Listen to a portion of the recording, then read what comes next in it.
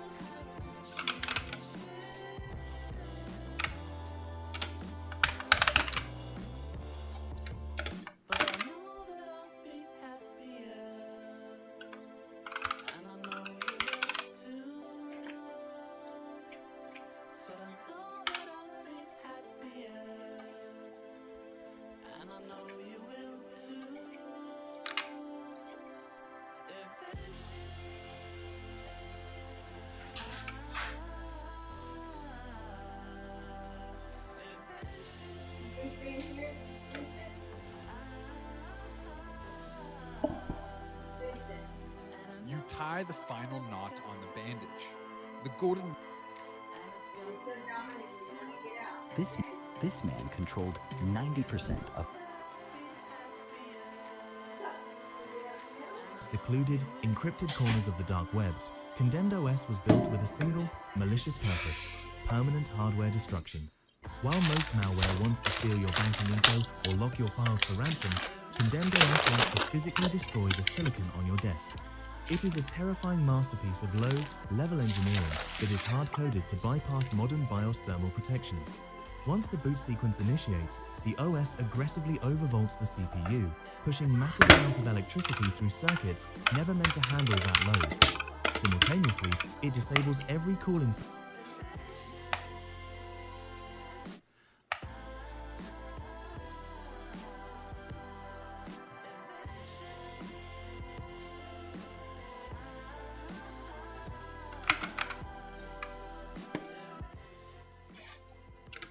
I've got some good news and some bad news. I got a cluster of 4 of these working together. That's the good news. Why would you want to do that? Well, each one of these DJX Sparks has 128 gigs of memory that can be used for large language models, training and inference, generating stuff. Stacking all these together gives me 512 gigabytes of memory that I can use for these tasks. So yeah, I can run some pretty large models, but not only that, this is using high... this is really hot. Also, this is using the Connect 7 interface from NVIDIA, which is probably $1,000 to $1,500 on its own, and quite a bit to the cost of these Sparks. But without those, we're not going to have the insanely fast connection. And they also allow us to do something else: tensor parallelism. What the heck is that? Well, typically, if you're using slow connection like Ethernet, for example, with this kind of cable, you can still do clustering. But the more machines you add, the slower things get. With a faster connection that supports RDMA, direct memory access, it scales in such a way that makes you go faster the more machines you add. So yeah, there's 4 here, and maybe I'll even do 8. We'll see. Now, the bad news, this is really freaking hot. It's blowing air right on me. The exhaust is this way, because if I have to go that way, it actually turns off my cameras. It's a very quiet machine, but the air is super concentrated, and it just blows out hot air in this direction. It's not the only bad thing. See, I'm done with this, and I bought a whole bunch of cables to be able to connect those QSFP connections, which I had no idea what the heck that meant before I started this little project a few months ago. The same size connectors can be QSFP 28 and QSFP 56. The 56 ones are double the speed. There can also be double density connectors, which is what I needed to connect 4 of these together, and I happen to have bought the wrong ones. So for the last few months, I've been using QSFP 28. But I hope to remedy that today. Now, NVIDIA, they have some pretty good documentation that works pretty well with recipes, where you can actually take one of the Sparks and use it, or you can get a little cable like this that just connects 2 Sparks together, 1 and 2. When you do that, you double your memory to 256, so you can run pretty large miles already, like 235, and you can get that tensor parallelism going on with these as well. But no matter how much I asked them, they wouldn't show me how to connect more than 2, and they wouldn't add that to the documentation. It's not until a community member came through that we can now get more than 2 connected together. Get set up, I have... The US and Israel are losing their war against Iran. Big statement, I know, but we'll show the evidence. This is clearly what all the signs are pointing towards. To be fair, a loss for both aggressive means different things. Israel wants chaos and a state of permanent war, which... Right when this goes into... Watch. Right when it goes in. Conquer more and more land to colonize. It's not a conspiracy theory. That's been the stated intent and aspiration not just of Israeli ministers, that even mainstream media outlets call extremists, but the Israeli Prime Minister Benjamin Netanyahu. But the US already suffered strategic defeat in Iraq, aggressively expand and conquer more and more land to colonize, not a conspiracy theory. That's been the stated intent and aspiration not just of Israeli ministers, that even mainstream media outlets call extremists, like Bezalel Smotrich, with the Israeli Prime Minister Benjamin Netanyahu. But the US already suffered just of Israeli ministers that even mainstream media outlets call extremists, like Benjamin Smotrich, with the Israeli Prime Minister Benjamin Netanyahu. But the US already suffered strategic defeat in Iraq, in Libya, and particularly Afghanistan, where it lost the war in the classic sense. Its military opponent, the Taliban, took control of the whole country, indeed ended up stronger than it did when the war began. Let's just go through why they're losing the war with Iran, point by point. So, by assassinating the supreme leader, it's clear the US in particular believed that this was regime decapitation, that the whole system would collapse like a pack of cards. There would be defections by the Islamic Revolutionary Guard Corps, and then some sort of coup.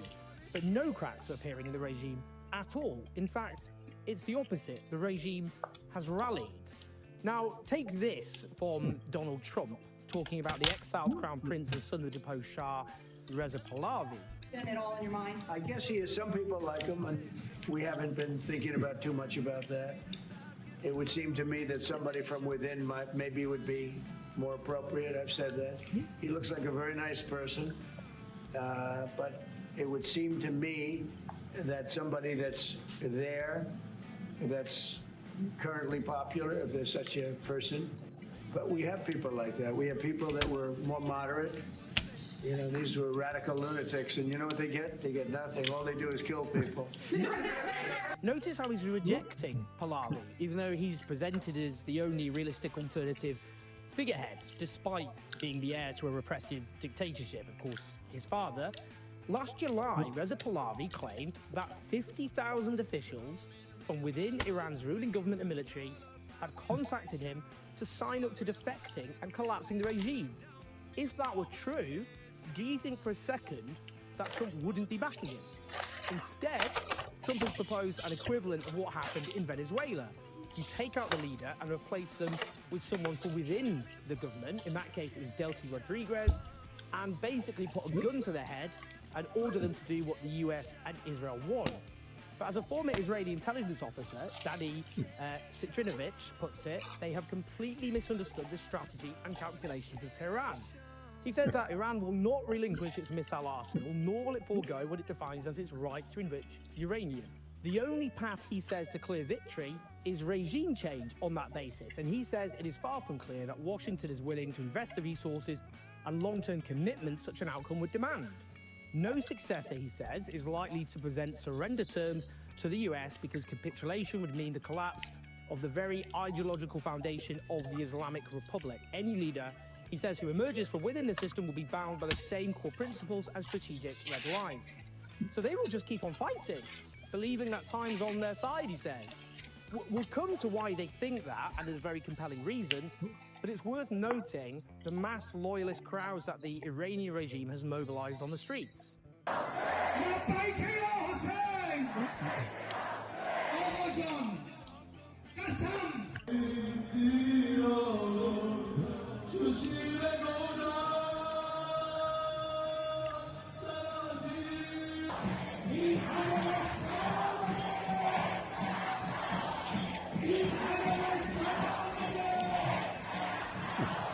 Is there still mass opposition to the regime? No doubt.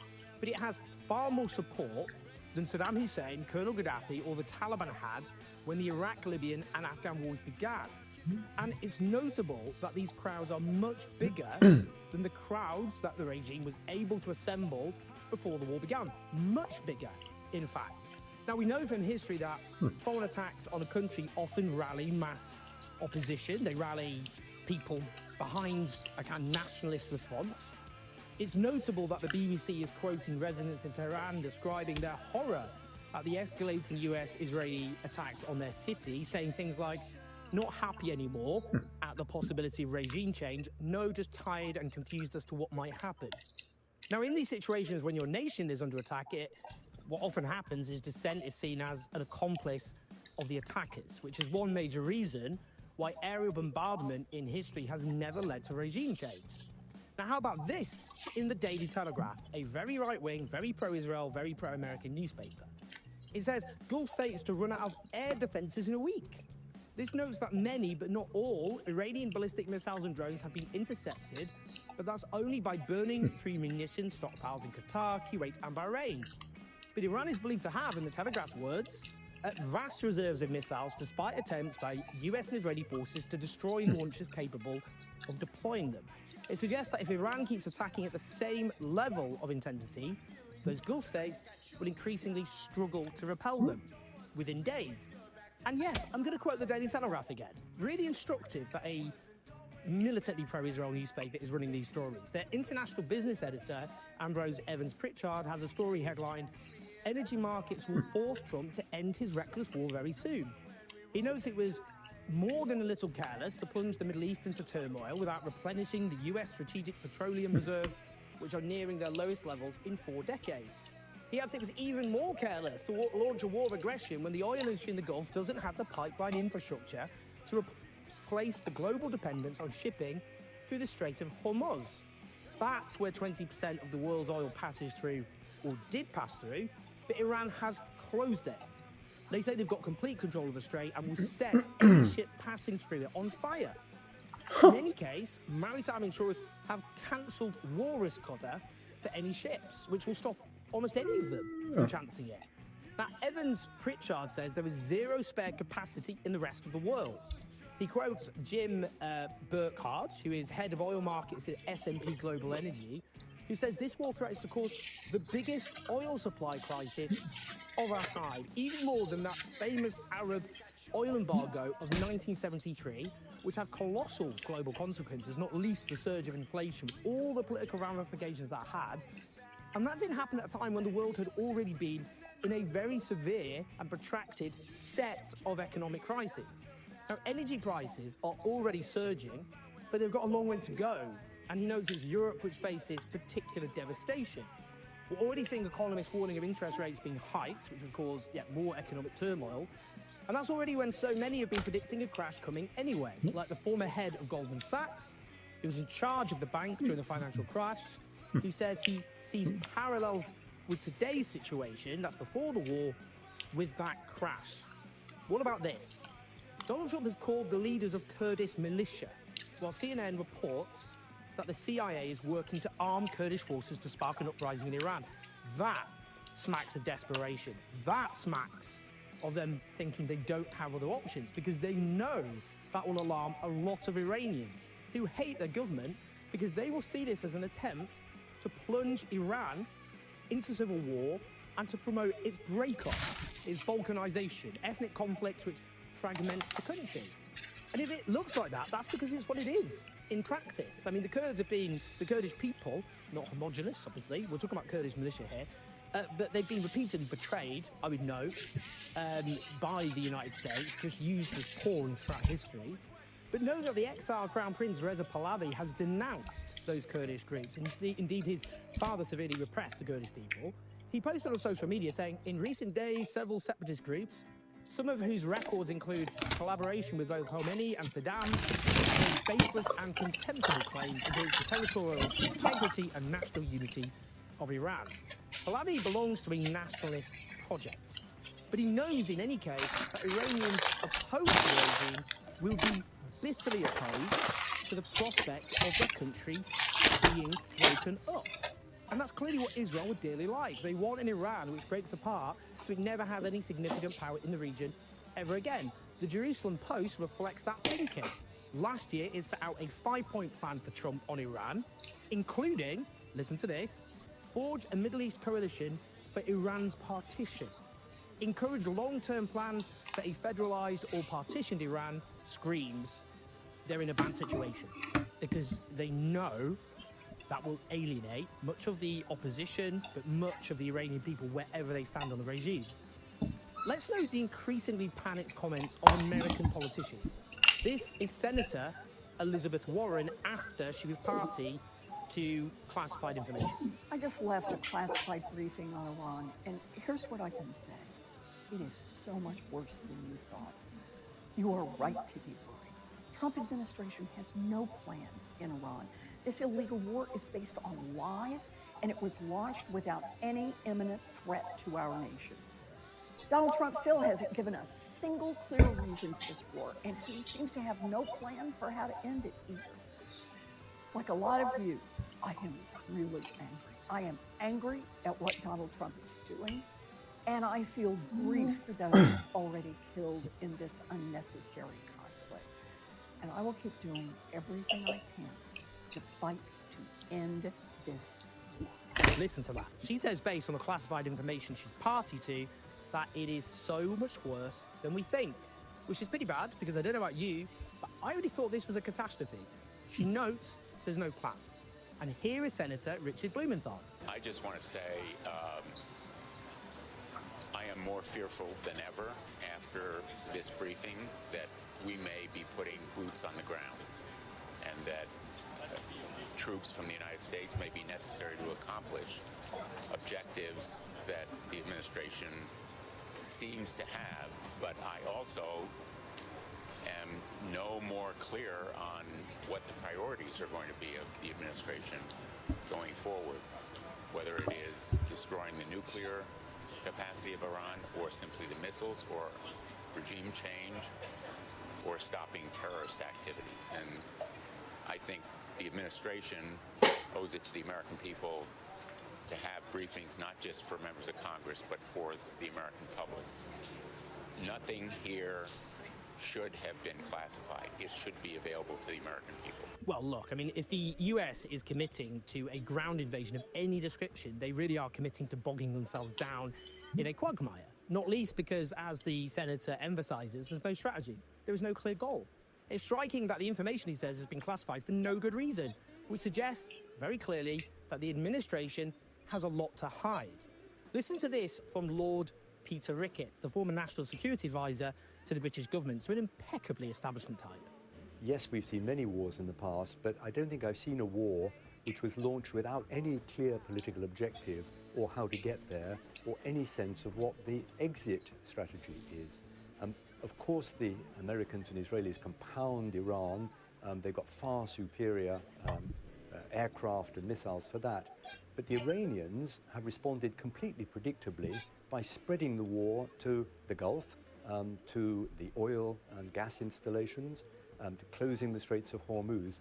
They are, as it were, bringing all of us into this war because we see the price of energy spiking and a lot of uncertainty for the global economy.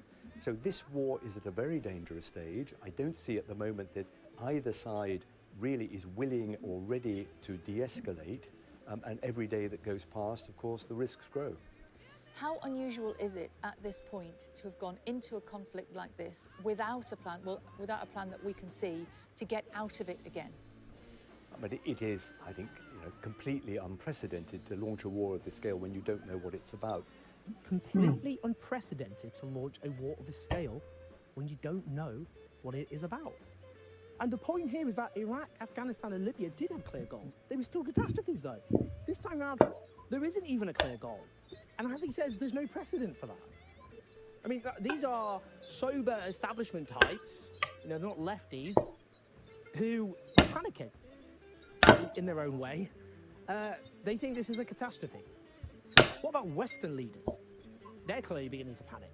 Canadian Prime Minister Mark Carney originally backed this war, but he's backtracked. Now he says that the war is inconsistent with international law. He says the current conflict is another example of the failure of the international order. I mean, no offence to that guy, but, well, actually, yes, that's the offence. All over the shop. Well, I mean, he's just embarrassed himself, if I'm honest, in this conflict. French President Emmanuel Macron says the attacks were conducted outside of international law and his government cannot approve of them. Even Starmer, though involving Britain in the illegal war by offering up British bases and being a stooge of Trump, says, what I was not prepared to do on Saturday was for the UK to join a war unless I was satisfied there was a lawful basis and a viable thought-through plan. That remains my position. In other case, he says, this war isn't lawful and doesn't have a viable thought-through plan. I know this is all stating the obvious, by the way. I mean, it's interesting because Trump has said he's no Churchill. I mean, it's embarrassing for Starmer that he's bent over backwards for this guy and has just been insulted by him. But, what we're seeing here amongst Western leaders is, yes, they're speaking the obvious, but they're only saying the obvious, knowing it will antagonise the United States because they can see that the war is a disaster. This doesn't mean, of course, that the US and Israel cannot cause so much more damage and kill so many more people. According to human rights activists in Iran, and an organisation which tracks civilians being killed in Iran. At least 1,097 civilians have been killed by this war in just a few days, including 181 children under the age of 10. These are likely, they say, to be drastic underestimates, not least, of course, because the internet has been shut down. Now, I'm going to quote the Telegraph one more time. Yes, as I've said, it is notable that such a right-wing pro-Israel newspaper is publishing articles like this. And they have an article headline, Tehran, an apocalypse of hospitals in flames and children buried beneath rubble. The article begins, bombs have struck hospitals, schools and residential buildings in some of the heaviest strikes on Tehran since the war began. Witnesses described apocalyptic scenes under a relentless barrage on Tuesday as food and medical supplies dwindled and the death toll rose. That is really, I mean, that whole article is really astonishing. When, you know, I looked through the comments, by the way, Telegraph readers are furious. As far as they're concerned, they just want pro-Israel, you know, pro-war propaganda, pro-American propaganda. You know, some of them are basically accusing the Telegraph of being stooges of Iran. Quite simple. But the fact, you know, the fact a newspaper like this is publishing articles like that just shows how badly this is going. But the pillars of Iranian civil society are being destroyed. Again, Glab Square, cultural centre of the country, and we can see pictures of terrible damage and terrible destruction being inflicted there by the US and Israeli bombs. We saw the cultural heritage, amongst everything else, in Gaza being destroyed. Libraries, museums, universities, archives, religious places of worship, ancient artifacts and cultural sites which have survived war after war, finally destroyed, part of that genocidal onslaught. But look what they're doing now to Iran. The same thing. There is terrifying footage of Tehran, a city about the size of New York City, being bombed. And there's other hideous footage of some of the consequences.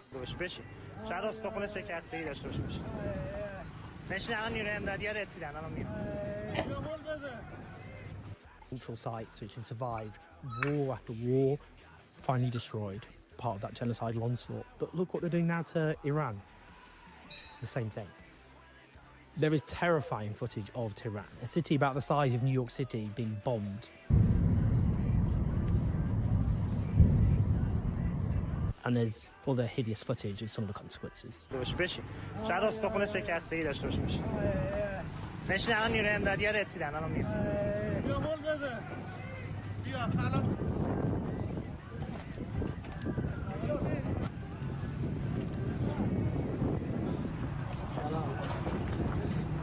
Of course, because the internet's been shut down, we can't see the full impact.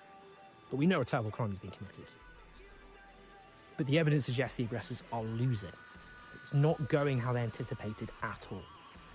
What we are seeing is a declining power, the United States, responding to its decline by irrationally lashing out, hoping it will somehow restore its declining status, reverse its decline. But it's accelerating its decline. We are watching the morbid symptoms of the fall of an empire. The question is, how bloody and how chaotic that fall will be. Please like and subscribe. Help us take on the pro-war coverage and propaganda that most media outlets are still churning out, even though I have noted that even the Daily Telegraph is being forced to write dissenting pieces. By the way, that's not the overall approach of the Telegraph, I should note, but the fact that those articles are getting through full stop tells its own story. But you can help us at patreon.com/OwenJones84. If you sign up there, then you can watch videos without any adverts, so uninterrupted, and help us expand, because that's what we'll like to do in the coming weeks and months. I'm writing a book, which I've literally nearly finished. I'll be launching it soon in terms of the book cover and all the rest of it. It's published in a few months, The Fall of the West, but I'll give you more details about that. What time to publish that. But yeah, press like, subscribe, leave your comments, leave your thoughts, share the video. I'll see you soon.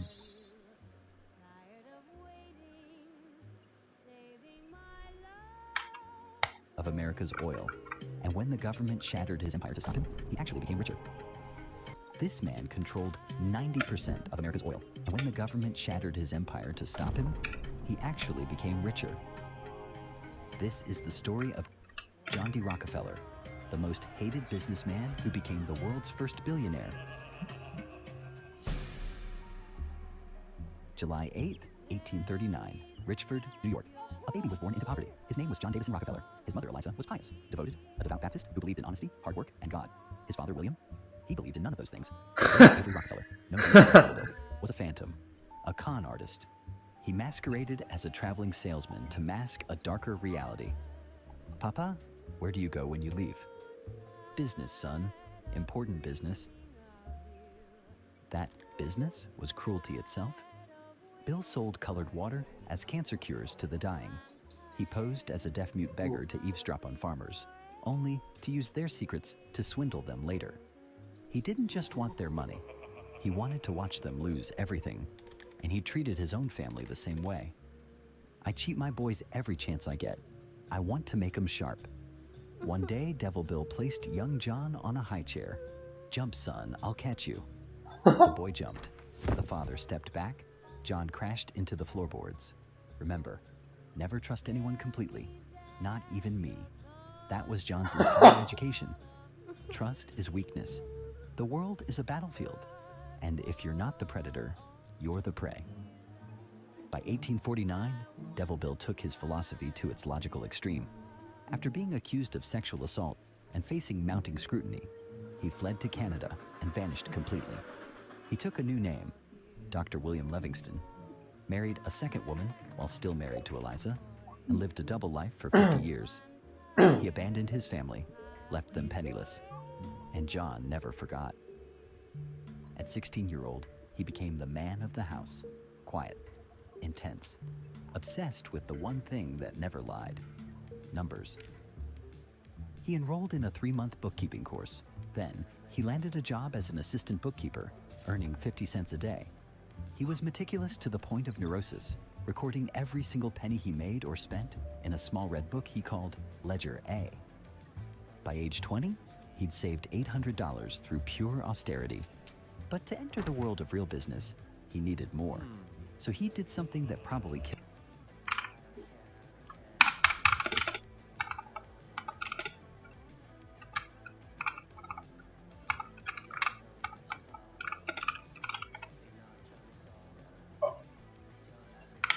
him inside. In the world of real business, he'd saved in a small red book he called Ledger A.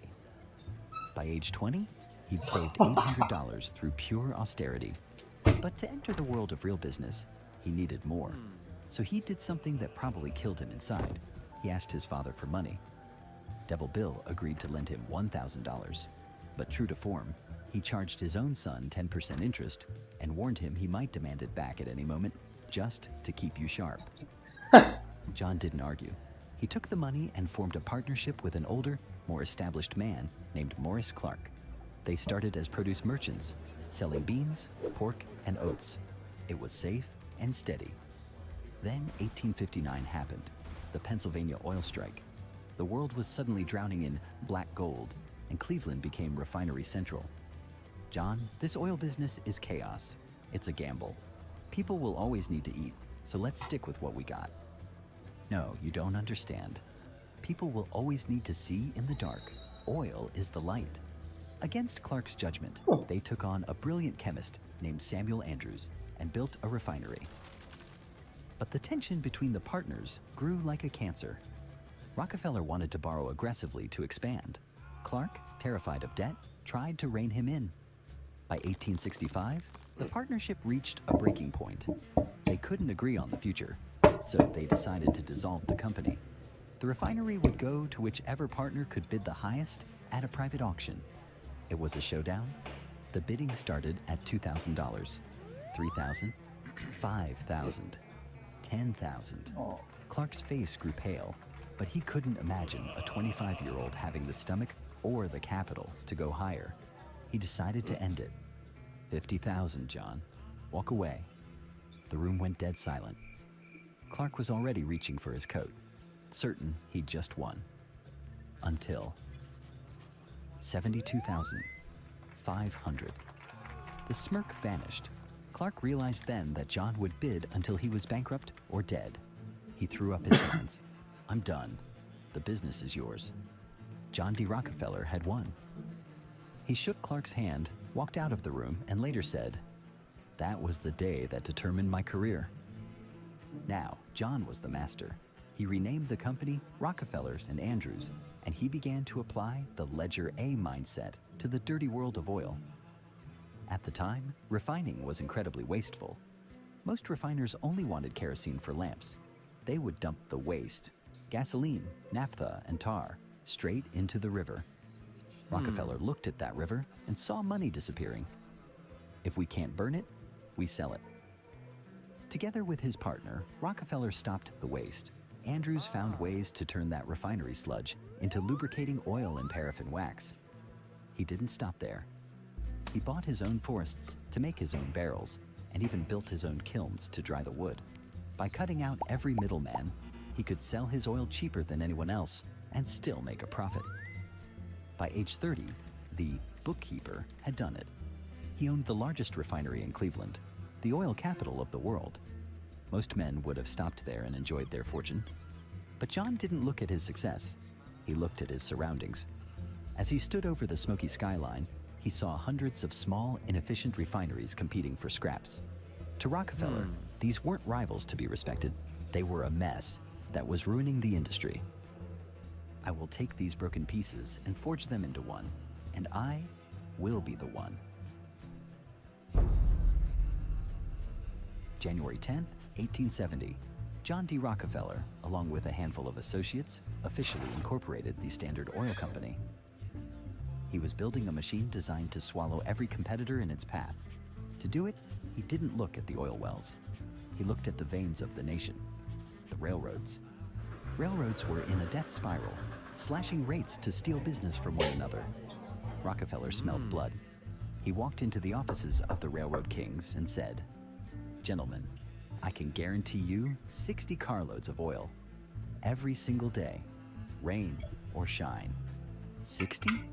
That's more than the rest of the valley combined. Exactly.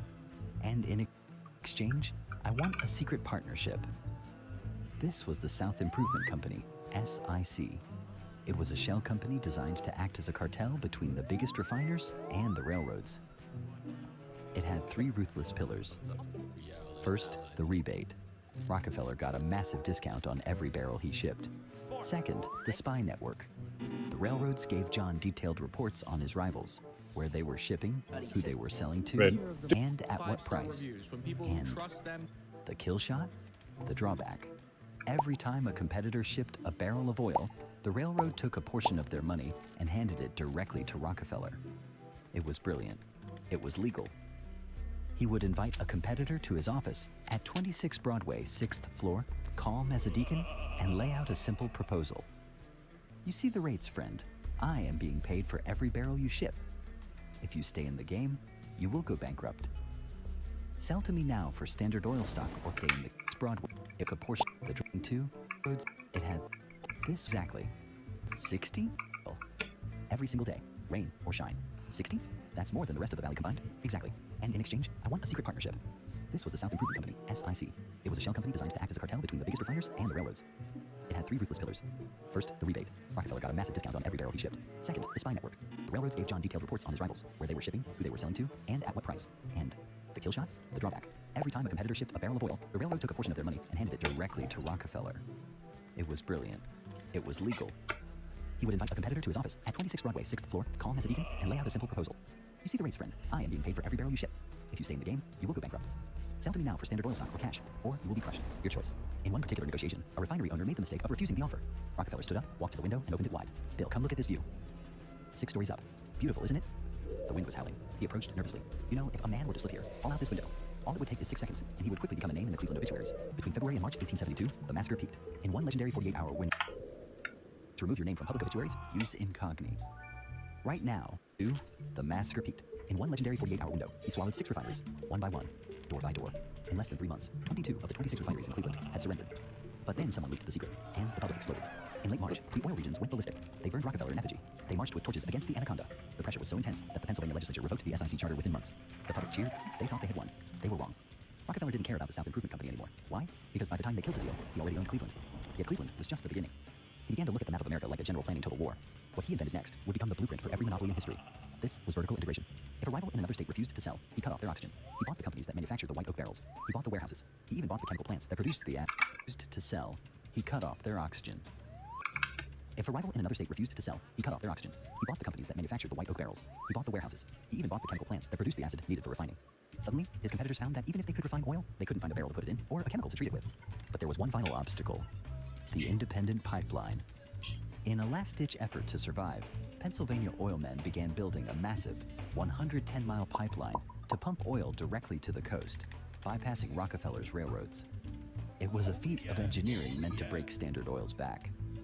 Rockefeller's response? Scorched earth. He bought strips of land across the pipeline's path to halt construction with trespassing lawsuits. When that didn't work, his teams engaged in pipe wars, sabotaging lines and bribing local officials to pull permits. By the time the pipeline was finished, the independent companies were exhausted and bankrupt. Rockefeller simply walked in and bought the pipeline for pennies on the dollar. One by one, the dominoes fell. From Cleveland to the Atlantic coast, the independent oil man was becoming an extinct species. Children watched their fathers break.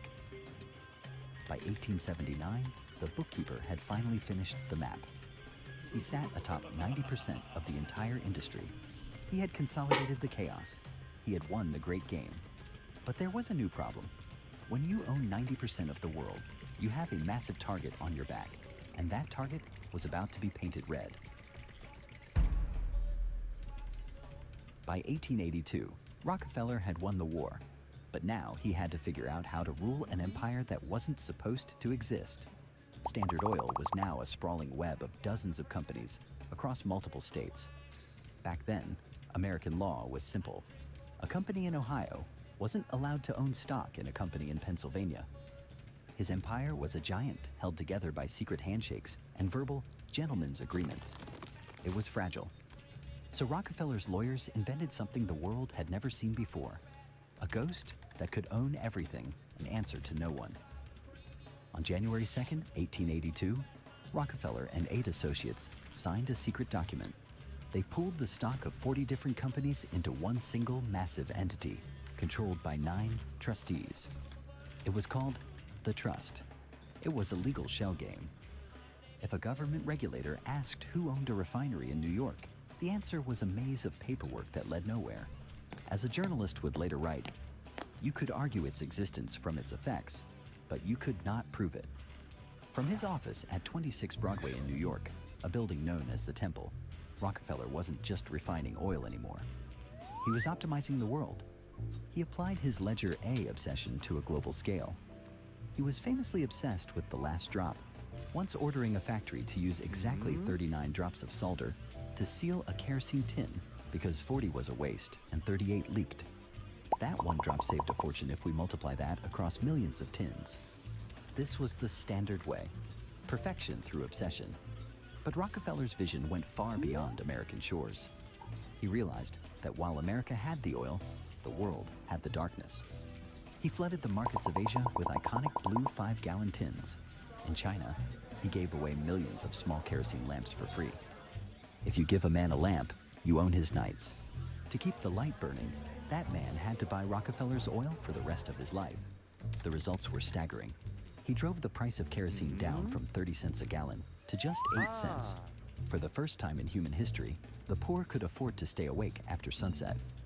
By the 1890s, the bookkeeper was worth over $900 million, roughly 1.5% of the entire American economy. But the numbers were the only thing still growing. As the empire reached its peak, the man began to wither. Success was eating him from the inside out. Rockefeller developed alopecia. His hair fell out in clumps. His head, his eyebrows, even his eyelashes. He became a ghostly, hairless figure. Trust. He bought the companies that manufactured the white oak barrels. He bought the warehouses. He even bought the chemical plants that produced the acid needed for refining. Suddenly, His competitors found that even if they could refine oil, they couldn't find a barrel to put it in or a chemical to treat it with. But there was one final obstacle: the independent pipeline. In a last-ditch effort to survive, Pennsylvania oilmen began building a massive 110-mile pipeline to pump oil directly to the coast, bypassing Rockefeller's railroads. It was a feat of engineering meant to break Standard Oil's back. Rockefeller's response? Scorched earth. He bought strips of land across the pipeline's path to halt construction with trespassing locals. When that didn't work, his teams engaged in pipe wars, sabotaging lines and bribing local officials to pull permits. By the time the pipeline was finished, the independent companies were exhausted and bankrupt. Rockefeller simply walked in and bought the pipeline for pennies on the dollar. One by one, the dominoes fell. From Cleveland to the Atlantic coast, the independent oilman was becoming an extinct species. Children watched their fathers break. By 1879, the bookkeeper had finally finished the map. He sat atop 90% of the entire industry. He had consolidated the chaos. He had won the great game. But there was a new problem. When you own 90% of the world, you have a massive target on your back, and that target was about to be painted red. By 1882, Rockefeller had won the war, but now he had to figure out how to rule an empire that wasn't supposed to exist. Standard Oil was now a sprawling web of dozens of companies across multiple states. American law was simple. A company in Ohio wasn't allowed to own stock in a company in Pennsylvania. His empire was a giant held together by secret handshakes and verbal gentlemen's agreements. It was fragile. So Rockefeller's lawyers invented something the world had never seen before: a ghost that could own everything and answer to no one. On January 2nd, 1882, Rockefeller and 8 associates signed a secret document. They pooled the stock of 40 different companies into one single massive entity, controlled by 9 trustees. It was called the Trust. It was a legal shell game. If a government regulator asked who owned a refinery in New York, the answer was a maze of paperwork that led nowhere. As a journalist would later write, you could argue its existence from its effects, but you could not prove it. From his office at 26 Broadway in New York, a building known as the Temple, Rockefeller wasn't just refining oil anymore. He was optimizing the world. He applied his Ledger A obsession to a global scale. He was famously obsessed with the last drop, once ordering a factory to use exactly 39 drops of solder to seal a kerosene tin because 40 was a waste and 38 leaked. That one drop saved a fortune if we multiply that across millions of tins. This was the standard way, perfection through obsession. But Rockefeller's vision went far beyond American shores. He realized that while America had the oil, the world had the darkness. He flooded the markets of Asia with iconic blue 5-gallon tins. In China, he gave away millions of small kerosene lamps for free. If you give a man a lamp, you own his nights. To keep the light burning, that man had to buy Rockefeller's oil for the rest of his life. The results were staggering. He drove the price of kerosene down from 30 cents a gallon to just 8 cents. For the first time in human history, the poor could afford to stay awake after sunset. By the 1890s, the bookkeeper was worth over $900 million, roughly 1.5% of the entire American economy. But the numbers were the only thing still growing. As the empire reached its peak, the man began to wither. Success was eating him from the inside out. Rockefeller developed alopecia. His hair fell out in clumps. His head, his eyebrows, even his eyelashes. He became a ghostly, hairless figure, eventually forced to wear a rotating set of wigs of different lengths to mimic natural hair growth. He lived on a diet of crackers and milk because his nerves had destroyed his digestion. And while Rockefeller was hiding in his temple, a new kind of enemy was sharpening their pen, ready to reveal the one secret the ledger couldn't hide. 1902. A storm was brewing in the offices of McClure's magazine. It was led by a woman named Ida Tarbell. She was a journalist and a survivor. Decades earlier, her father had been an independent oilman in Pennsylvania. She had watched firsthand as the Standard Oil anaconda squeezed the life out of her father's business and spirit. This was her golden opportunity for revenge. For 2 years, she became a detective hunting one thing, proof that the ghost existed. She hunted down former employees discarded by the machine. She unearthed secret contracts buried in railroad basements. She painstakingly mapped the rebates, the drawbacks, and the spy networks. But then, the investigation took a scandalous turn. A bombshell hit the headlines that no amount of corporate secrecy could hide. Devil Bill. The public learned that John was the son of a wanted criminal, a bigamist who was currently living a double life under a fake name. The mask of the deacon was ripped away. Rockefeller was paralyzed. For the first time in his life, he couldn't control the game. He refused to comment, retreating further into his estates as the public's awe turned into pure, unadulterated hatred. Tarbell's History of the Standard Oil Company became the most dangerous book in America. It gave the public a face to hate, and it gave a young, bold president the ammunition he needed. Theodore Roosevelt launched a scorched earth antitrust investigation that wound through the courts for years. May 15th, 1911, the day of reckoning arrived. The U.S. Supreme Court delivered the final blow. They declared Standard Oil an unreasonable monopoly. Their order? The empire must be destroyed. The trust was shattered into 34 separate pieces. Those fragments would eventually grow into global powers like Exxon, Mobil, and Chevron. At 72 years old, the world believed Rockefeller had finally lost.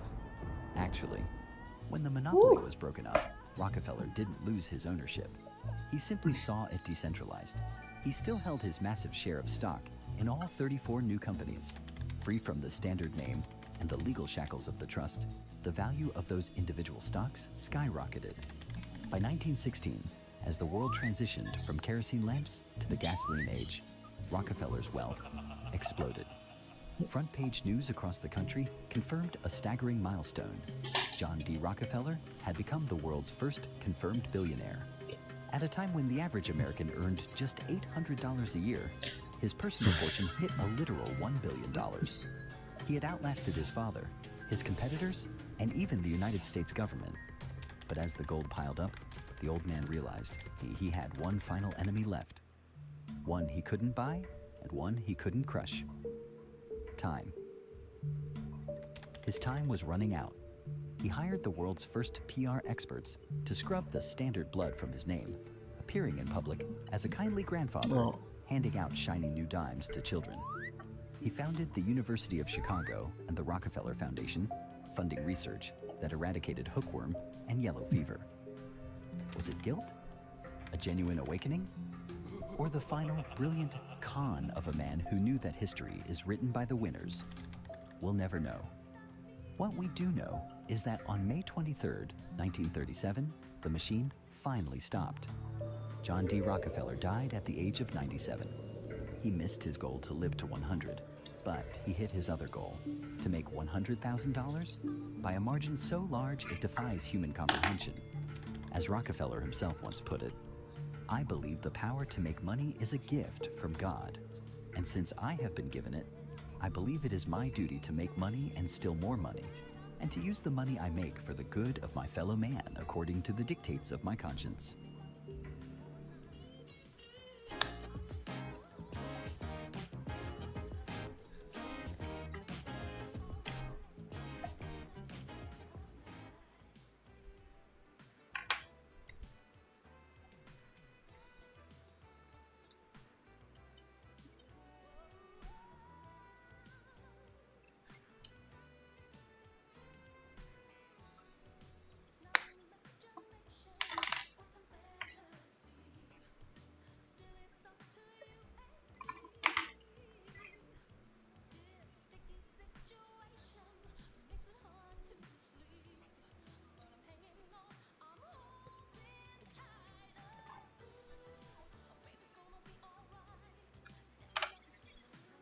Okay.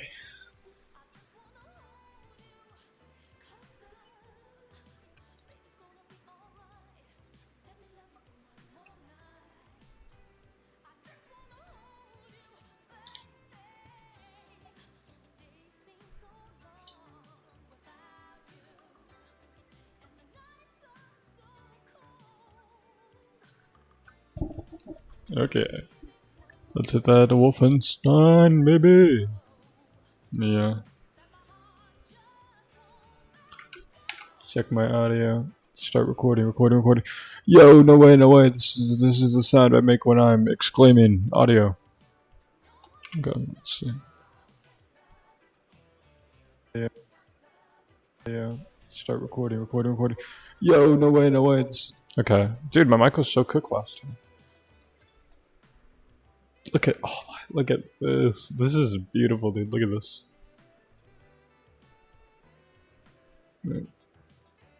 Look at this.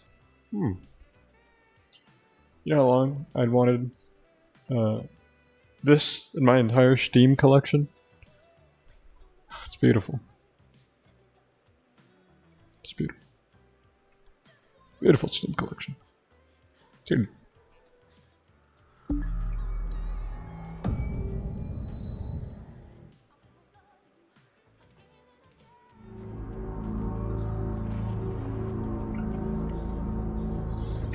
Okay. Let's go ahead and start this off the right way.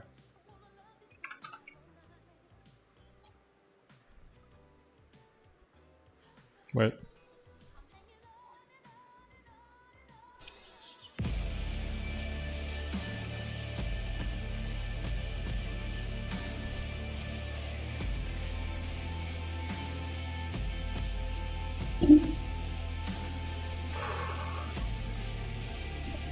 Alright, there we go. One deep. There we go. We got one in.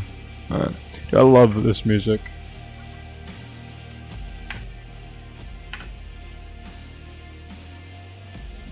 The Wolfenstein music is absolutely goated. Okay, so I guess I could run back through them. Wyatt timeline. Okay, so this is something I saw the first time I ran through this game, like first ever time. I've only ever been max second chapter. I honestly do not care, dude. Like the first chapter, it's pretty awesome. It's like a tutorial, but I mean you barely even notice because of how like awesome it is, dude. That was peak. I didn't even know it was like a tutorial until like I realized it basically showed you everything. That was peak. Oh wow, what a week. Okay, so the next chapter. Do I get less because of the timeline? It says you can unlock new areas, so I wonder what happens if I play through the Wyatt timeline. I guess I've already got something in here. I'm not too sure. Oh, you can also change the difficulty. So if I wanted to, I could really just replay this chapter on like the easiest difficulty and get the last 2 pieces of gold in the first Enigma code that I actually do want to go back and find. I think I'll do that after the second chapter. But I'm actually hyped to play the second chapter. There's extras. Okay, Enigma codes. Oh wow. Do I have to solve these? BJ. Wait, what? How do I solve the Enigma code? I don't want to like look it up, but I want to find out how to solve it. I want to see if there's like a path, like a way to use it.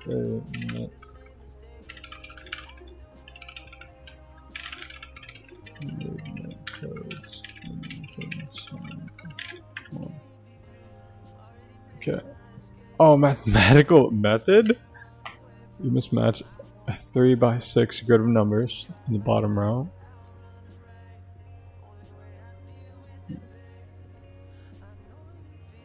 Okay. Oh, I get it. Okay. Okay.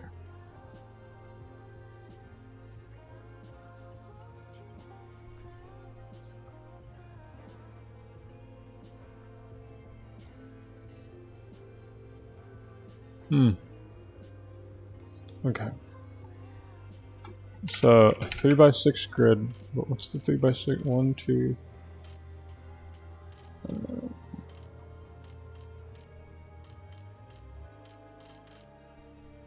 This feel, maybe I need to get one more Enigma code for it to make sense.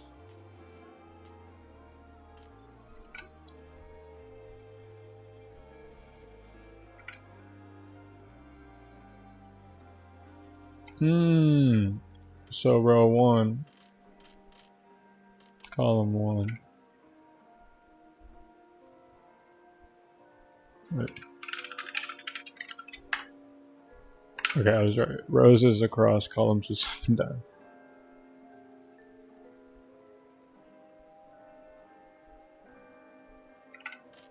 So this is row 1, column 1. So that'd be 1, right? Are they all gonna start with 1? Row 2, column 2.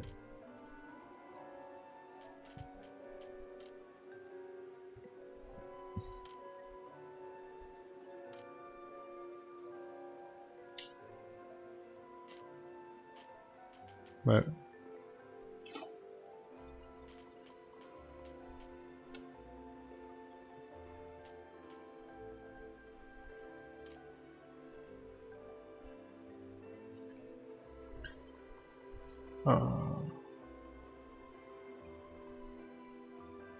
Wait, how did people find that out originally?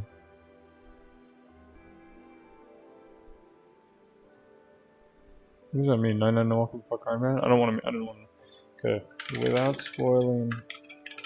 Don't give me these answers. I'm not. You say that. Yeah. There you go. Let me see. How were people originally? I need to figure this out now.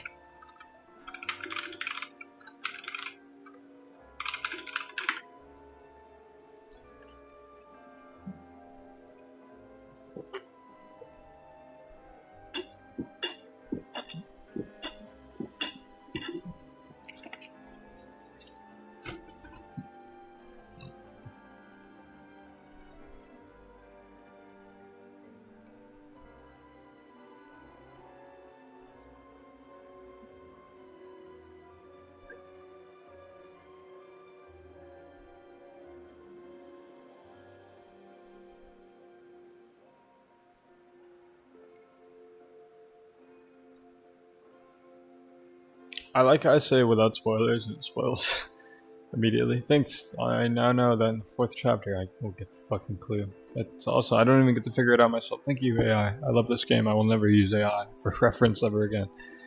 That is how you, wow. I'm gonna waste your water now.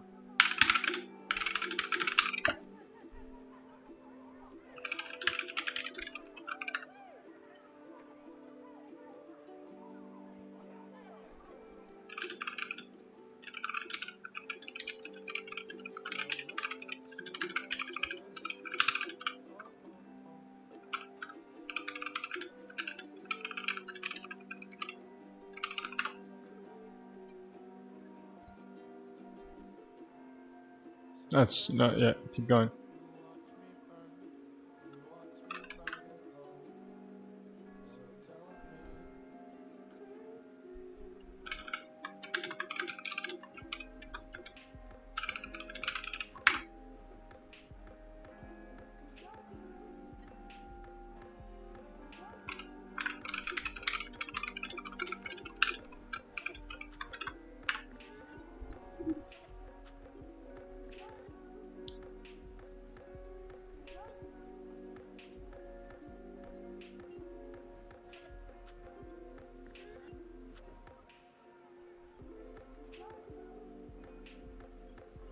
Good.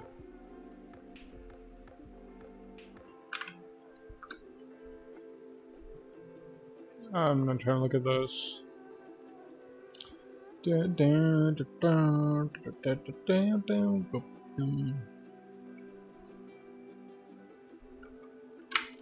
One, two, one.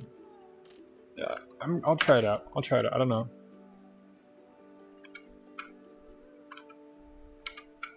I still don't know. Collectibles.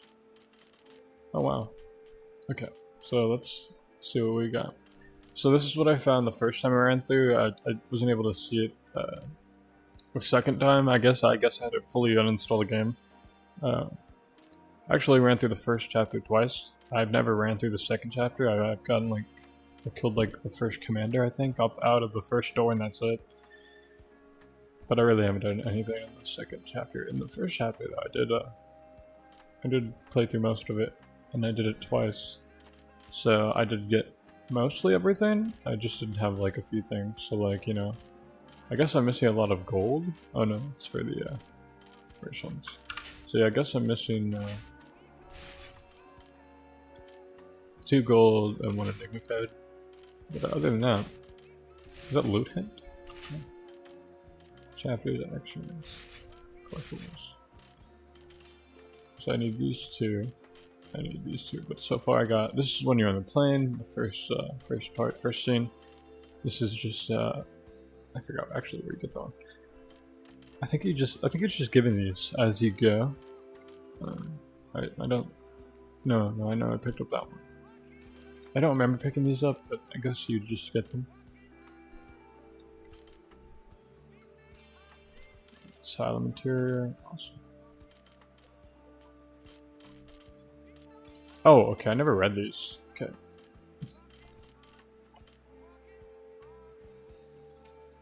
Wow. It is fully equipped with automated incineration and cleanup systems, which easily remove any tissue, organs, blood, or other bodily fluids left by the test subjects. Asylum interior. Psychiatry, duh. Is a police asylum established by a doctor.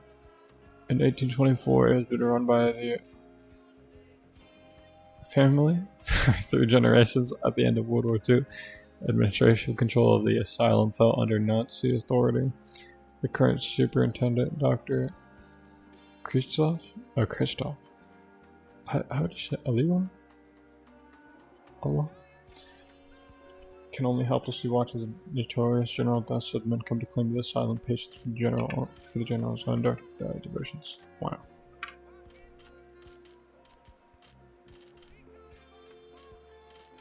BJ Blazkowicz 46. Okay. Yeah. Oh yeah.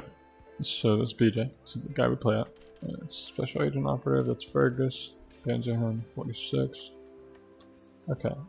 He was first deployed in Eastern War, creating chaos amongst the Russian ranks as it tore through the battlefield. Dude, I'd be terrified of that. Nazi soldier, 46, 1st Personal Regiment. Handpicked, most loyal and fearsome. Yeah, they don't feel like it. It's part of this elite force. Does to become a high ranking position with the Nazi party once the war is won. Campaign in 1946. And this is Pet Project. Campaign is German Shepherd that was pumped full of chemicals and wrapped in steel body armor. It is fiercely aggressive and is the vicious bite. Oh, Props Wyatt 3. Why is he named Props Wyatt, not Private Wyatt? Props, that's his name, okay. Wyatt was pursuing a degree in international affairs at Harvard College. When his father just made join the war effort, prompted by his moral conviction and unyielding idealism, Wyatt walked his way to the army at the age of 17. His father, however, remained deeply disappointed in him. Though his blue-eyed naivety can be burdened, his positive outlook on life keep him fighting to right the wrongs of the world. Commander in 1946, and Nazi commanders in general that said regiment are principally pushed towards the sadistic streak. They would rather would than let a fire, but a first action is good promotion for their general. The radio headsets of their council allows them to call for backup, but so to deal with commanders is to take them out silently before they sound the alarm. Super Shield button. The Super Shield button is a British soldiers engineered by General Dustin himself. Jesus Christ. They're created from human subjects after going through chemical therapy. Their bodies are surgical.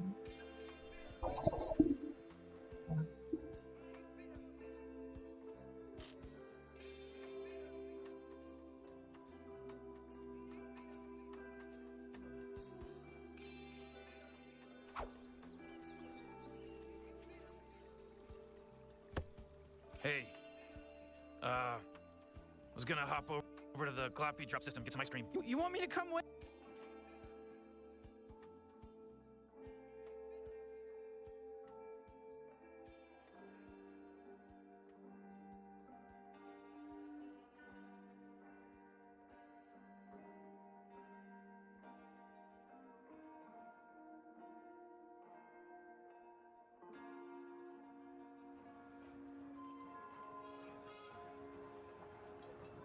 You see that green rock, Morty? It's about 20 pounds of the stuff I was getting all hard.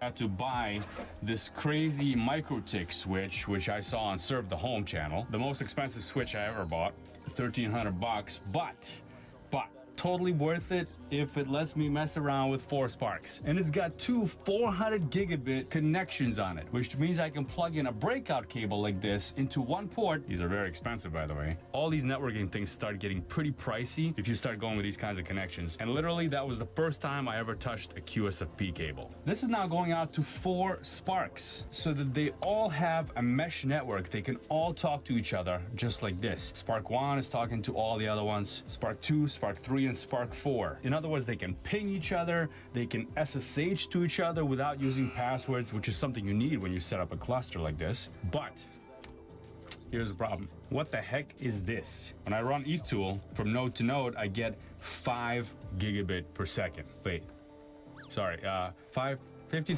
50,000 megabit per second, which is 50 gigabit per second, and I'm capped by the cable. This is a QSFP 28 cable on this side, an expensive little discovery. So of course I went to Amazon and I got another breakout cable. This is really crinkly. Let's see if just changing the cable is gonna double our speed. By the way, to validate this whole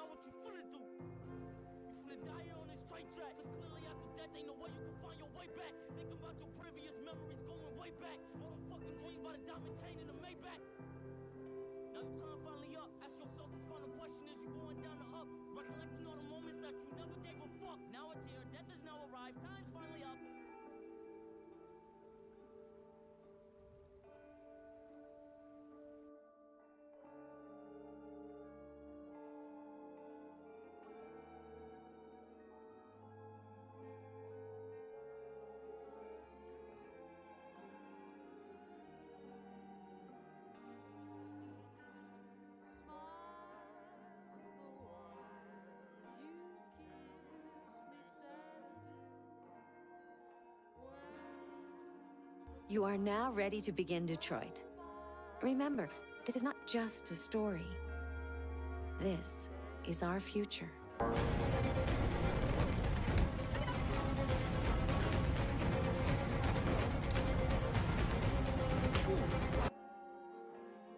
Retriever wags his tail and you can't help but smile. You hand Mrs. Higgins the leash. She thanks you for staying late, hands you a check, and leads the dog out into the rainy night. You lock the front door and you flip the sign to closed. It's been a long shift, 12 hours on your feet. A fist slams against the glass. You look up. A man stands at your door. He's soaked, shivering, wild-eyed. He isn't holding a leash. He's holding a friend. The friend is slumped over his shoulder, one arm dangling limp, the other pressing a red towel against his stomach. The towel is soaked through. You can see it dripping onto the sidewalk.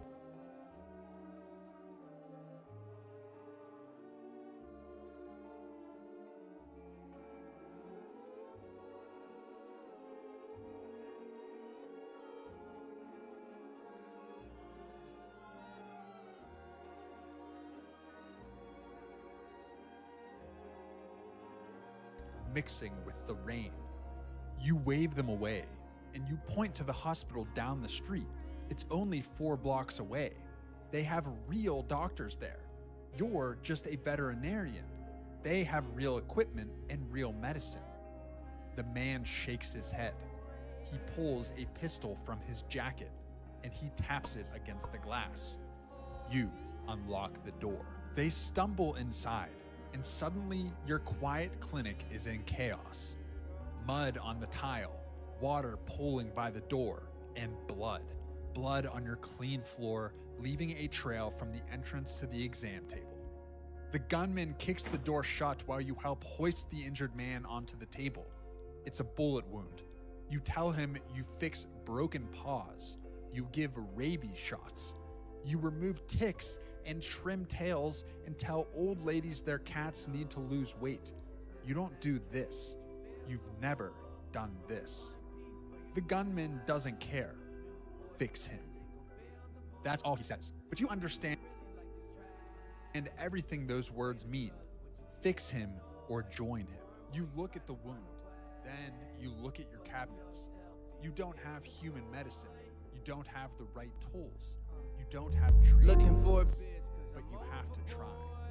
You grab a tranquilizer meant for horses. It's strong enough to drop a 1,000-pound animal in 30 seconds.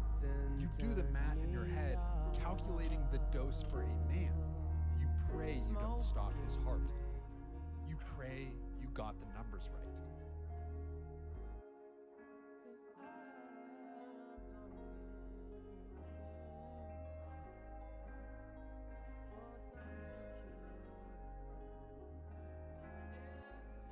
You inject the line.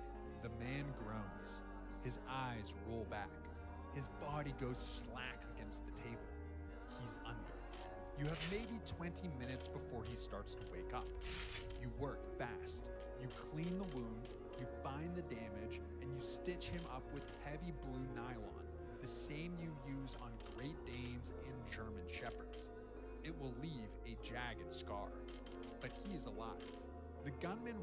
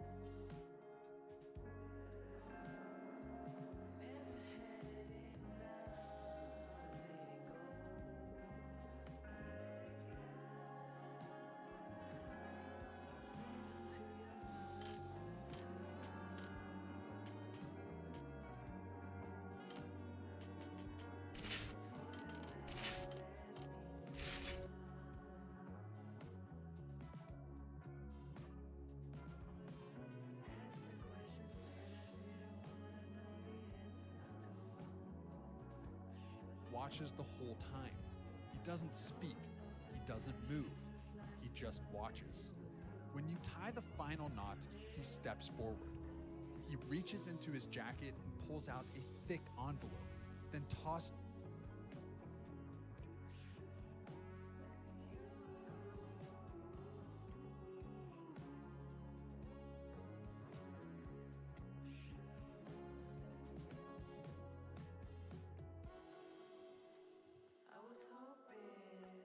key underwater internet.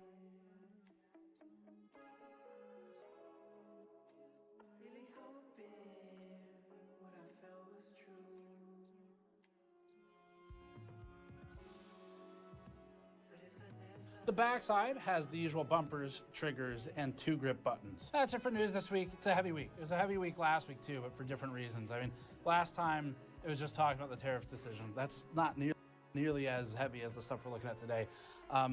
I guess I'll leave you with just kind of a personal note for myself. I haven't written anything for this, but just thinking out loud, really. This stuff, I know it's the most fun to get an escape from a lot of this news by looking at literally only hardware. Things like this Legion Go thing that we just mentioned. And I also would love to only talk about that. It's just that we're at a point where there's this intersection of the technology companies and greater global events, whether it's war or other things, that they're kind of inseparable now. And to not talk about some of this stuff, I think it's worse to not say anything. And as someone in our position where we share information with the public, to shove our heads in the sand and just decide this isn't happening and talk about only fun things like NVIDIA fucking up its drivers repeatedly and playing video games and whatever Newegg has done to screw someone over this week. That's all important stuff too. It's just that right now there's so much of a blend between these greater world events and the tech companies where, you know, one way or another, just take data centers as an example. We can't ignore data centers and data center policy and how governments interact with data centers and AI companies where they're all in bed with each other. We can't ignore it and just talk about only hardware and only computer parts, because there's not gonna be any fucking computer parts or any building computers the way they're going. So that's kind of my view on it, where it's like, I need to talk about this stuff, and I feel like it's important, and we have some unique insights to the technical side that a lot of the mainstream coverage would be lacking, and we can blend those things pretty well. And again, likewise, even just looking past these greater world events we're talking about this week, unfortunately, and looking only at the consumer side, there's not going to be a consumer side if normal people can't afford computers. And I've said this in a past episode, but if the only people who can afford to build computers and watch reviews about a computer case are the ones who can afford $2,000 for a kit of memory, then the service I would be providing is only to the wealthy. And at that point, I really might as well just contract for them directly, and it's not what we do. So it's not to say we don't talk about computer parts like we did in this one, the Legion Go, or like we'll do in reviews throughout the week. And another we just posted that Yeston review of the 9070 GRE, which I don't think I'd really seen any major reviews of until now. It's not that we won't do it. It's just that there's a lot of bigger issues that I personally feel like I need to talk about because it's normal people who get fucked the absolute most here, just like we saw in that Gartner report in this week's roundup, where they're talking about how the people who buy basic phones exit the market first.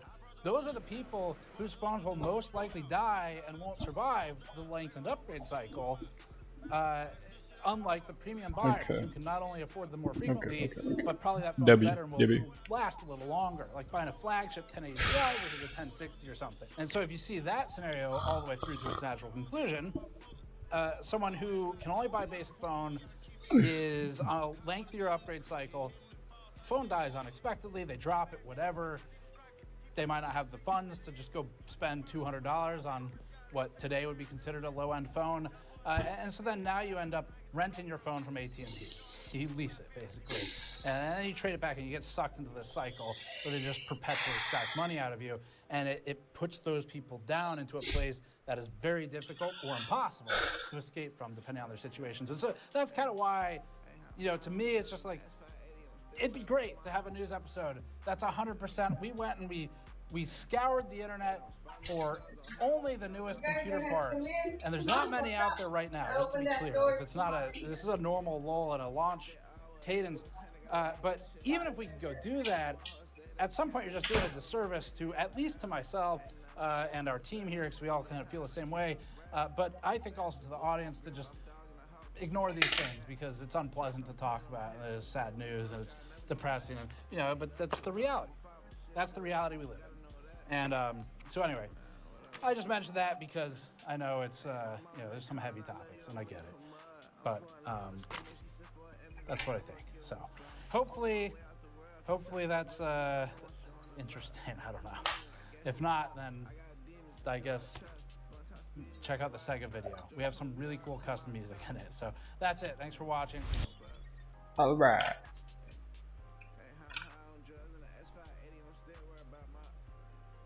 But that's okay, because Titan is...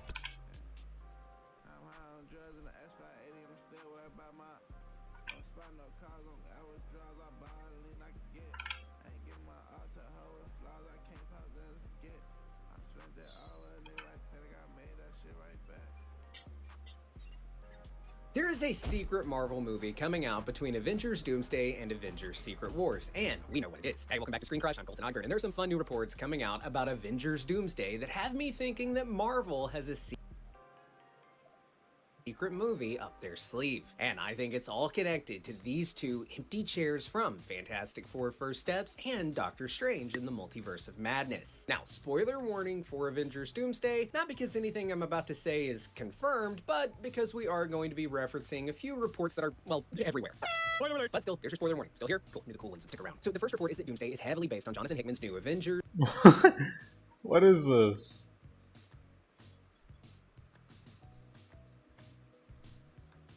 Level 1, the broken recruit. You're at rock...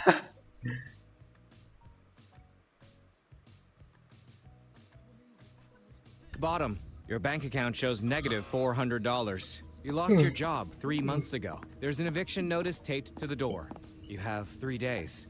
You have no friends, no family, and your credit cards are maxed out. You have nothing left. You're done. You open your mailbox. There's just one heavy envelope, but it has no address. You open it. Inside is a single card. Purpose and prosperity await if you give yourself up completely. Send a message to this phone number if you are ready. You stare at it. This is insane. It's probably a scam, but you have nothing left to lose. You send the message and go to sleep. Level 2, the apprentice. You wake up the next morning. There's an email in your inbox. It's from Goldman Sachs. They're offering you a job, junior analyst, but you never applied. You don't even have a finance degree. Email says you start tomorrow. You show up and you have no idea what you're doing. But every time you're stuck, your phone buzzes. It's a message from an unknown number. It tells you exactly what to do, which reports to read, which meetings to attend, which executives to impress. You follow the instructions and you rise fast. 6 months in, you're already getting promoted. Your coworkers hate you. They think you're kissing up, but they have no idea you're being controlled by the Illuminati. 1 year in, you're making $300,000. You buy a car, a watch, and a nice apartment in Manhattan. You're not struggling anymore. You're thriving. But late at night, your phone buzzes again. New instructions. The message from your contact is cold. Remember who built you. Remember who owns you. Level 3, the spy. You get a text. It's an invitation. A charity gala at the Plaza Hotel. Black tie. You're not important enough to be invited to something like this. But your name is on the list, and you go. The room is full of power. Senators, CEOs, old money families. You're told to mingle. You meet a congressman's daughter. She's 26. Harvard Law. She likes you. You exchange numbers. You meet for coffee, then drinks, and eventually dinner. She talks. You listen. She tells you about her father's Congress work, about the bills he's pushing, about the donors who are pressuring him. You take mental note, and you're...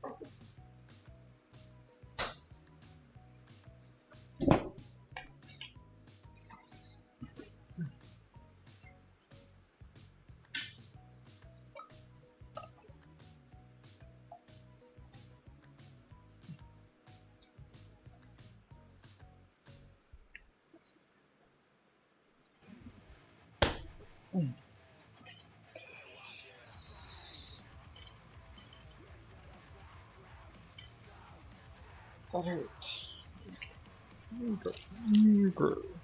Report everything back. The unknown number replies, "Good work. We are very impressed." Your phone buzzes with new instructions. Attend this event. Befriend this person. Ask about this topic. You're not selling stocks anymore. You're collecting confidential information. You're building a network. You're a node in a system you don't fully understand, but you're moving up fast. Level 4, the Insider. You're the Vice President of Investment Strategy at Goldman Sachs now. You have an office with a view, you have your own team of secretaries, you have direct access to the senior partners. Your phone buzzes constantly now. The messages are more specific, more demanding. Buy these stocks before the announcement. Sell these before the crash. Steer this deal towards this outcome. You're not just gathering information anymore, you're acting on it. You're insider trading on a massive scale. And you're manipulating markets. You make a recommendation in a meeting, the firm follows it, and 3 days later, the market moves exactly as predicted. You make the firm $100 million, and you pocket $2 million for yourself. No one questions how you knew. They think you can predict the future or something. But your contacts tell you what's going to happen before it happens. You're not working for Goldman, you're working for the Illuminati. You've never met them in person. You don't know their names, but you follow their orders. You trigger crashes, create rallies, you build generational wealth during this chaos. You also engineered to crash the tech sector last week. Billions of dollars shifted. Thousands of people lost their retirement savings, but you slept fine. You bought a penthouse in Malibu, you drive a Bentley, and you just got invited to Davos. You've become an asset, and a very important one.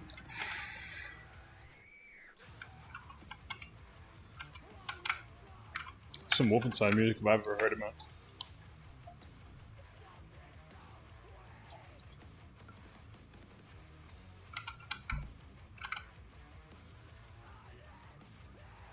Yeah, this is some Wolfenstein music if I've ever heard it, man. This peak. Okay.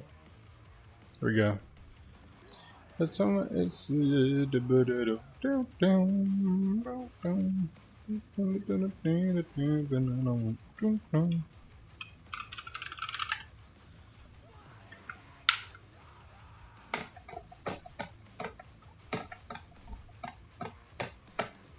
war.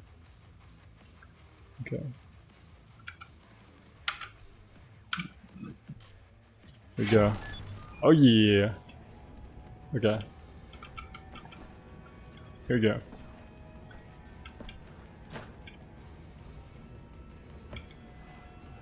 Why does my game feel like that?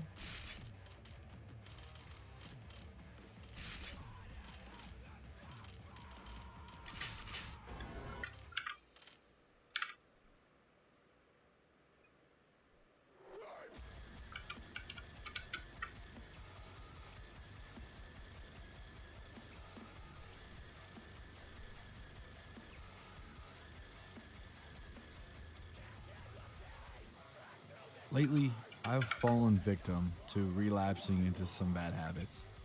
Staying up a little bit too late, procrastinating a little bit too much, having a little bit too much to drink on the weekends. Hey, buddy, not chill out. being as consistent as I should be. Either in the gym, my diet, or my acts of creating. It's a tough pill to swallow, but... It took too long. It's a showdown that's been brewing for years, and 2022 is increasingly looking like the year that the war everyone has feared will finally happen. The United States versus Iran. How does that sound?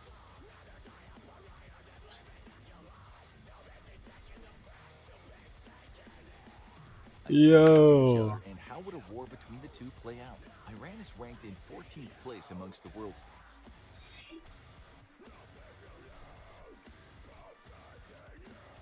top militaries. Not bad for a nation that's been under severe sanctions for years. But today it's facing off against the world's #1 ranked military and only global superpower, the United States of America. A conflict between Iran and the U.S. is unlikely to become severe enough to cause a need for the U.S. to fully mobilize its population, though Iran might certainly need to. However, more population means a bigger economy and more capabilities. And here, the United States takes the cake with a population of 335 million versus Iran's 86 million. That's a difference of 249 million more Americans than Iranians. Of that population, though, the U.S. could call on 147 million for potential military service, though only 122 million of them are physically or mentally fit enough to actually serve. Iran, on the other hand, has a manpower pool of 48 million, with only 40 million actually fit for service. If a war between Iran and the U.S. were to turn into a multi-year Okay. stalemate, it would be important to quickly replenish losses. And here too, the United States Peak. will take advantage with 4.3 million. I was trying to read what these things are. Why is it like auto aiming? Versus Iran's 1.3 million. Currently, though, on San Francisco, Waterston, million Seek. military versus Iran's 575,000. Some notes. Oh, Rip Boza. Wait, not Rip Boza, that's fucked up. I'm sorry. Rip Buddy. Oh, I just stood on him. That's so messed up. Yeah, no one should be made to die like this. Iran enjoys such large amounts of reservists thanks to the fact that its military service is compulsory for all males upon reaching adulthood. This means that the Iranian active duty military is largely made up of conscripts, with few professional volunteer soldiers. These conscripts are typically drafted at age See anything in here? to serve 2 years, though few receive Is there anything in here? military training during I think there's some concept art in here, maybe. soldiers rarely ever fire their Silent weapons. material. They work with equipment that's mostly from the first half of the Cold War. This is in sharp contrast with the U.S. military, which maintains This might be like a training cycle. more of a progression-based level. It's like it's made for just to help me basically progress to the next one. But let's find out.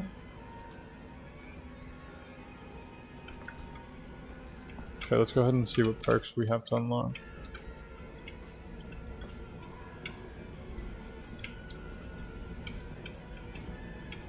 There's no one in front of the door. I just want that to be very clear. Okay. Find Anya. Okay, if I remember from last time, they took Anya. Okay, stealth. Okay, so the more knife throws I get, I think more size, more space for them. Vampire, perform silent takedowns. To retrieve health from performing takedowns. Okay. So I need to get overcharged health. Walking silent takedowns? Okay, I think I know how to do that. Quick draw increases the speed with which weapons are equipped and unequipped. Got a magazine, increases magazine size, shotgun. Do I care for the perks? I could low-key beat the game without them. Armor for quick consecutive kills. Empty of fully powered LKV without missing. Whatever that means. Unlocks the ability to throw back grenades. Kill 2 enemies with 1 grenade.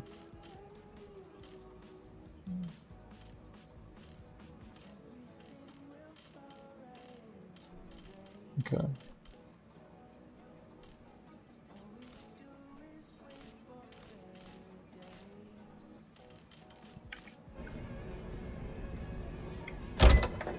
He just spawned in, yeah.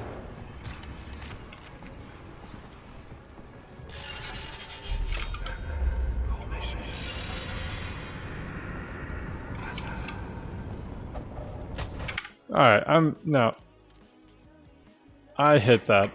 And I hit that. This game fucking sucks. I hit that. That's why this game is dead. No one's playing it. Do over. Join. Pick that up. Go get some overheal.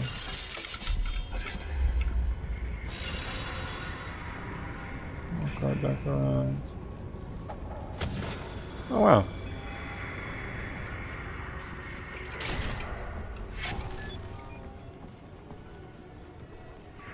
Okay. Fuck, I'm terrible. Oh shit.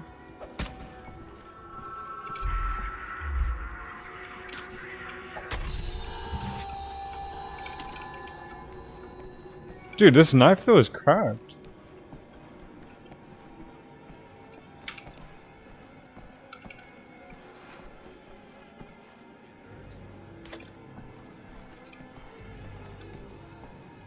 Scared. Where's the last commander?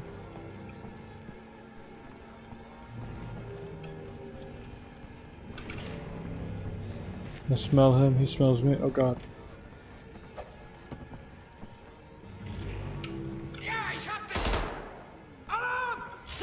Shut up. Shut up.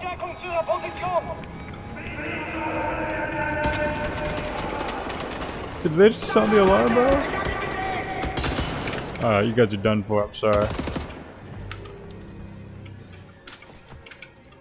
Peek me, kid. Hey. Hey, die. You Nazis. Shooting folks who can't defend themselves. I'll,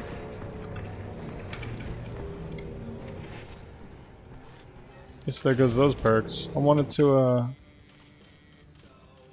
be secret. Wait, are you serious? Wait, I got. Is that not? Oh my god! No, I'm counting that. No, okay. I don't. These perks make no sense. So does this knife kill does not count as a takedown? I'm restarting. I would like to do this my way. Oh, nice knife. Boom. Okay. Heals right here. Let's take him down.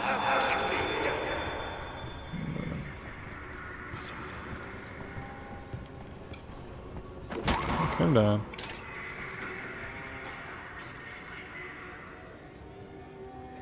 Alright, don't mind your sleeping buddy.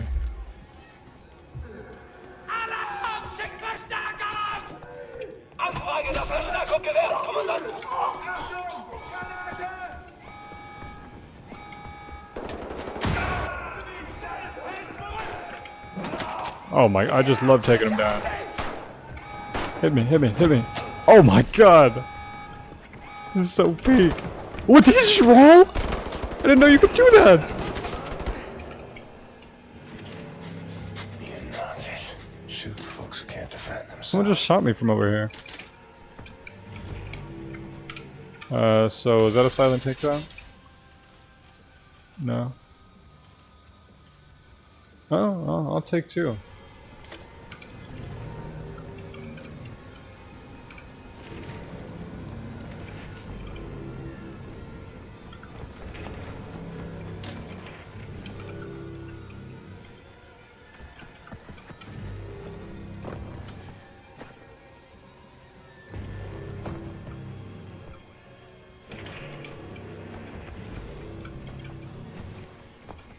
Nothing else. I knew about that one heal, but that was all I knew about, really. Oh, there's another one. There's some more heals. I need some more heals. This is how you loot in this game. Just kind of run around. I'm scared to go down there. I don't think I'll be able to jump back up. This game kind of like soft locks you.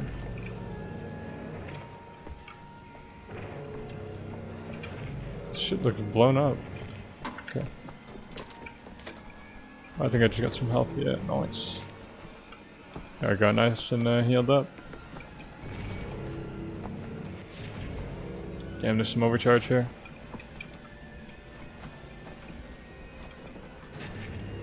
Yeah, I'll come back for that. Oh, it's like an attic. Oh, okay, wait, I remember this. I think I found this my first time playing this there. Yeah, you get a little bit of armor. Get some ammo. Oh shit, you get a silencer? Wait, I don't remember this.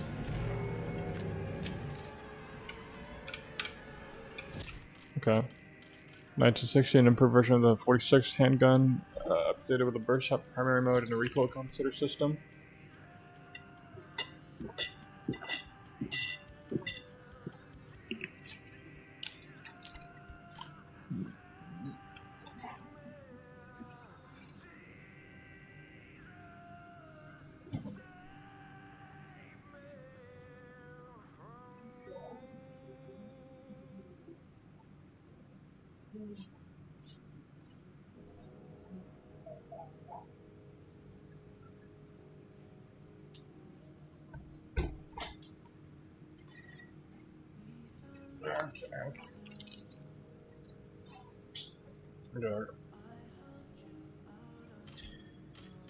Handgun 1960 has been upgraded with a silencer, highly efficient when trying to sneak through a hostile area. Press C to toggle handgun silence on and off.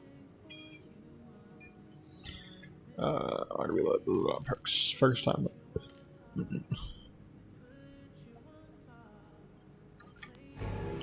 On screen orange journal. Okay.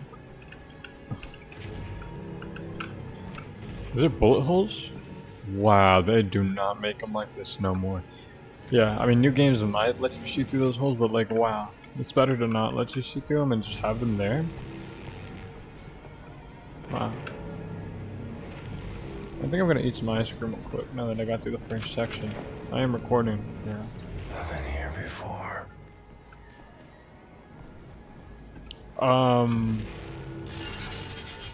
Oh shit. She likes his body. And apparently this guy liked the toilet a little too much. Hey man, that's not how you use that. And wouldn't they have heard gunshots the first time when they were coming through? During that first flashback? You know what? I'll let it slide. But it's whatever. Anyways.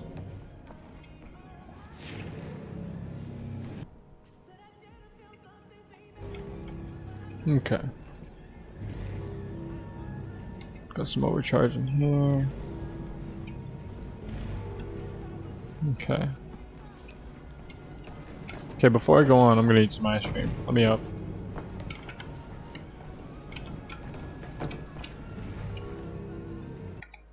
Call me in, Frank. Is frequently punctuated with small-scale exercises and occasionally with larger multi-unit exercises. The U.S. Navy's RIMPAC exercise, for example, is a massive event that takes place every 2 years and involves the military forces of over 24 partner nations across the Pacific Rim. Not only do conscripts traditionally perform very poorly against professional all-volunteer forces, but Iran's conscripts undergo very little useful training and would be completely overwhelmed against America's professionally trained warfighters. A military is only as good as the equipment it can afford, and war is a costly affair. Iran has an annual budget of $5 billion for its military, though the nation spends significant amounts of money under the table carrying out various military-related activities in its sphere of influence. By comparison, the United States has a defense budget of $770 billion, absolutely dwarfing what Iran spends annually. In the realm of military hardware, Iran fields an air force of 543 planes versus the US's 13,247. Of these, on Iran's side, 197 are fighter aircraft, while the US maintains a fighter fleet of 1,957.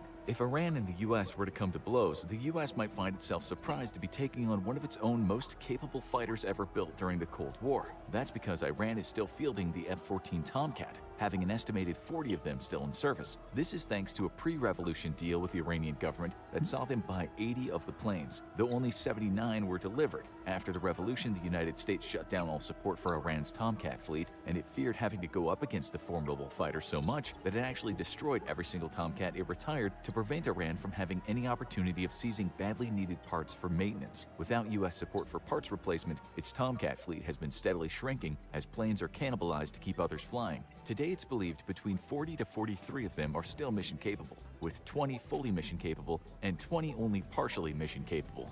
The rest of Iran's air fleet is made up of Cold War-era MiG-29s, American F-4 Phantom IIs and F-5 Tiger II, Chinese J-7s, Mirage F-1s, Su-22s, and domestically made at HESA Kosar and HESA Saeke. The latter are only available in very low numbers and are both light attack jets, widely considered to be very inefficient machines. In a ground attack role, Iran is forced to use multi-role planes such as the Su-22 and domestically modified F-5E, known as the HESA Azarash. Both planes are only suited for small-scale strike missions, and with a lack of targeting pods are incapable of precision strikes. Iran's fighter fleet is largely non-modern, though some of their planes have received fourth-generation avionics. However, so many different aircraft models are a nightmare to conduct maintenance on, so it's unlikely many of these planes are actually operationally ready, and even less likely they would remain so during high-tempo combat operations. Such a diverse and mixed air fleet drives up both maintenance costs and time, and can make sourcing replacement parts a nightmare. By comparison, though, the United States fields the world's most modern air fleet, though some of the planes are showing a growing lack of modernity. The F-15 Eagle and F-16 Fighting Falcon are both extremely capable fighter aircraft, capable of both air superiority and ground attack, but are showing their age against increasingly sophisticated modern fighters and air defenses. America's F-22 remains the single deadliest airplane in the sky, with significant capability overmatch against any other fighter aircraft in the world. However, it's also one of the most expensive aircraft in the world, forcing the U.S. Air Force to limit its production run to just under 200. Today, 195 remain in service, and no further Raptors will ever be built. Instead, the U.S. Air Force is already looking ahead to a sixth-generation fighter for air superiority, with a prototype already tested and flown. In the meantime, it relies on its fleet of F-15s and F-35s for the air superiority mission, with 283 fifth-generation F-35s across all arms of the U.S. military. This number grows every year, with a planned purchase of 1,763 F-35s for just the U.S. Air Force alone. Lockheed Martin is set to provide the U.S. military with approximately 135 planes per year until the F-35s for the already tested and flown. In the meantime, it relies on its fleet of F-15s and F-35s for the air superiority mission, with 283 fifth-generation F-35s across all arms of the U.S. military. This number grows every year, with a planned purchase of 1,763 F-35s for just the U.S. Air Force alone. Lockheed Martin is set to provide the U.S. military with approximately 135 planes per year until the contract is completed, making U.S. Air Forces deadlier with every passing year.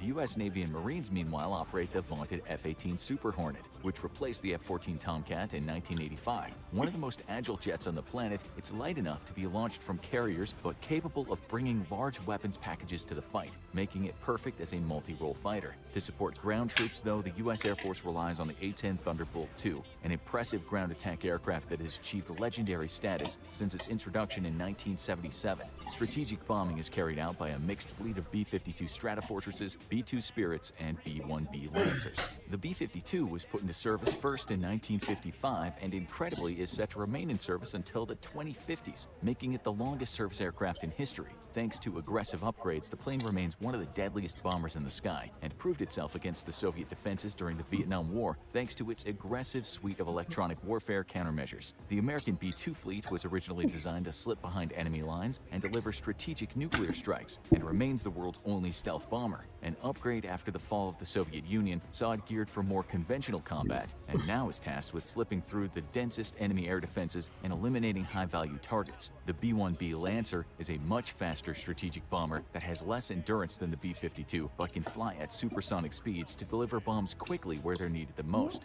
America's overwhelming advantage in attack aircraft places Iranian ground forces at serious risk. Unlike powers like China and Russia, U.S. aircraft are largely multi-role capable, and its pilots trained in both air superiority and ground attack missions. This gives the United States a significant advantage over any competitor, and an edge that only makes a war an increasingly bad proposition for Iran. To fend off the mighty U.S. Air Force, Iran relies not on air superiority fighters, but on a robust layer of ground-based air defenses. At the outermost layer are Iran's longest-range air defenses, the Bavar 373, which is a reverse-engineered Russian S-300. It also has a few S-300 batteries courtesy of Russia, who delivered them in 2015 after Iran joined the JCPOA nuclear deal. With a range of 155 miles, these present a significant threat to fourth-generation aircraft, but F-35s equipped with glide bombs or even B-52s using standoff attack munitions could easily overwhelm and destroy these batteries on their radar. At intermediate range, Iran fields an update on a reverse-engineered American SM-1 missile sold to the Iranian Navy prior to the revolution. The 1960s tech has been updated with domestic upgrades, producing the Sayad-2, which boasts a range of 46 miles, though the longer Sayad-3 has a range of 7.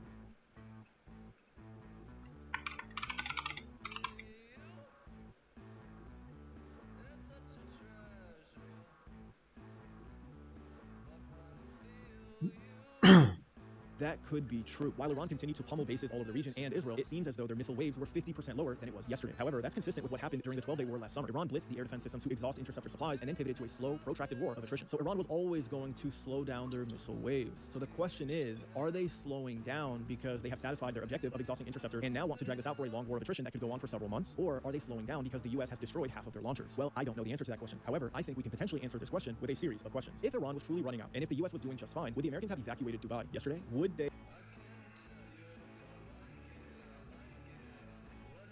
have was doing just fine? Would the Americans have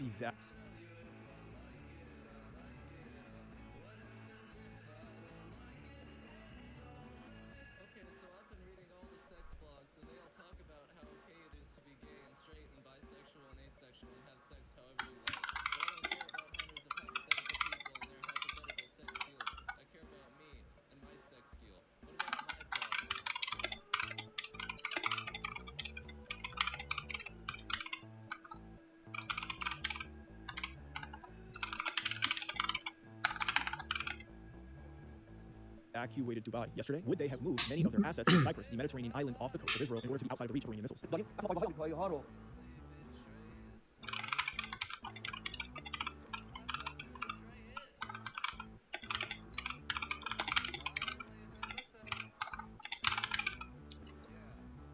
Misspelling everything, dude. I'm a buzzer. Missiles. Yeah, Doomsday is cooked. It's amazing. 5 miles. These missiles can be difficult to destroy on the ground because they can be mounted on very agile. Welcome back to my 10 favorite people. Hope you're doing well. I'm incredibly excited for today's video because we're still in the cheap region. Now, it's always great to see some green for Bitcoin, especially when it comes after 6 red weeks in a row, but it was pretty easy to accumulate in the cheap region this time around because it seemed as though many investors were underestimating just how strong of a support region this is. Bitcoin spent 8 months consolidating in this price region in 2024, something it's never really done mid-bull market. It also acted as a resistance for nearly a year in 2021, and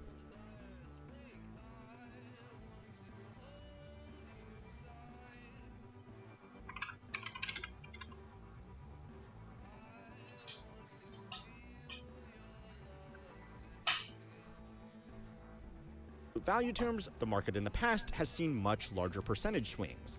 Back in the early days of 2011, a hack on Mt. Gox, the most dominant exchange at the time, put an end to the first major bull run in Bitcoin's history, and saw the coin crash over 93% from its then all-time high. Oh, and spoiler alert, this was not the last time that Mt. Gox would be hacked. Anyway, by comparison, the crash the market is experiencing today looks relatively minor. But there are 4 distinct reasons why even industry insiders think that this time might be different. The first reason is simply that there is no single reason behind this price slump. Most of the major market sell-downs in the past have lined up with something identifiable that caused the sell-off in the first place. In 2011, it was the Mt. Gox hack. In 2013, it was China banning financial institutions from handling crypto. In 2017, it was the fallout from the crappy ICO mania. And in 2022, the stable coin Terra Luna turned out to not be so stable, and it crashed to $0 within 48 hours from a previous market cap of over $40 billion. Today, there is no single identifiable catalyst that has kicked off this correction, but there are a few headwinds. And unlike in the years before, these variables are unlikely to be going anywhere anytime soon. The second reason why a lot of people think this time might be different is because true fanatics have moved on to other, opportunities. Not many people on the inside would like to admit it, but throughout its short history, the #1 reason why people purchase cryptocurrencies is not because they believed in a democratic decentralized system. It wasn't because they wanted to be part of the future of finance. And it wasn't even because they wanted to buy some stuff that shouldn't be on the internet. The real reason is because they believed they would be able to sell it at a later date for more money than they purchased it for today. Now, I am sure for most of you that this is pretty obvious, and there is nothing even inherently wrong with this. The potential for future gains is basically why anybody invests in anything. But cryptocurrency was uniquely attractive because of just how volatile it was, which meant that the opportunities to make a life-changing amount of money in a short amount of time was perceived to be better and more accessible compared to more typical investments like stocks, bonds, real estate, or zero-data expiry call options. It was effectively gambling on the hope that a small investment could have a much larger payoff compared to these more traditional assets. But today, people can get the same exposure to gambling by just gambling. The rise of legalized sports betting, prediction markets, and the popularization of crypto casinos have all, at the very least, provided an alternative outlet for people to YOLO their savings on something that can provide them with meaningful amounts of money. Sometimes the conversion is incredibly direct. A lot of these sites use cryptocurrencies as a medium of exchange, so if regular crypto hodlers lose their money on bad bets, it has the same net impact on the market as just selling it directly. Okay. This will be partially offset. Mt. Gox would be hacked. God, I think I just gotta like get through this first. This first one.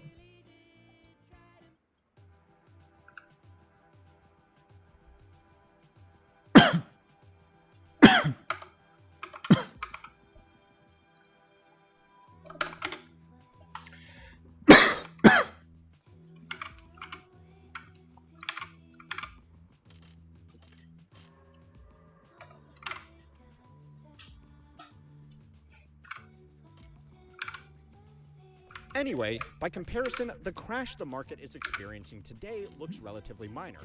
But there are 4 distinct reasons why even industry insiders think that this time might be different. The first reason is simply that there is no single reason behind this price slump.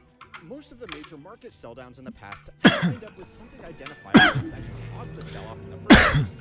In 2011, it was the Mt. Gox hack. In 2013, it was China banning financial Program handling crypto. In 2017, it was America the crappy ICO mania. And in 2022, the stablecoin Terra Luna turned out to not be so stable, and it crashed to $0 within 48 hours from a previous market cap. Hans Armstrong, first man on the moon. Oh my God, Hans Armstrong, not Neil. And unlike the years before, these variables are unlikely to be going Das Host. The second reason why a lot of people think this time might be different is because true fanatics have moved on to other opportunities.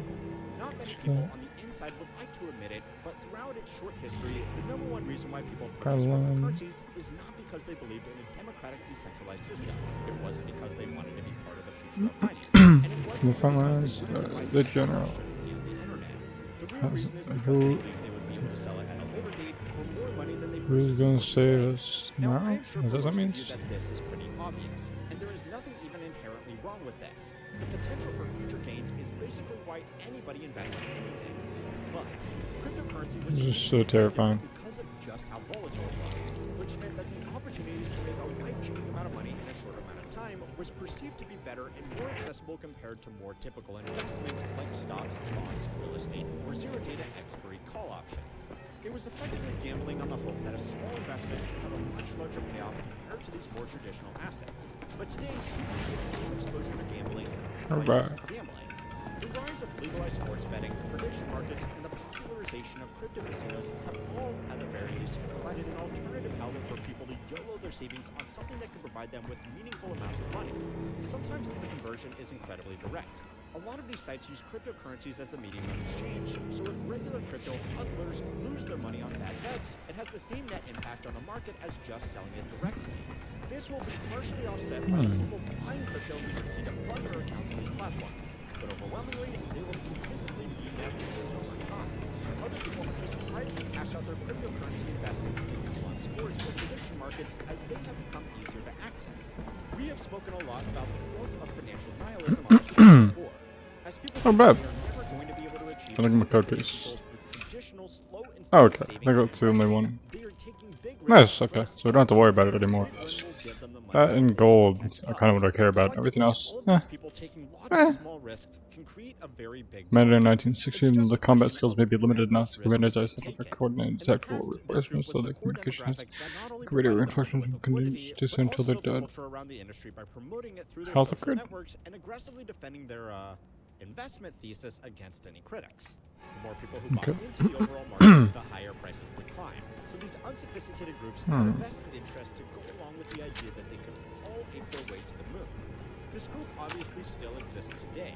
Oh yeah, boy. Get that DB. Okay. Until good side by side break action shock, but highly efficient to get enemies at close range. Okay. To find out why even the true fanatics are starting to admit that this whole thing may have just been really dumb.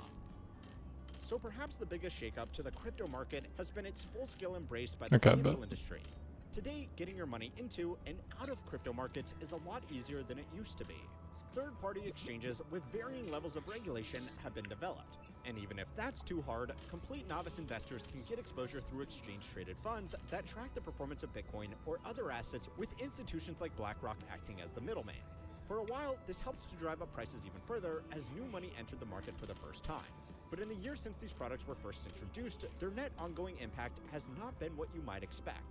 Someone buying Bitcoin through a BlackRock managed ETF listed on the NASDAQ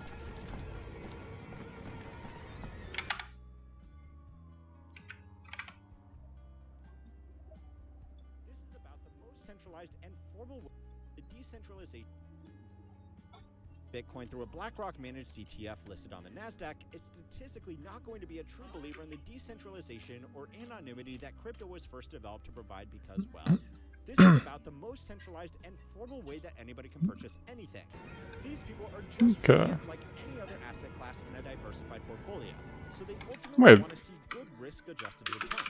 To sweeten this deal even further for first-time crypto investors, financial products have been developed that pay dividends on top of these holdings. Now, if you're thinking that, wait a minute, Bitcoin doesn't pay a dividend, it doesn't produce any cash flow. Cap, I just saw it. Financial products have adjusted other assets.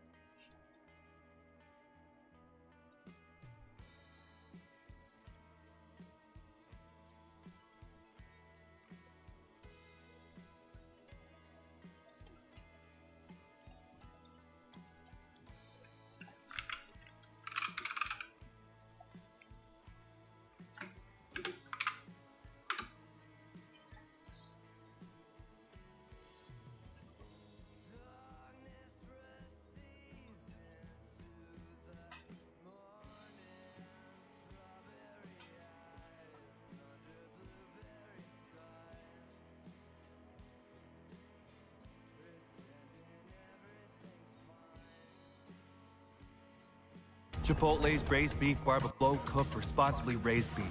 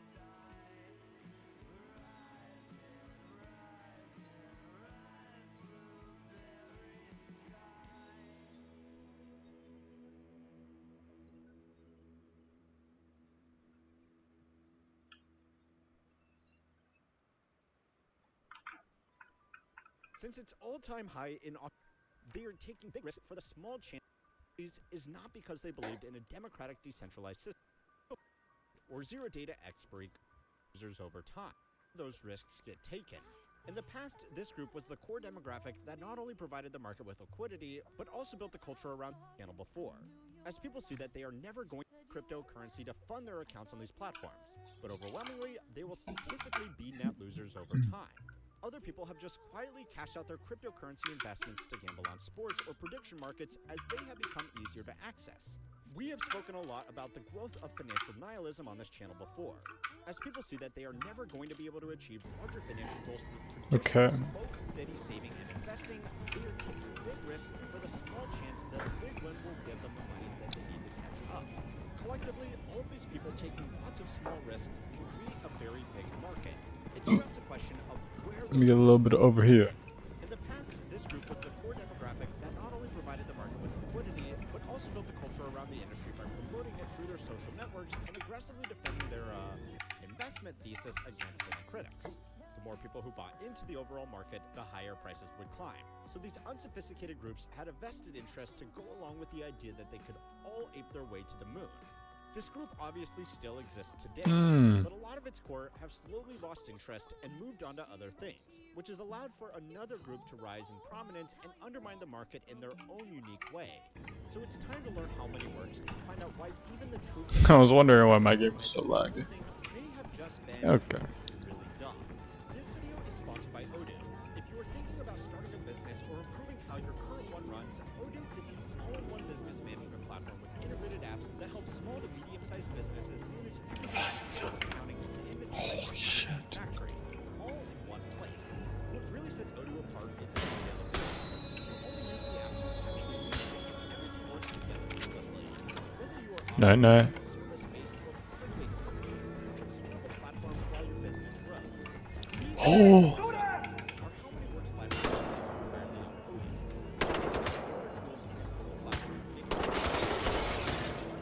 Keep it down. Keep it down. It was a little too loud.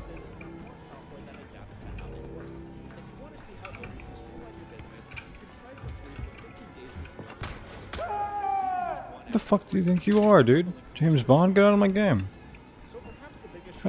Dude, did y'all see that? It was insane.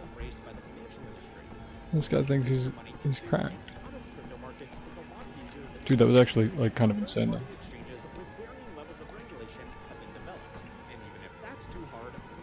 Whoa.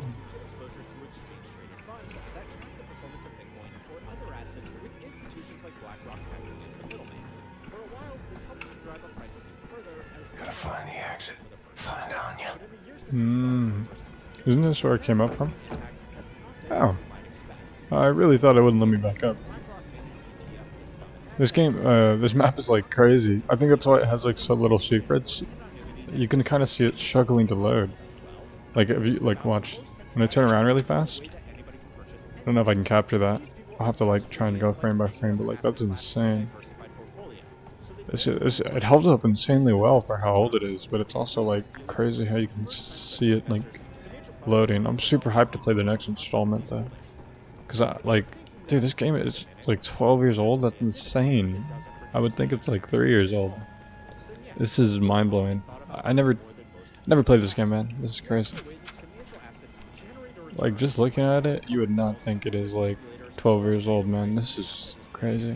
To think that like the new CODs have like 100 gigs worth of storage and they don't even look like this is annoying, to say the least.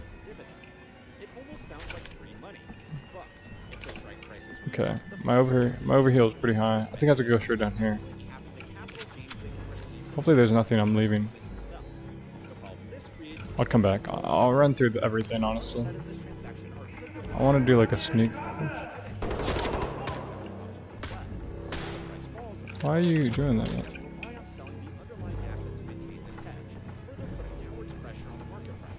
Oh, okay. Oh, I don't want to mess with any of this until I... Okay, let's go search through everything. I think I wiped everyone. That's the exit. Motorized lock. Motorized. Where does it open? Where does it open? Open the main door. Okay. It's like so up front.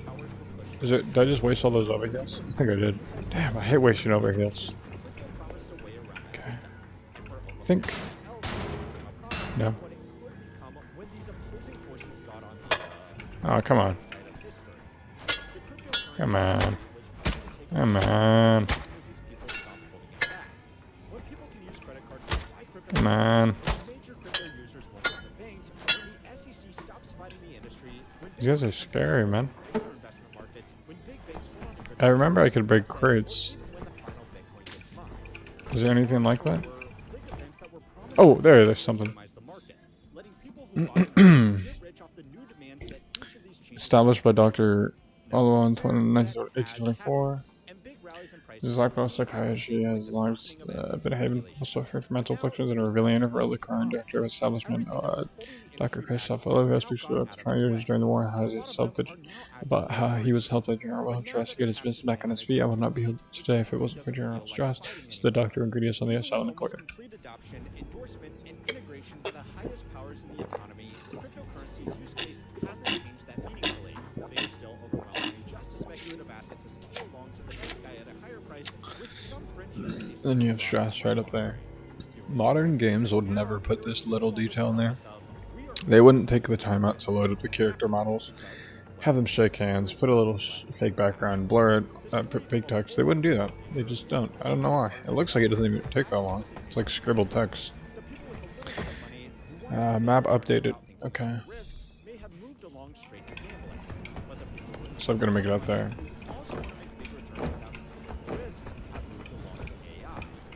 Can I take your hat? Yeah, I can take your hat, bug boy. Fuck your drip, Nazi. I don't want to forget anything, but I'm sure I'm going to.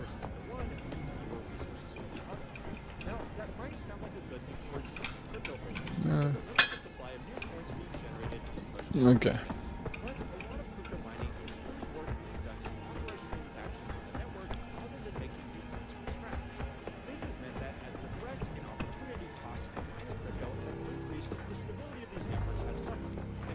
Is he gonna say something if I come back there? No. Okay. Huh. Oh, okay. Pick that up. What should I do first? Can I break this? It needs a key.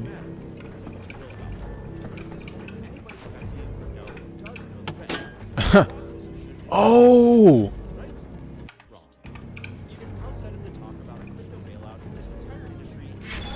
Wait.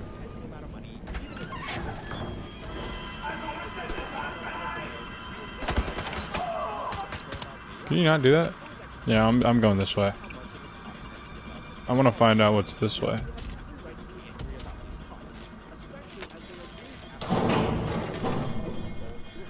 Oh! Health upgrade! Finding a health upgrade will bump maximum health with 10 health points. The health upgrade is permanent and will not reset between chapters. Will bump maximum. Okay. Oh, W. Oh, it's like the thing he's in Doom. Why did this guy just roll out like a super soldier? Like, where did he even come from? I wiped this entire area. Holy! Oh my god!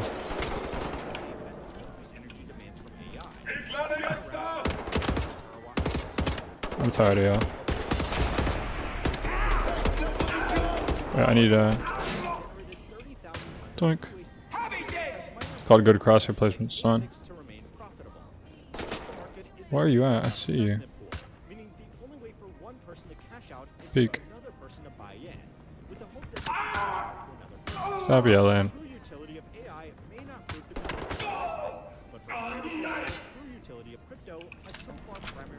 Why is there so much flare?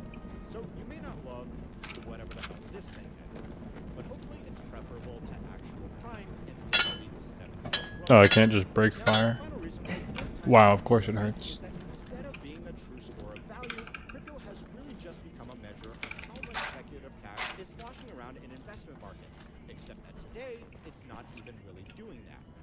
Could I have shot them through this? Famously crossed 50,000 points on the exact same day that Bitcoin hit a new post-election low.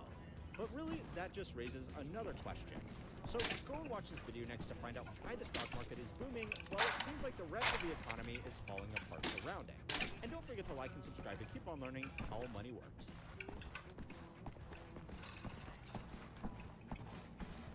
Oh right, I gotta head out the exit. So where did all these guys even come from? Dude. Give me the slip. Give me the slip. Investors go all out. What happens when... And you're probably thinking, John, the movie pretty overtly set up Guardians of the Galaxy Volume 3 and Loki. No, it didn't. The movie ends with Thor going off with the Guardians to find Gamora. That's not a setup. That's just telling us that the Guardians are going on another adventure and Gamora's out there somewhere. As for the Loki setup, this is less of a setup than the Guardians setup. Sure, maybe the Russos were told by Marvel, hey, we want Loki to get his own project, can you figure that out? And they did. But no one thought this was a setup when they saw the movie. Hell, it was so subtle and clever that when they announced the show, people were confused as to how it existed. If they What was that? were in fact supposed to set up the Loki show, it's one of the points of the scene, not the point. I did not mean to throw that. Give it back.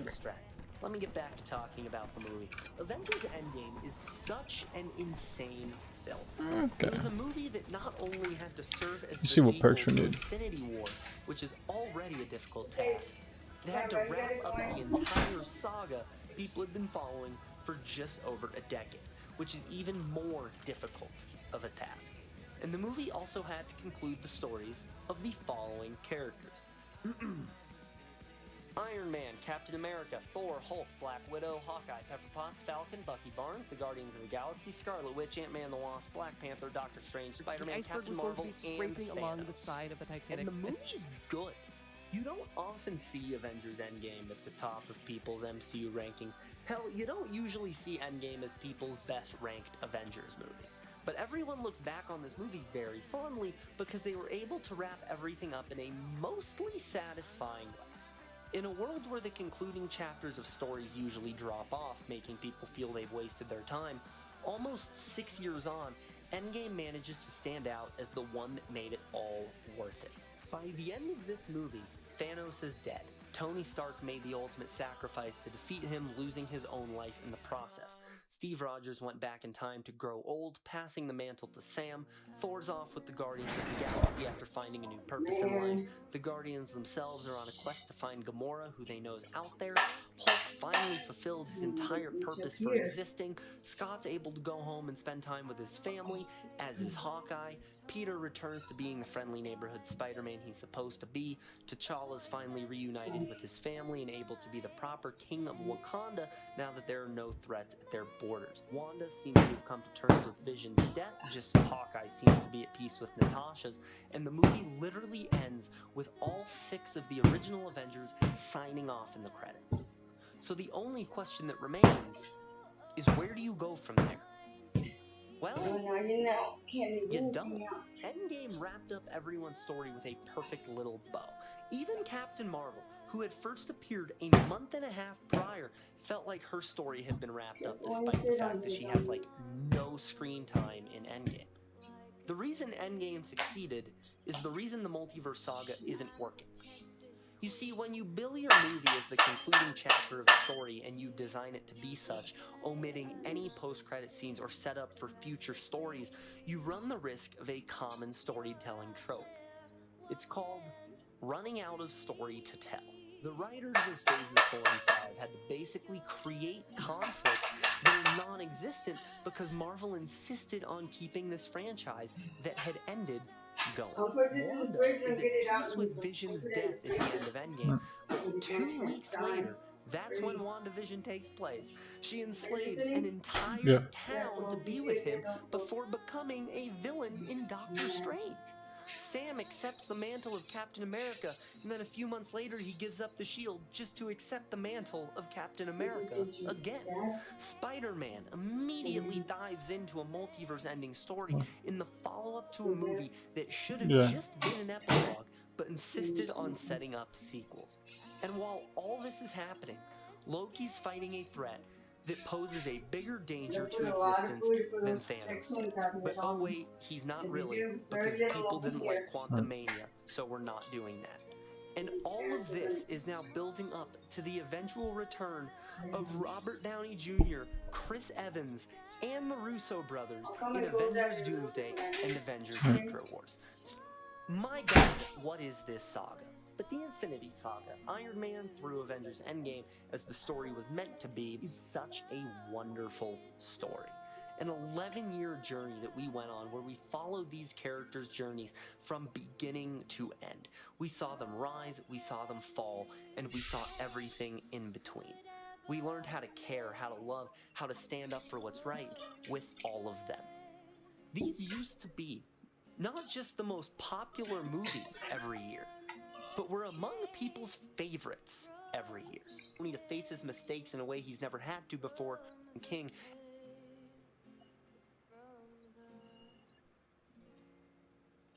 before she joins up with the group in Endgame.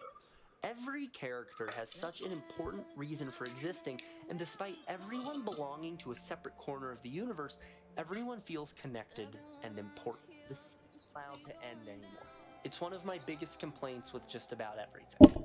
It's impossible to care about something because it'll either outlive you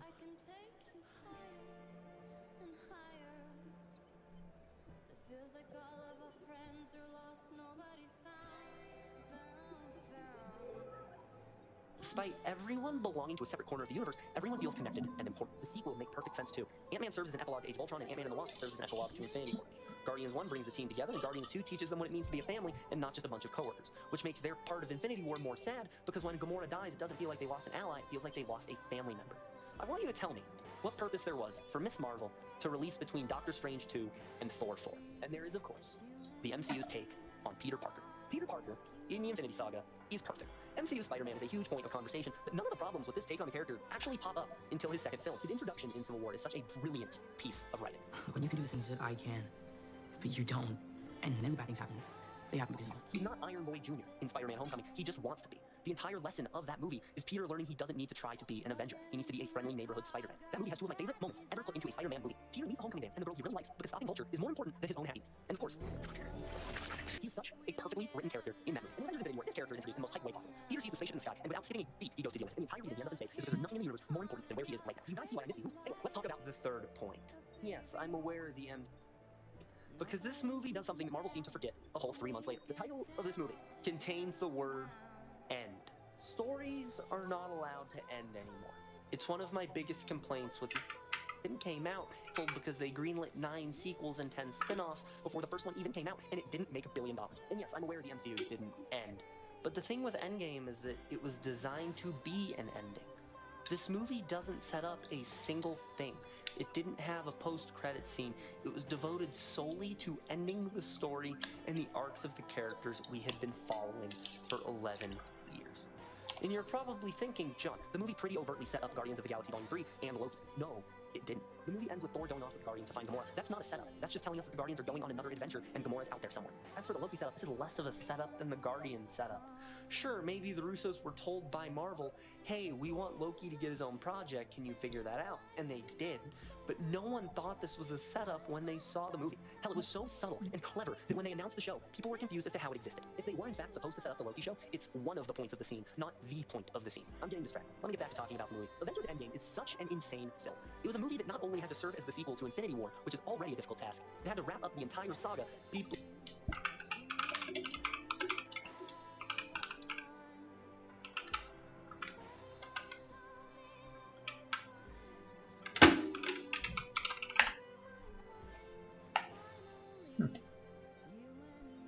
I never even noticed this.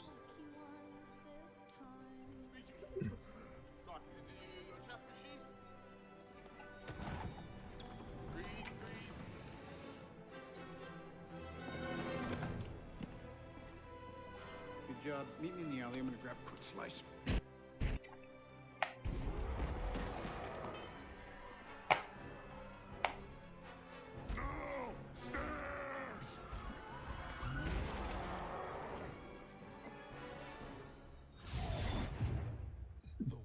Has spoken. Avengers Endgame is shattering box office records. Avengers shattering. People had been following for just over a decade, which is even more difficult of a task. And the movie also had to conclude the stories of the following characters. Iron Man, Captain America, Thor, Hulk, Black Widow, Hawkeye, Pepper Potts, Falcon, Bucky Barnes, the Guardians of the Galaxy, Scarlet Witch, Ant-Man the Wasp, Black Panther, Doctor Strange, Spider-Man, Captain Marvel, and Thanos. And the movie's good. You don't often see Avengers Endgame at the top of people's MCU rankings. Hell, you don't usually see Endgame as people's best ranked Avengers movie. But everyone looks back on this movie very fondly because they were able to wrap everything up in a mostly satisfying way. In a world where the concluding chapters of stories usually drop off, making people feel they've wasted their time, almost 6 years on, Endgame manages to stand out as the one that made it all worth it. By the end of this movie, Thanos is dead. Tony Stark made the ultimate sacrifice to defeat him, losing his own life in the process. Steve Rogers went back in time to grow old, passing the mantle to Sam. Thor's off with the Guardians of the Galaxy after finding a new purpose in life. The Guardians themselves are on a quest to find Gamora, who they know is out there. Hulk finally fulfilled his entire purpose for existing. Scott's able to go home and spend time with his family, as is Hawkeye. Peter returns to being the friendly neighborhood Spider-Man he's supposed to be. T'Challa's finally reunited with his family and able to be the proper king of Wakanda now that there are no threats at their borders. Wanda seems to have come to terms with Vision's death, just as Hawkeye seems to be at peace with Natasha's, and the movie literally ends with all 6 of the originals to be at peace with Natasha's. Wanda seems to have come to terms with Vision's death, just as Hawkeye seems to be at peace with Natasha's, and the movie literally ends with all 6 of the original Avengers signing off in the credits. So the only question that remains is, where do you go from there? Well, you don't. Endgame wrapped up everyone's story with a perfect little bow. Even Captain Marvel, who had first appeared a month and a half prior, felt like her story had been wrapped up despite the fact that she has like no screen time in Endgame. The reason Endgame succeeded is the reason the multiverse saga isn't working. You see, when you bill your movie as the concluding chapter of a story and you design it to be such, omitting any post-credit scenes or setup for future stories, you run the risk of a common storytelling trope. It's called running out of story to tell. The writers of Phases 4 and 5 had to basically create conflicts that are non-existent because Marvel insisted on keeping this franchise that had ended going. Wanda is at peace with Vision's death at the end of Endgame, but 2 weeks later, that's when WandaVision takes place. She enslaves an entire town to be with him before becoming a villain in Doctor Strange. Sam accepts the mantle of Captain America, and then a few months later he gives up the shield just to accept the mantle of Captain America again. Spider-Man immediately dives into a multiverse-ending story in the follow-up to a movie that should have just been an epilogue, but insisted on setting up sequels. And while all this is happening, Loki's fighting a threat that poses a bigger danger to existence than Thanos did. But oh wait, he's not really, because people didn't like Quantumania, so we're not doing that. And all of this is now building up to the eventual return of Robert Downey Jr., Chris Evans, and the Russo brothers in Avengers Doomsday and Avengers Secret Wars. My god, what is this saga? But the Infinity Saga, Iron Man through Avengers Endgame, as the story was meant to be, is such a wonderful story. An 11-year journey that we went on where we followed these characters' journeys from beginning to end. We saw them rise, we saw them fall, and we saw everything in between. We learned how to care, how to love, how to stand up for what's right with all of them. These used to be not just the most popular movies every year, but were among people's favorites every year. We planned our lives around these movies. Everyone was eager to see these movies. They were these huge events that everyone, and I do mean everyone, was talking about. None of us will ever forget where we were and how we felt when this trailer first dropped. There was an idea to bring together a group of remarkable people. The Infinity Saga was a huge piece of history, and it was a massive part of everyone's lives. No one in my family was nearly as interested in these movies as I was. The term casual exists almost solely because of them, yet all of them insisted on seeing these movies right when they came out. To many, the MCU ended right here. And everything else after it just felt like this weird side material and bonus content where you can pick what you want to watch and it's just there if you want more. Because ultimately, that's exactly what the Multiverse Saga is. It's not all bad. The time of making this video, Daredevil Born Again has released 3 episodes, and I'm loving that show so far, and every week I grow increasingly more impatient waiting for the next episode. But when I look at Marvel's upcoming slate, I find myself struggling to get excited for most of this. I'll obviously watch all the movies, and I have a lot of hope for both Thunderbolts and Fantastic Four, but be honest, how many of you remember that a new Captain America movie came out a month ago? I miss the MCU, but that doesn't mean I won't still have it. Once a year, for as long as I can remember, I've watched these movies, and I can continue to do so. No one is taking those 22 movies away from me. It'll be with me until the day I die. Every second of every one of these movies, even the bad parts, and trust me, there are some really bad parts, mean something to me, as I'm sure they do to everyone else. But man, do I miss it. There's a strong chance that we will never get to feel what we felt going into these movies ever again. And I miss that feeling. When a Marvel movie came out, nothing else in the world mattered. For a few hours, it felt as if world peace had been achieved. But I'll always have that. I'll always have these characters, and I'll always have the Infinity Saga. And that's all I need.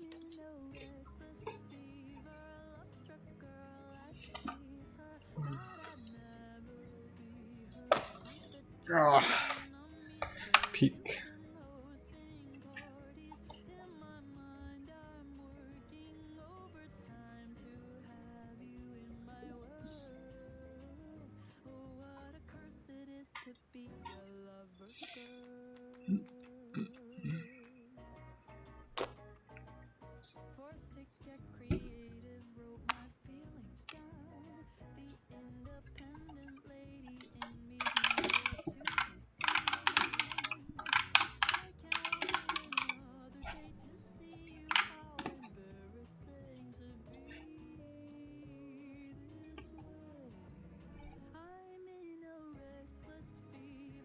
Okay. Okay.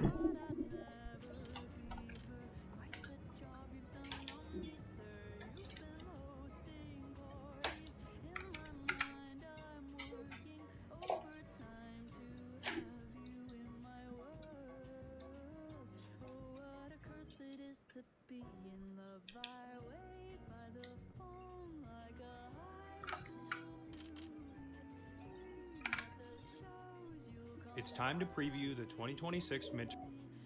Confused about is how streamers can appear so confident on camera, and then when they're publicly mingling, they just come across as really cringe and awkward. The thing is, okay, I'm gonna play devil's advocate here. Most streamers are incredibly awkward, right? They're introverts, they're nerds. You kind of need to be a little bit terminally online to be able to garner such a following and get the whole kind of internet lingo. But people don't understand that when streamers are streaming, they're usually performing, right? And then translating it into interacting in public, it can be quite difficult. A great example is Clavicular. He appears incredibly confident in public, getting into all these like scuffles and stuff, but he literally admits that he is blasting drugs to get himself so high that he doesn't overthink social situations in his head. It's the exact reason why so many people drink alcohol, but with Clavicular, it's just meth instead. It's a drug that significantly reduces something called GABA, which is linked to anxiety. But there was a very awkward situation here. You had Neon. Again, I have no idea how he was invited to this event. And then Mr. Beast goes up to him and says, in the most blunt way possible, dude, why are you not talking to anyone? Wait, why aren't you mingling with everyone? I already did. I already had a Oh, you had some beef? Okay. Hey, we're trying to have fun. Hey, pink promise, no beef. Hell yeah. Yes, sir. And then another streamer, Your Rage, said that he spoke to Rakai inside of the Mr. Beast cube. If you know Rakai, he's the guy that was, you know, reading, he was trying to read a book as a bit like Kai Cenat, and he looks like he's about to eat the book. Ain't you pointing to my mystique of sneakers, not the object? And then he also dressed up as a Teenage Mutant Ninja Turtle, and people are so confused if he said either the most intelligent thing mankind has ever thought of or conceived, or it's just complete nonsense. Put on your mom life. When you click on something, you say, oh, that's Rakai. Put on your mom life. So Your Rage met Rakai inside of the cube and even said, no, he's not thought of or conceived, or it's just complete nonsense. Put on your mom life. When you click on something, you say, oh, that's Rakai. Put on your mom life.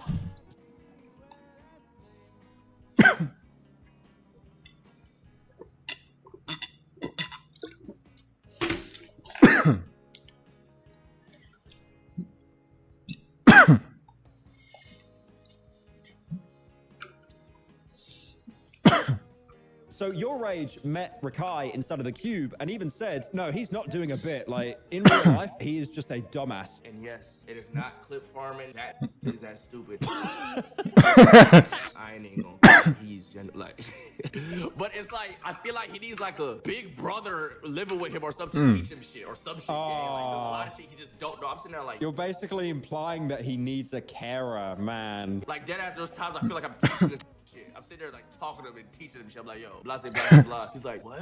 I'm like, what? He's like, huh?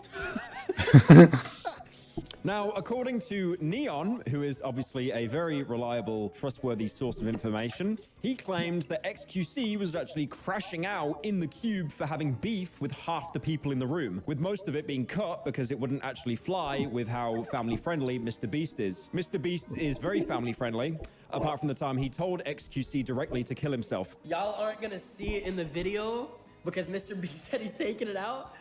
Yo, bro, XQC crashed the fuck out in this video, bro. He don't care, bro. He was shit talking everyone, bro. He had beef with half the people there. He was just shit talking. I think he got into it with DDG. He literally said to DDG, he was like, no one watches you, no one listens to your music fucking sucks, like to his face. And then they were going back and forth. Do you like Feastables? No. Kill yourself. There was also a clip of Ludwig recently talking about how XQC acts. And obviously Ludwig has had problems with XQC for quite a while. Like, for example, flaking his stream events. Also, Ludwig kind of pocket watching XQC a little bit when, you know, he got that huge kick contract. XQC is so rich now. He was rich before, but like rich in the way I understand it. Now he is rich in a way that I no longer understand. It is beyond my understanding of wealth. But he basically said that XQC is a completely different person. IRL, he's actually, you know, pretty friendly, but then basically said that his brain is so fried off of content, he views, you know, every interaction as views. XQC is like Jekyll and Hyde, because who XQC is on stream is like a really brash person who can talk. Dominic, you can put it down if you want. Right. Like off cuff, like incredibly negatively about people, like people he knows in real life. Like he says actually some really like mean shit. And then you meet him in real life and he treats the person who is online saying those mean things as a different person. And he's like really sweet in real life. But I think his brain is so corrupt, he views it all as content and not legitimate. You also had another streamer, DDG, and he basically said that he wanted to be polite and respectful for being invited to the Mr. Beast video. And if a fight broke out with XQC, he wouldn't be worried about losing the fight, he'd be worried about being sued if he did. I'm here.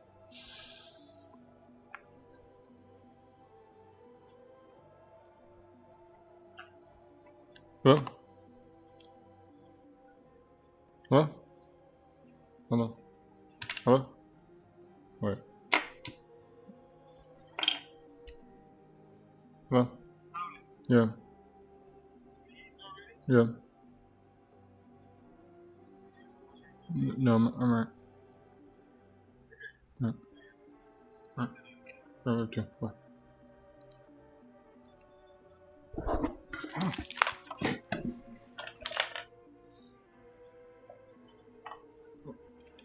Ow. Stuck my toe.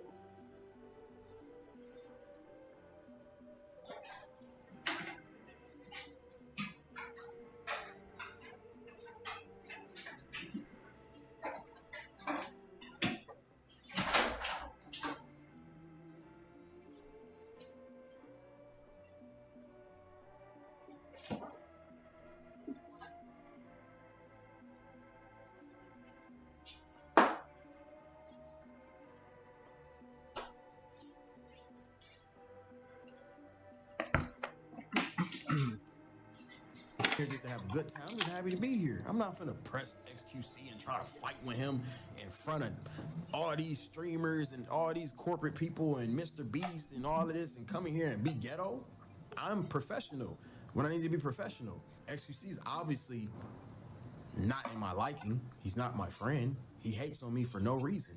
I don't talk about him. Prior to him talking about me, I've never spoken about this man. But he gets on there and he called me a view botter. He say DDG this and your music sucks and blah blah blah blah blah.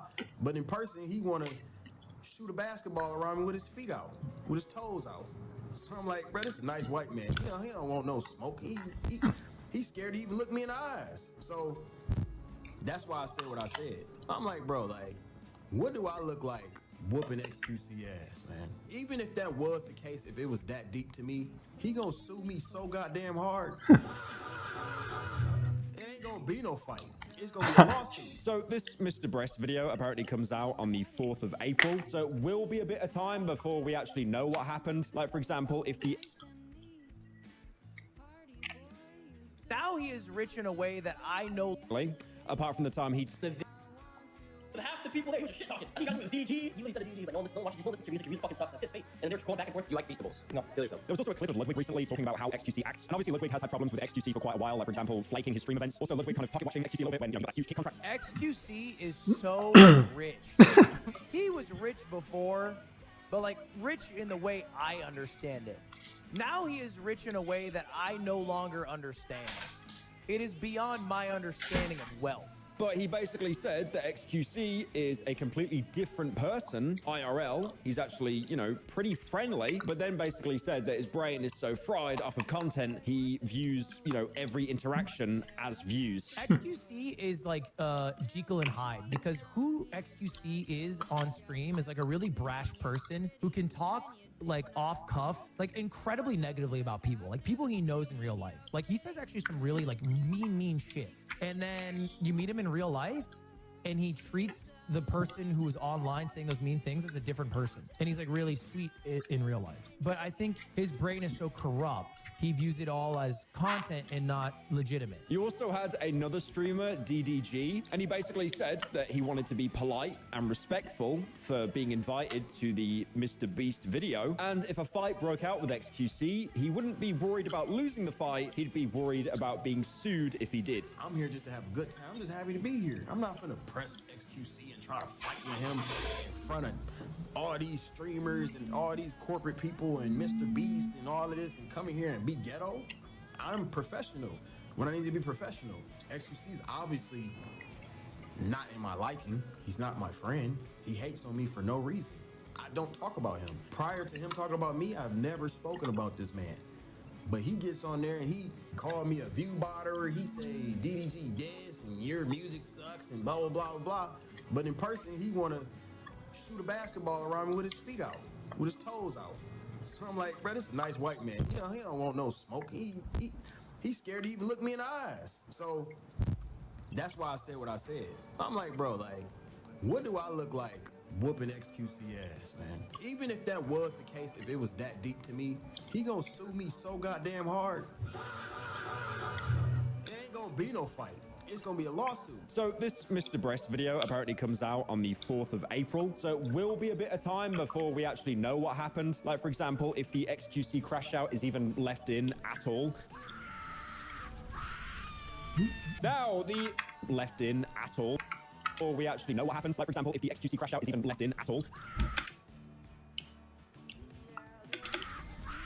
Now, the Grand Jim Carrey conspiracy. I know I'm very late to this one. Critical and Dolan already slurped it up. But I'm allowed to talk about this because he's been in some of my favorite films, like A Series of Unfortunate Events and Bruce Almighty. There was also this small film he was in called The Truman Show. I heard it was pretty mid. And most notably, recently, he has been Dr. Eggman in the Sonic films. Yourself for writing that in. I'm not even joking. Find a chair, find a rope, put them in the inventory and craft them and see what happens. Yeah, fuck it, I'm not paying you anymore. I'm not paying you anymore. So Jim Carrey, whenever he has a red carpet event, he always acts quite estranged. Like, for example, he blasted this absolute truth nuke that nothing even matters anymore. There's no meaning to any of this, so I wanted to find the most meaningless thing that I could come to and join, and here I am. So you're just passing We don't matter. And obviously, he's always been a very exaggerated character. I mean, you know, some of his outtakes have actually been used in films because they've just seemed so genuine. He's so good at playing a character. Again, that film I mentioned earlier, Lemony Snicket, he forgets his lines, asks someone for his lines, and it just looks like he's doing a bit in the film, so they kept it in, even though it was genuinely him breaking character. Our parents just died. Oh, yes, of course. How very, very awful. Wait. Let me do that one more time.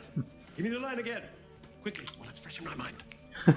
Our parents just died? So recently, he's been sparking a lot of debate because he recently appeared at the...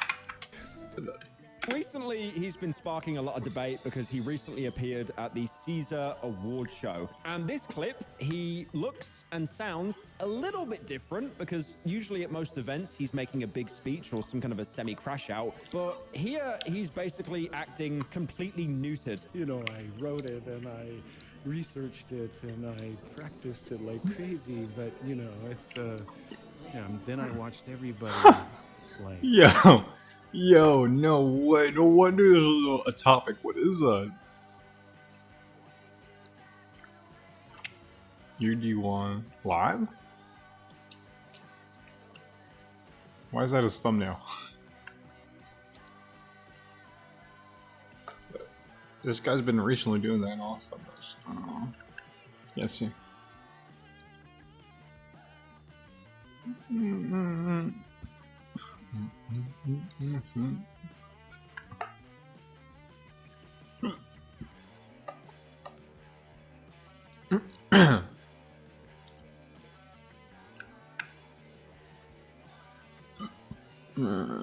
Hit juice.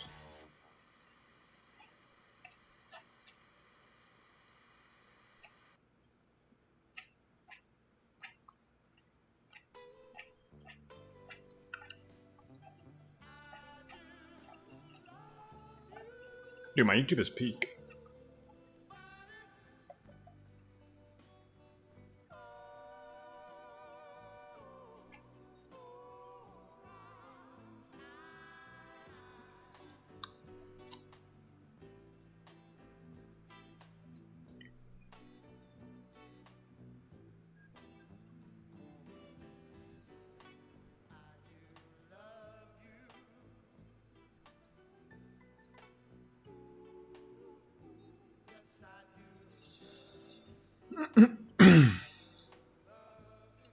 Oh my, there's just way too much to click here.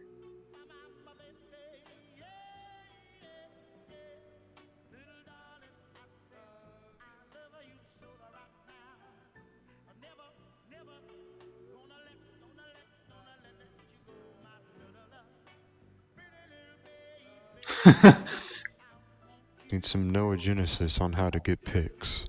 Yeah, suck my. No one's shooting it.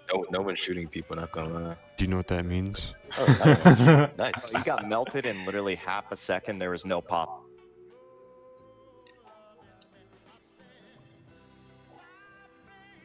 One ounce of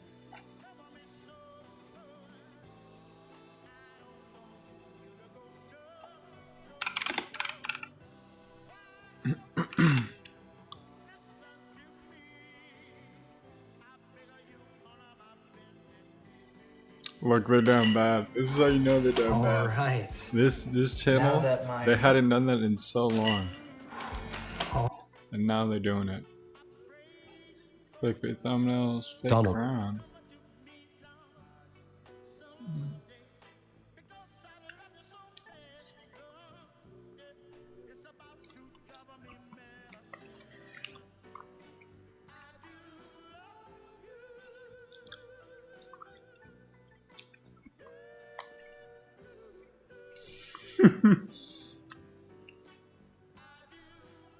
Good.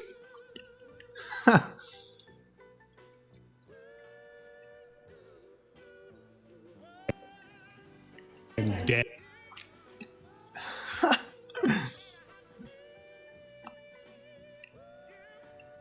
I'm dead. Yo! This is OG. ISMO, the comedian. What's up, Mr. Tansom? I do not. And I believe this to directly relate to the plastic water bottle conspiracy of 70. So OG. The question still remains. Is the Illuminati real? I've laid out the facts for you, America. It's time to spread the truth. Wake up, America. Don't be a sheep.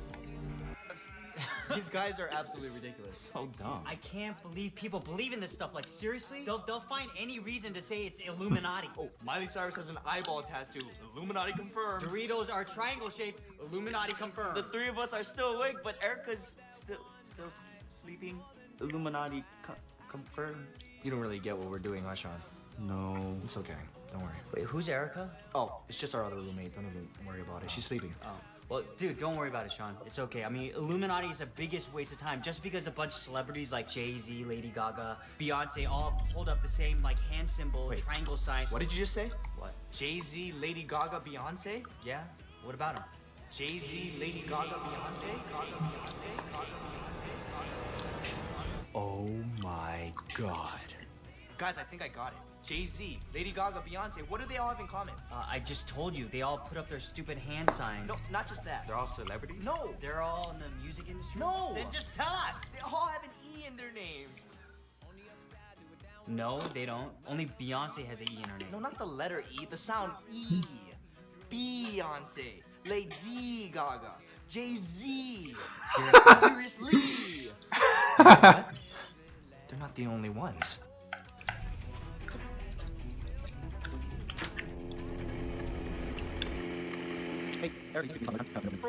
No way.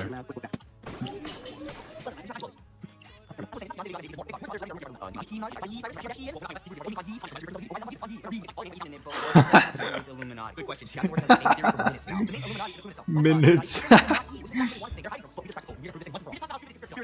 Illuminati are leaders, the most powerful people and companies in the entire world. Yo. By the time we're kids, we're already being taught to serve them. Think about it. Dude, I can't believe he hit it on the coffin. No shot, bro. Dude, this is insane. This is...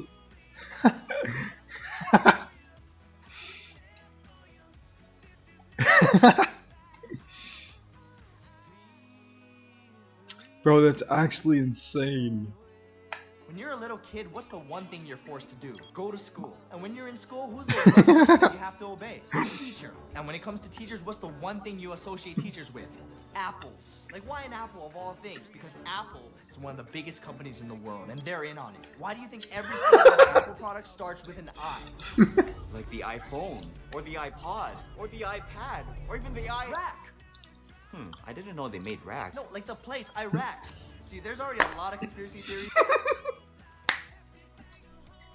Saying we went to war in Iraq for oil or for money or for whatever. But what if the reason was to protect the secret? So you're saying the Illuminati is located in Iraq? Yo. It's too obvious, but we are close. It's No. a place around there. I just don't know where to start. With all the technology we have, too bad we can't just triangulate their position. Wait, Sean, say that again. That again? Exactly, triangulate. Triangle. Another Illuminati sign. That's how we're gonna find them, with triangles. But where do we start? Isn't it obvious? The pyramids. Even as a little kid, you're taught that pyramids are in Egypt. Egypt. And what other famous pyramid does everybody learn about as a kid? The food pyramid. And if we look above Egypt, we see Turkey, which is up and to the right, exactly where Turkey would be on the food pyramid, up and to the right in the meat section. And while we're talking about meats, don't tell me it's a coincidence that Saudi Arabia is shaped exactly like the meat they used to draw in cartoons that we watched as kids. Even though it is pretty uncooked and red, that can explain exactly why there's the Red Sea right next to it. It's because the Red Sea is just the meat No just way. dripping down No from way he Saudi hits it, Arabia. yeah. Or should I say, saltier rare beef, Oh god. And if we Wait a connect all 3 minute. points, we have the first triangle, the triangle of pyramids. Where's So the Israel, Illuminati bro? aren't just represented by pyramids, they're also represented by an eye. And what do eyes do? They see. Just like the Mediterranean Sea, or Syria, or like we mentioned earlier, the Red Sea. Wait. That's our second triangle, the triangle of eyes. And when you put the triangle of pyramids and the triangle of eyes together, what do you get? The 2 triangle star. And what? Yo! Israel. And guess Yo! What? And so in conclusion, after all my research into fundamental That's- ridiculous conspiracy Bro, theories, that's and everything fucking I've been asked so many insane. times, is the Illuminati real? I remember watching this 10 years ago, dude. What a coincidence. It's time you learn the truth. Dude. Wake up. Alright.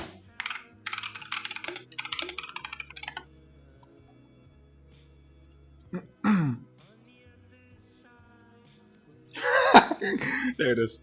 Check this out. Tell me, come on now. Knew it. For real? Or Israel? Dude.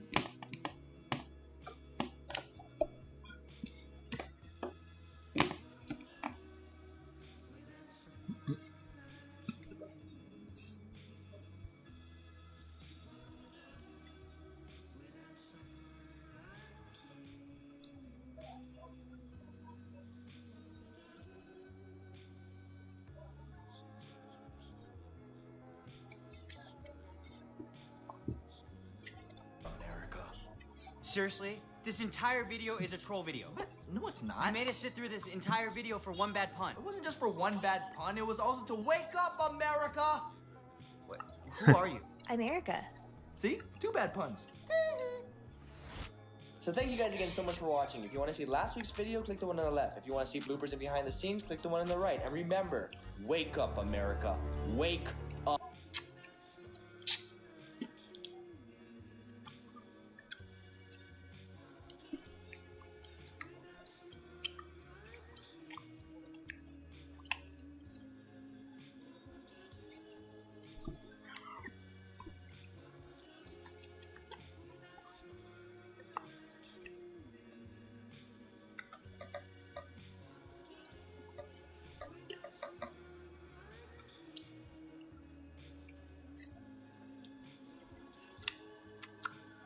Huh.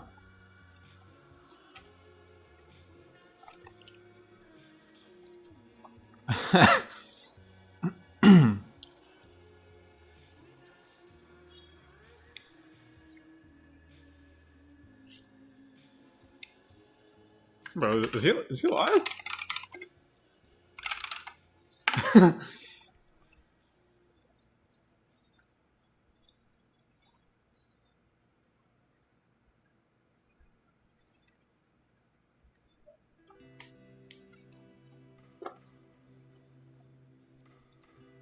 Oh, Debbie.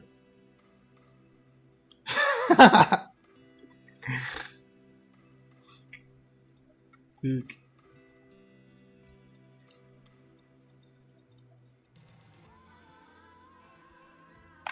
What?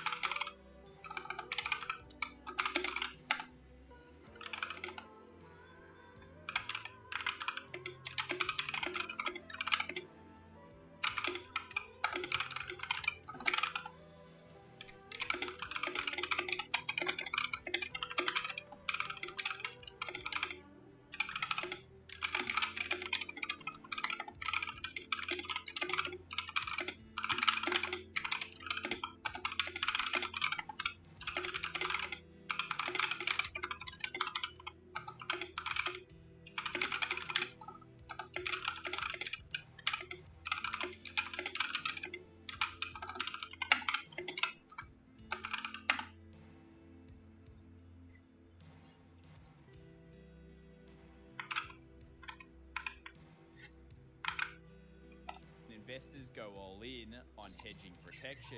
We've never seen them quite like this, and it's only a few percentage points off all-time highs. But as Wall Street does something different with dark pool transactions and massive volumes in several different markets, we're seeing bubbles potentially popping and... Might not be able to make it out of this warrior. Wait, did my Wolfenstein crash?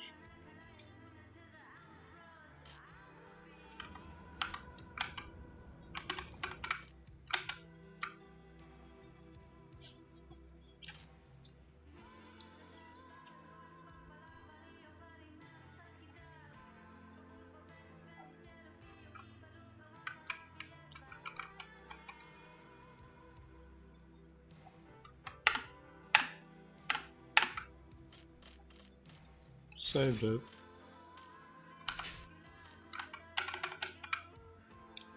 War with what? Oh, okay. War with the Nazis. I was playing Wolfenstein. Murderer. Wait, okay. Okay.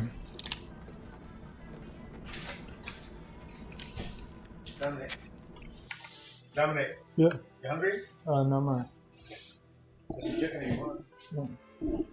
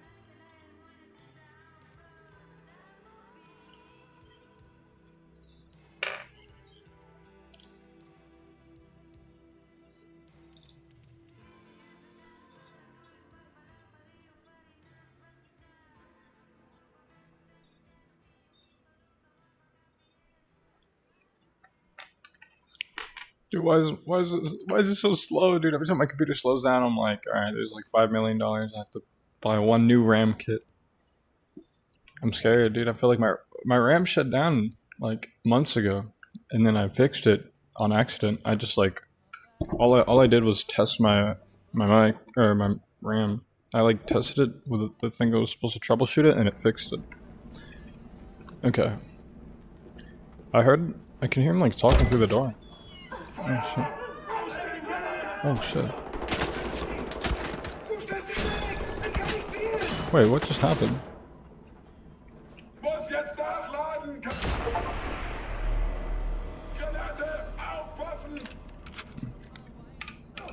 He's got a perk. Oh yeah, boy. Goes from cover using assault rifle. Okay.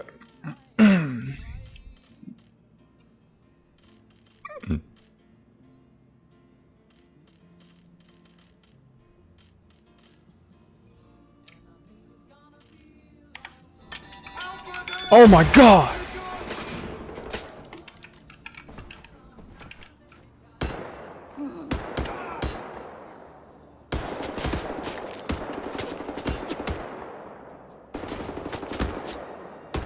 Alright, my sensitivity is like a little too high. Still too high.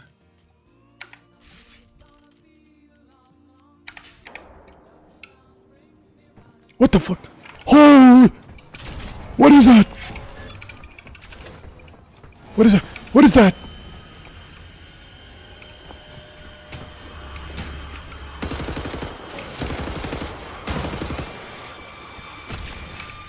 What? Is this drone warfare, yo? What? This is insane. Wait, dude, what? This is the second level? I thought it was boring as shit. I'm not gonna lie. I was like, dude, this game is garbage. I'm not gonna lie. I was like, it's the first level is all it was cool for. Dude, what? No wonder, dude. I'm forgetting that this is like the same. Or this isn't the same company that made Doom. It's Bethesda, but I don't know. Wait, id Software. I think they made Doom in this game, didn't they? Dude, id Software is insane. Are they still in business? I hope they are. Okay. Okay, this counts as a character. This is insane, dude. I've never seen like a modern game perform like this. WSP John unmanned combat aircraft controlled by basic. I'd say Helldivers is probably like the most.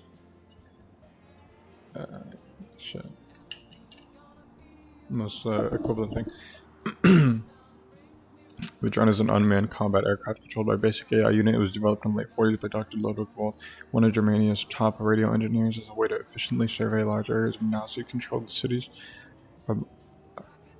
above without requiring a human component. Since then, it has been enhanced with numerous abilities such as power-efficient laser cannons and ramjet engines. Good tutorials. Test a grenade. A hand grenade with a high explosive EMP charge for taking out multiple enemies and creative diversions. Magnetically charged casing will stick to nearby mechanical enemies and temporarily disable them or stay out of the range or blast range.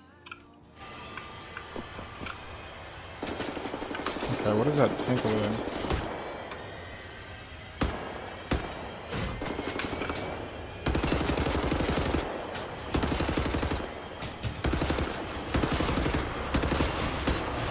Holy!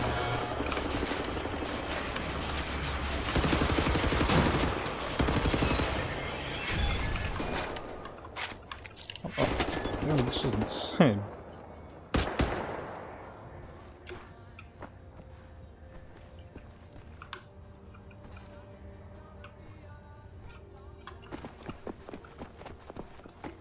Okay, I have a letter I have to find. I think I wiped them.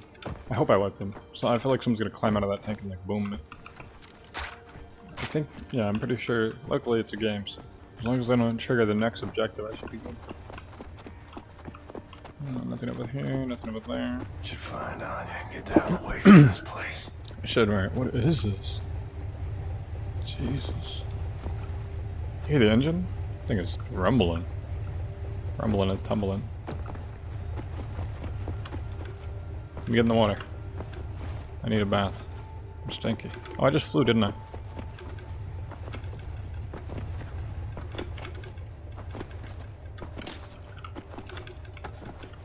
Oh, oh man, that's a lot of armor. Alright. Here's the other drone. Take all their ammo. Alright. Seems about it. Is it Anya? No way, chat. Anya. Oh. Wait, that is Anya. I thought she was dead. Okay. That'd be clutch. But said my voice is too low. Let me see. Before I clutch Princess Peach over here, let me see if I can check my audio level.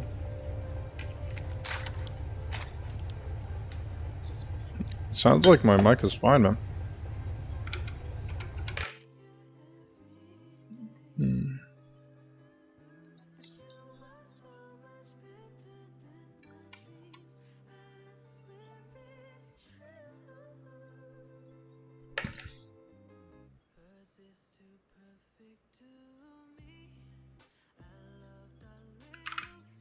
Super Mario 64 is 8 megabytes, Pokemon Black and White is 106 megabytes, but 50...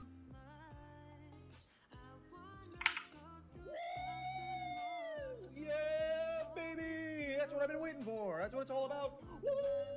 Before I even made my first video in this series, I was excited to break down this episode, but I can't. Okay, so wait, is this the level?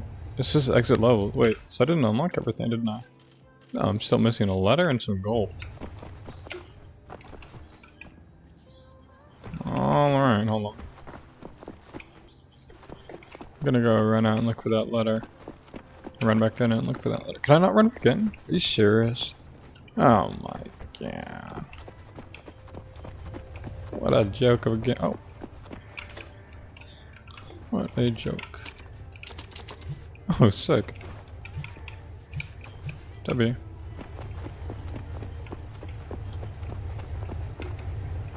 Oh shoot, I can see inside of it. Dang. Okay, thanks for leaving me the car, you guys. Come on, Anya, let's go.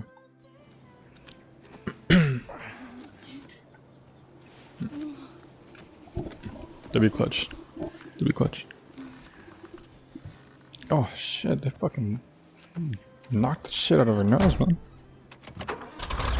Stop. I need some guitar music playing back over. They gotta do it like they did the first intro. There it is. Oh, they knew what they're doing. They knew what they were doing. Oh, he's gonna knock out while they're driving. Holy shit. Am I gonna get to drive? Oh. Oh. W clutch on ya? W clutch?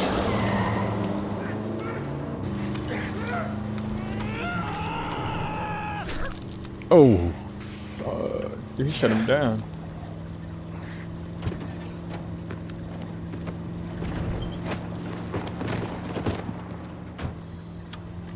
Jesteś żołnierzem? Umiesz walczyć? Kim jesteś? Jestem Billy J. Blaskovich. Oh shit. Army. USA. He knows German. Sorry, my Polish isn't very good. Are you fit to drive? Where to? Wherever. Yeah, this guy is a goat. Hello.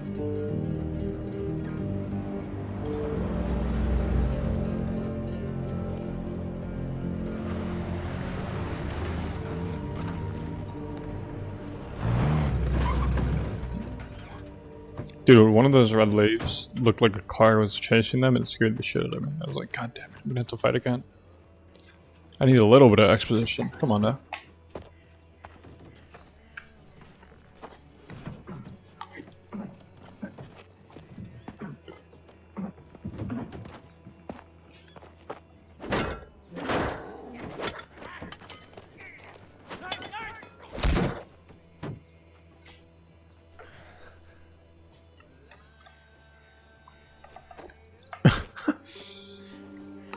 And they grieve for their dead. Such raw sorrow. Can't partake. Man would flood oceans. Would drown. Damn. If I let it out. It's 1960. 1960. Yes. You've stayed with us for 14 years. It's 1960. Wow. I have to find a way to contact the U.S. military. I gotta find my unit, let them know I'm alive and ready for duty. There's no more war. It's over. No more military. No. The war ain't over. Look at all these Nazis walking around. They won. It's over. The Nazis rule the world now. They are everywhere. Everywhere. What about the U.S.? The USA, they, what's the word? Poddacie. Surrenders. He surrendered. Because of you. Ooh. Atom bomb. They surrendered 12 years ago when Nazi atom bombed their country. Yes. Well, then I'll find the resistance. I'll find them and I'll help them fight. No, no, no. More resistance. Everyone is captured. If they leave, the Nazis have them. And who can say where they keep them?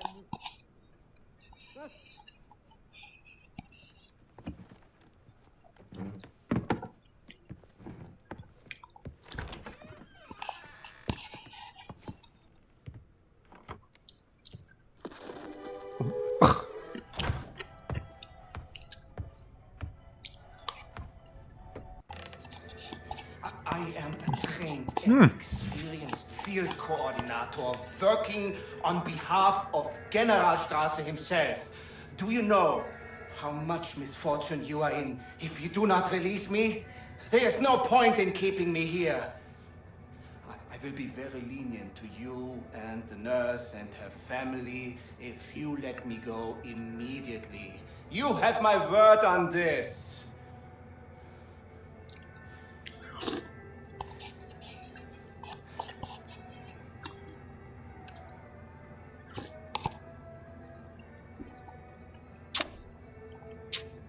How about no?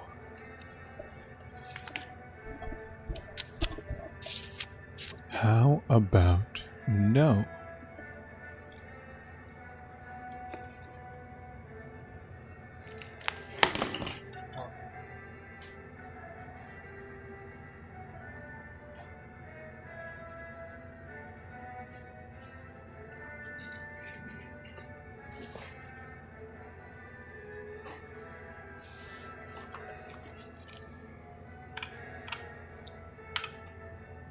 Oh. Okay. I think I know where this is going. I think I can see where this is headed.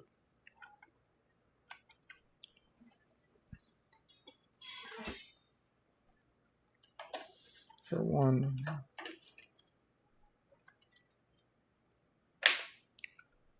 Let's see. Hello, Monsieur. We don't need this. We don't need him to watch, alright, buddy? Look away. You're not gonna want to see this.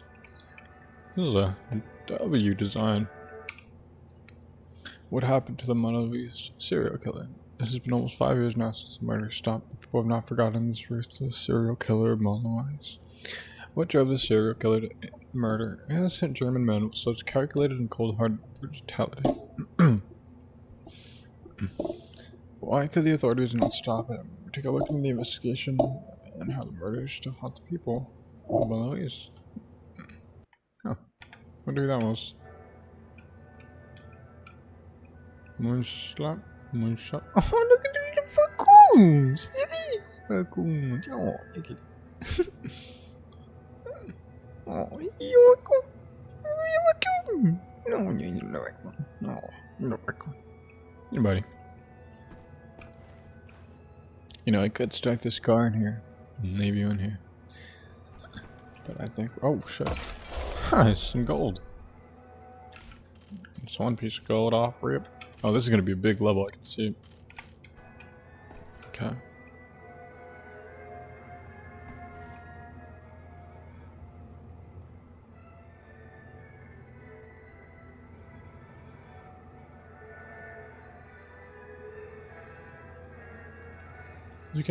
This game looks pretty smooth if you move your camera around slow enough. If you move it around as if you're a console player on the original console port, then yeah, it looks pretty good. But if you move it around too fast, there's so much terrain, it's absolutely abysmal. I might even just turn VSync on.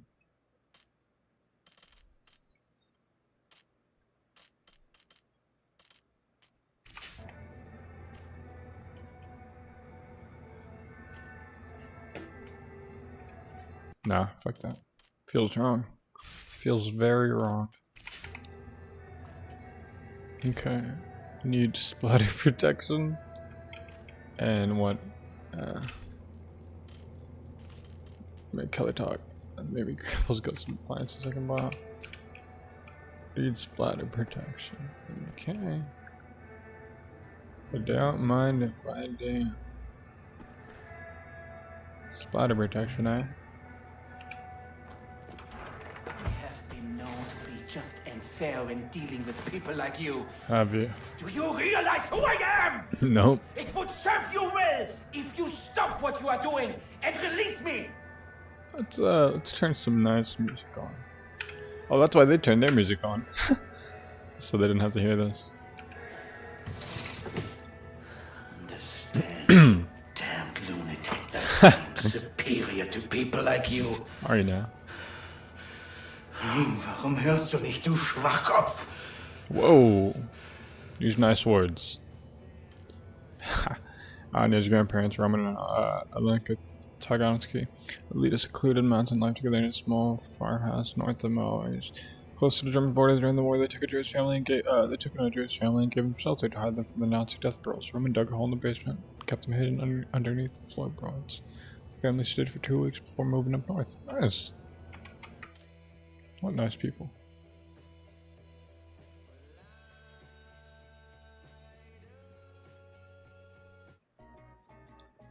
Let's play some nice calming music over this. What if I wanted to be? Face. Keller, born in Strasbourg, France. Friedrich Keller's childhood was defined by domestic abuse and poverty. When Germany invaded France, Keller's father joined the resistance. Tired of living in poverty, Keller went to the local SS office and informed the Nazis of his father's ties to the resistance. His family was rounded up and sent to Auschwitz, but Keller was taken under the wing of notorious General Wilhelm Strauss, whom he has served ever since. Keller views General Strauss as a surrogate father, or basically cooking his surrogate son. And, I mean, this guy, the character, Blasquez, hates Strauss, from what we've learned. So, basically getting some crazy get back right here. Jump right. Which I'm pretty hyped to do. Oh, what do you want? Okay. Okay.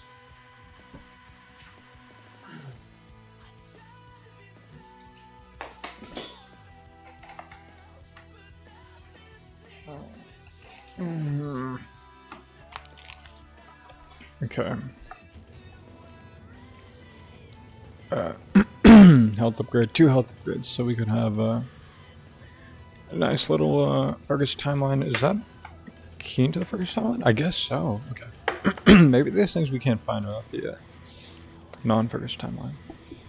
I'll have to check it again. Who knows? Who knows? I want to really 100% this game.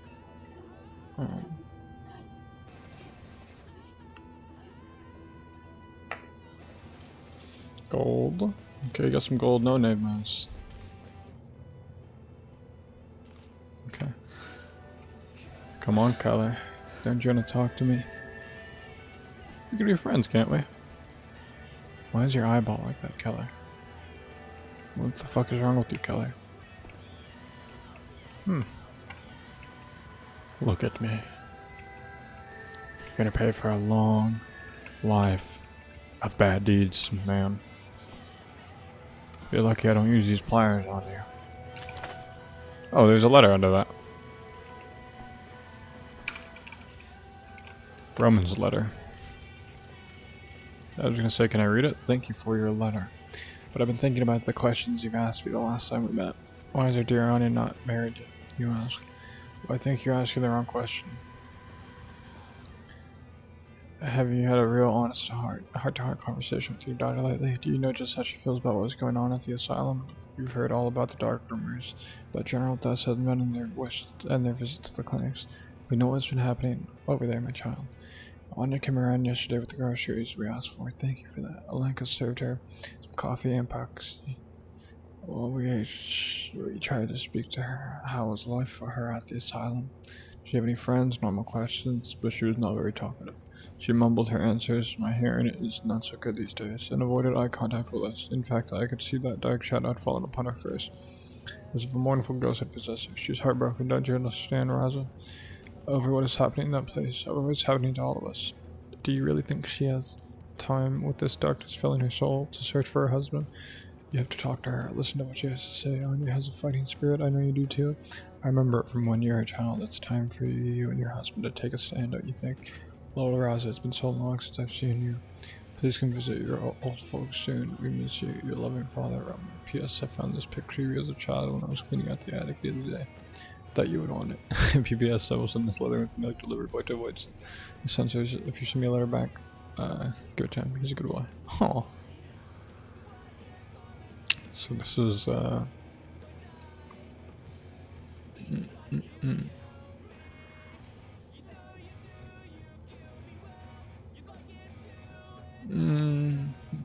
okay, so these are my grandparents, I believe.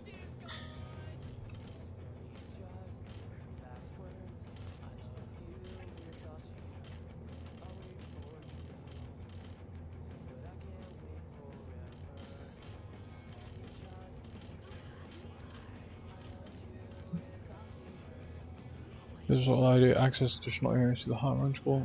Okay, yeah. I wonder how much health I can max out at. Du bist ein gottverdammter Irrenanstaltsinsasse! Holy shit. Bitch. Sit your ass back in that chair, boy.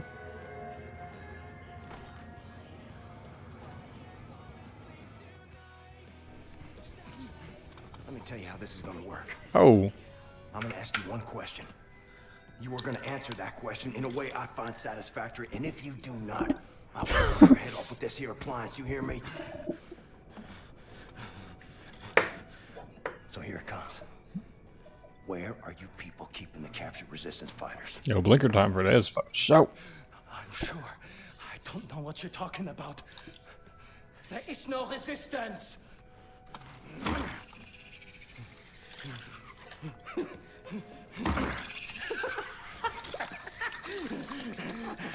Was zur Hölle mit dir und deinem verdammten Widerstand?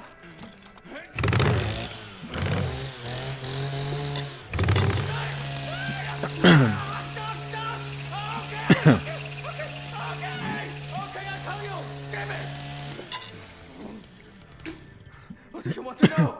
The resistance fighters, where are they? Berlin, Eisenstadt, Dresden. But you'll never make it there.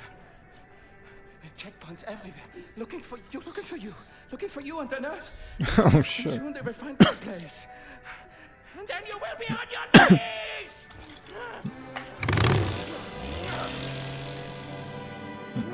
Gotowy, gotowy. Jesteś przystojny chłop, panie Błaskowicz. Nie taki przystojny jak ja, ale nieźle, nieźle. Pilnuj jej. Rozumiemy się? Albo ja cię znajdę i zrobię ci krzywdę. Rozumiem. I thought he was gonna say he would get the Nazis on him, dude. Oh man. Oh, bet he's coming with us. I'm actually super hyped for this level. The last level, because it was like a transition tutorial, it made me very bored. As we make the journey across dark waters, grant us sound feet and silent breath. Refuge from the storm.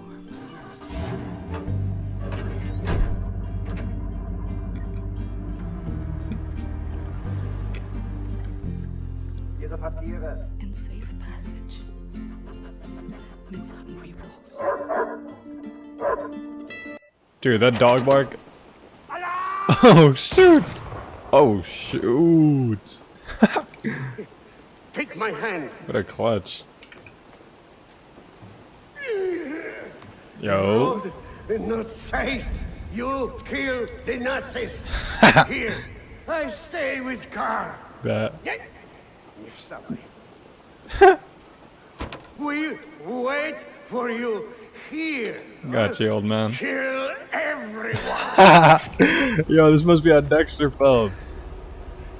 Yo. You Nazis messing with my friends. We haul precious cargo. We have a train to get.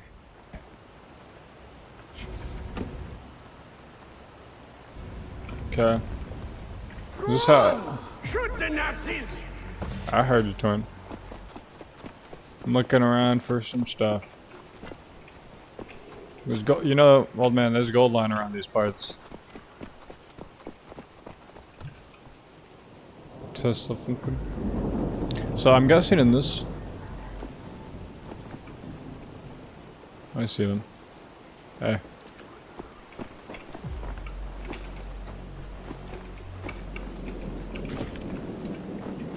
Oh, is that a crate? I can break those.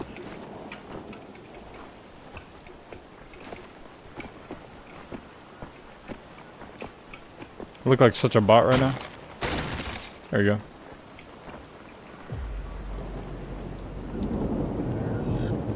go. I wanted to take these sewers because I just saw this. Always go backwards in Bethesda games. I've learned that. Yep, there's an Enigma code. And this is looking like, first off, was there something out here? No. I'm super hyped for this. Let me get some music going. Because right now there's no exposition.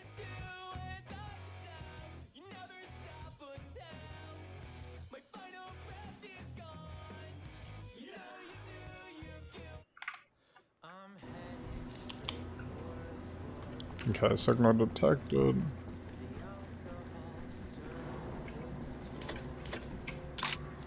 Oh yeah.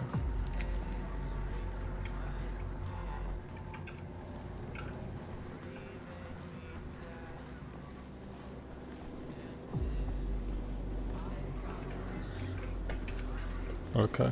Oh shit.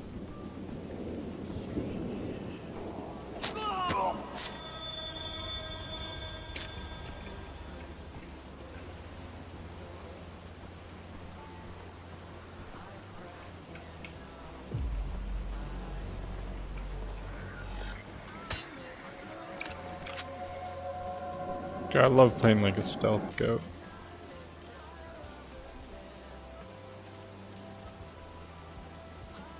I need to get another knife kill.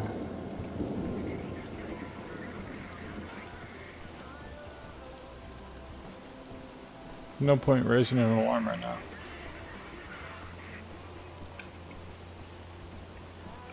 Don't turn around, don't turn around, don't turn around, don't turn around. Shut up.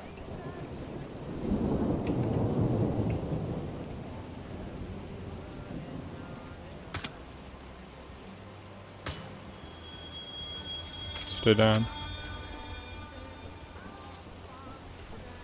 Oh, When things load in like that, it kind of confuses me.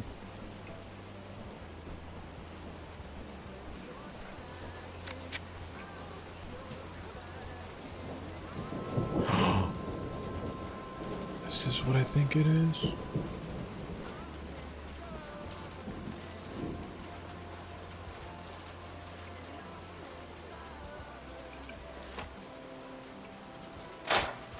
Is this a laser gun? Oh my god.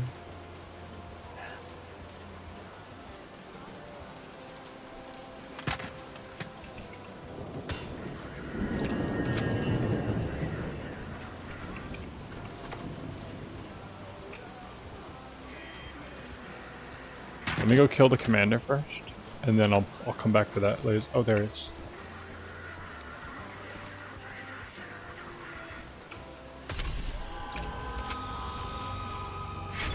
That's that. Back to the car. Oh wow.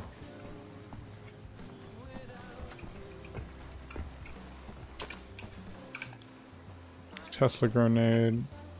Dang Tim. Why do you have no bullet wound? Has a bulletproof brain, doesn't. Got it.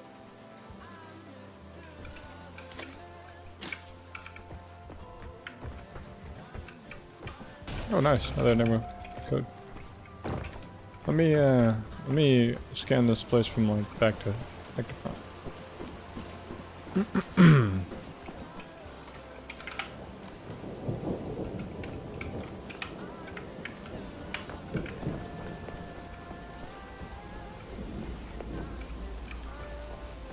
Okay. Yeah, it's a pretty cut and dry path.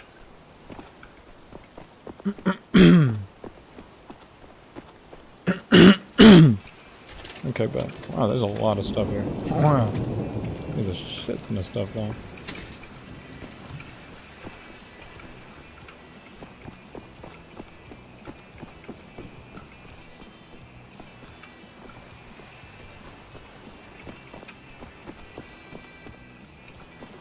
Why does this look climbable?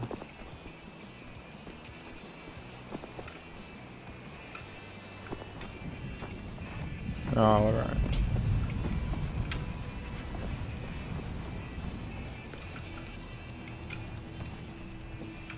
Oh, W. I needed some extra knives.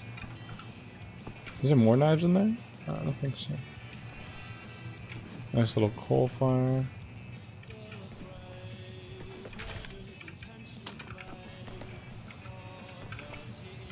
Letters on the floor. Okay.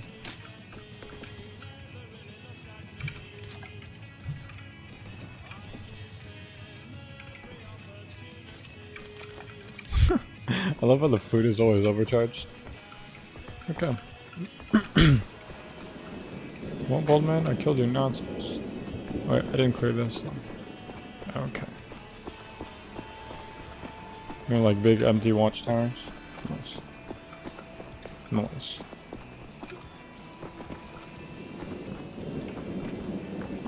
Okay, I think that's it.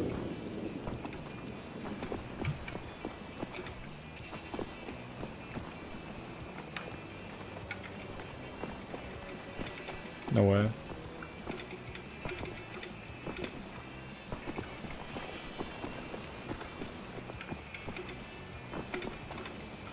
Dude, I'm so fast. Oh shit. I missed an enigma? No, give me off. What are you talking about? How did I miss an enigma code?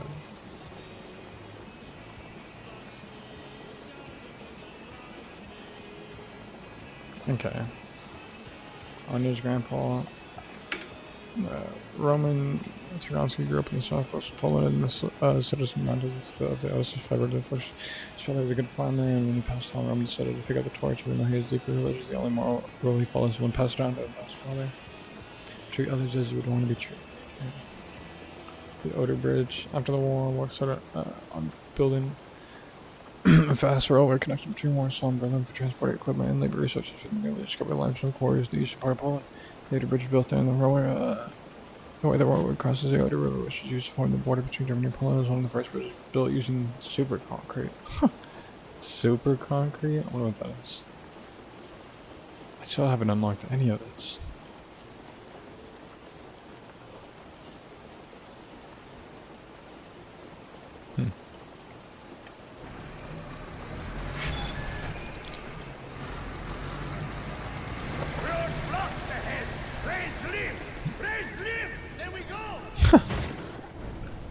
Good ain't for an old dame.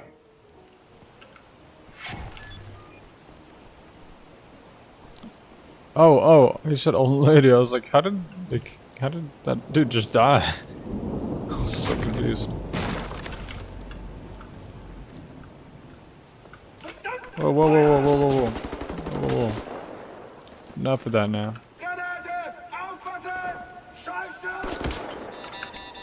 Holy sh...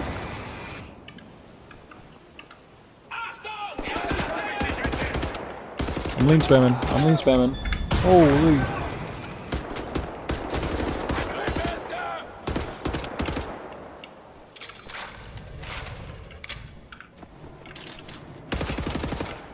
Peek me. Don't...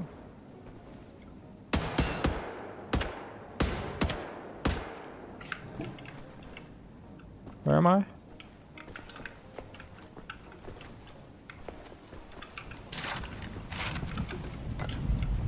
Guys, I'm scared.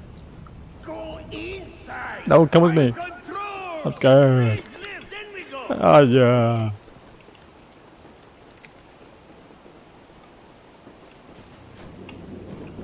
Can throw a grenade over here. I guess. Oh my god! I was not trying to do that.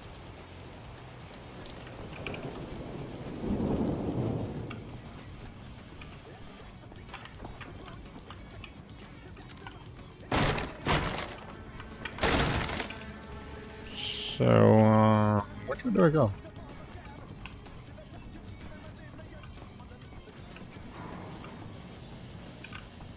I want to walk up there.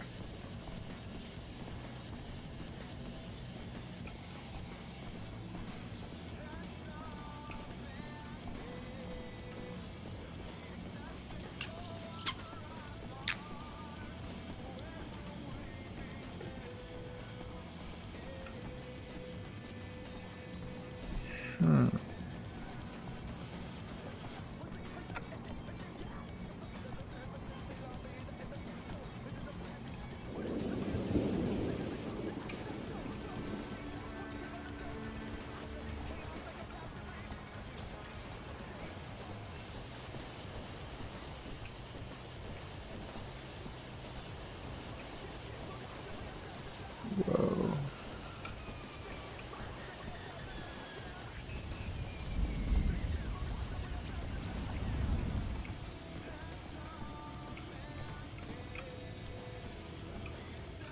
Okay.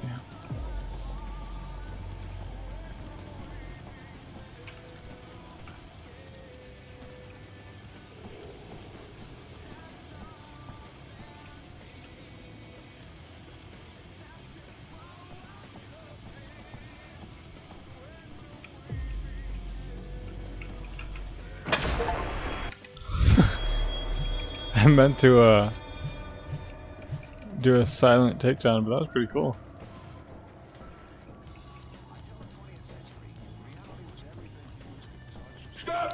Holy shit. How did you know I was there?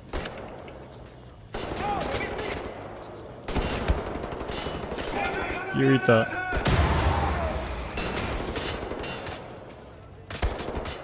No, stop hitting me.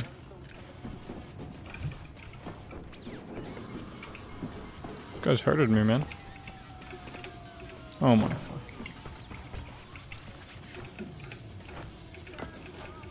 This game would do that. Oh my god, this game would be like that, dude.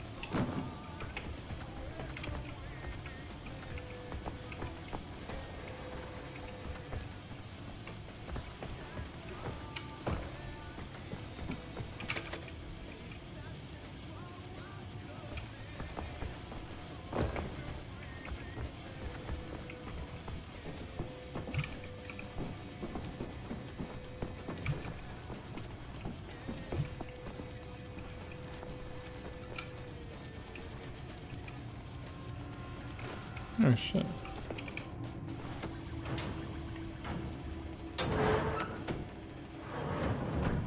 Wonder what this is. Está there. Holy fuck.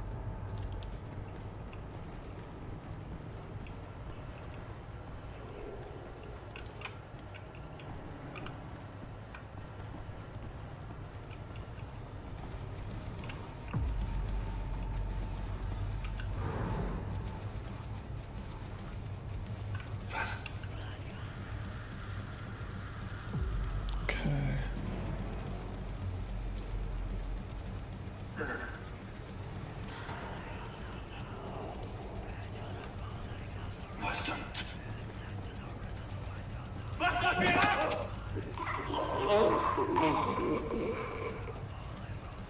That was like disgustingly realistic.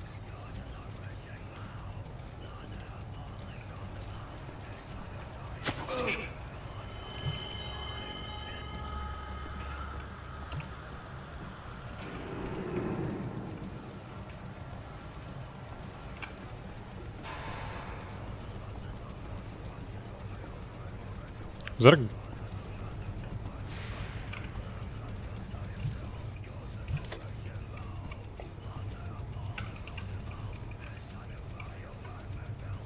Nice. Wait, how many knives can I carry? Oh, nice.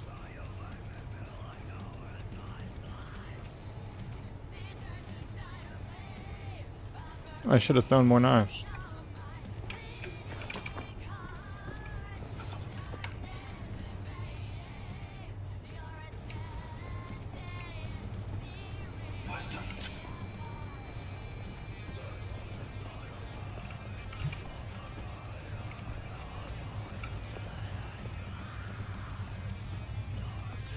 Right.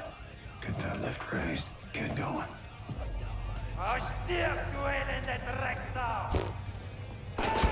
Okay. No. No. No. No. No. I'm not doing that, bro. Why did it let me go up and down?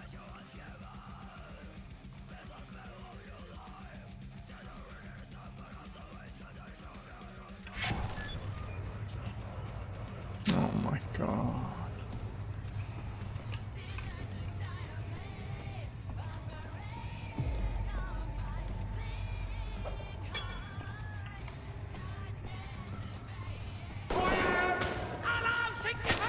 Dude, stop.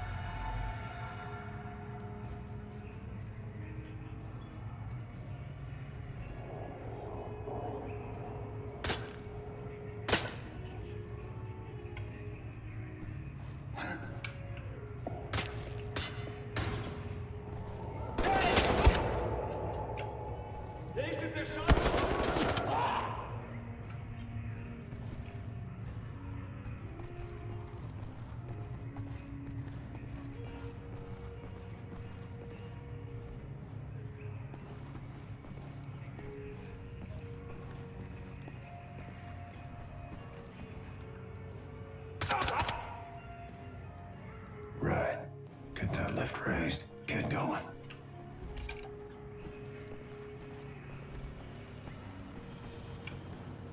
Oh, fuck yeah, baby. Okay. I love playing the stealth route, man. I like, you know, I like how I can play. I want to play. You know what? I'm gonna play like that. I don't want to have to go in gunplay with me. I knew there'd be some in here. I knew it. I should have. I wish I could have looted all those crates. Oh, there's one. Hmm.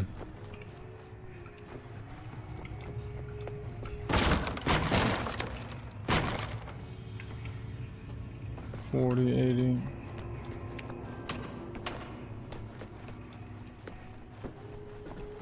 Wow, look at this. 20.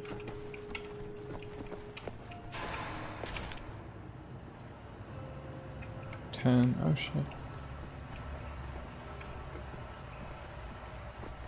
Another 40.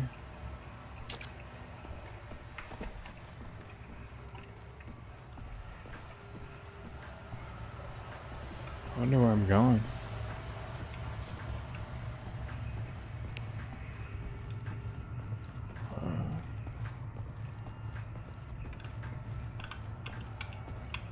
Wait, what? Uh-oh.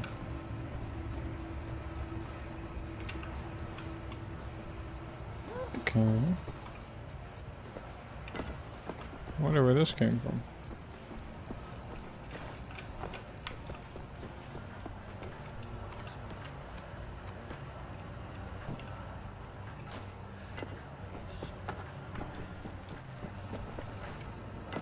Hmm.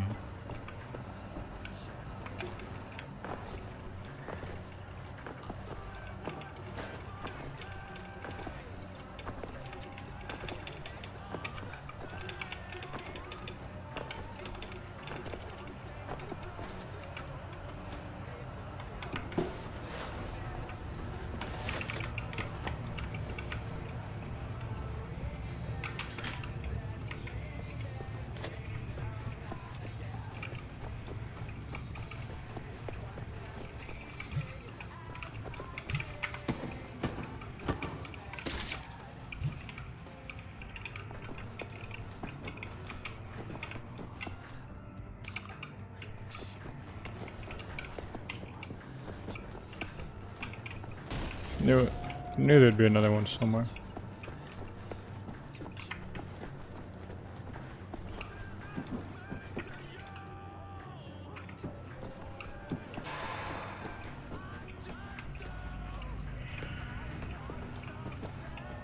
Odd-looking truck. What cargo is that? Who's spreading regarding a new campaign launch?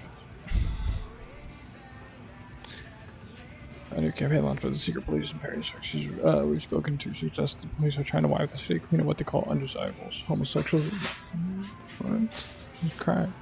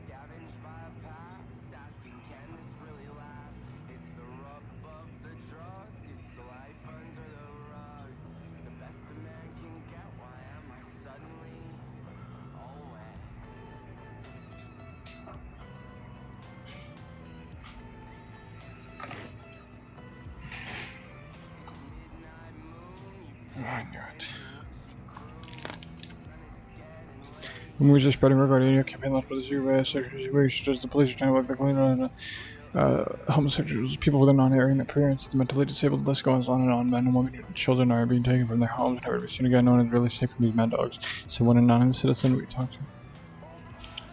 It's okay.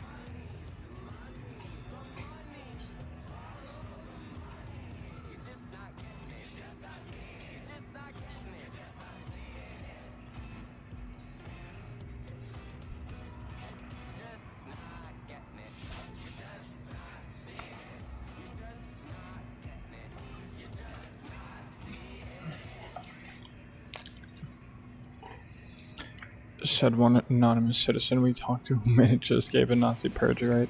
Escape all you can. Okay.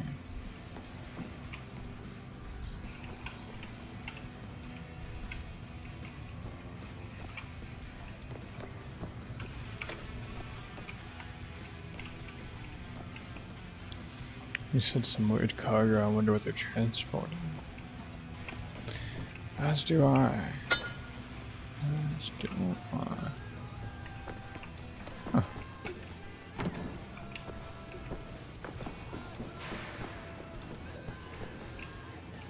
Oh, I can drive this. What the heck is this? How about we go for a spin? Okay. Back to work. Oh. What a cool knife.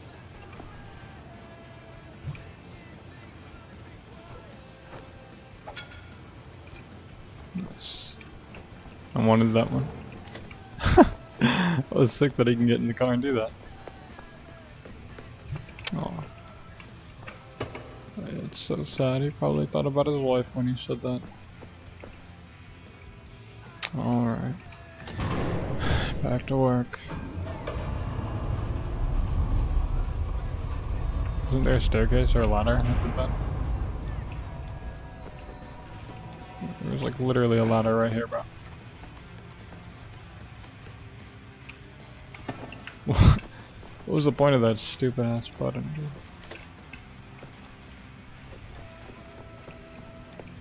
Alright.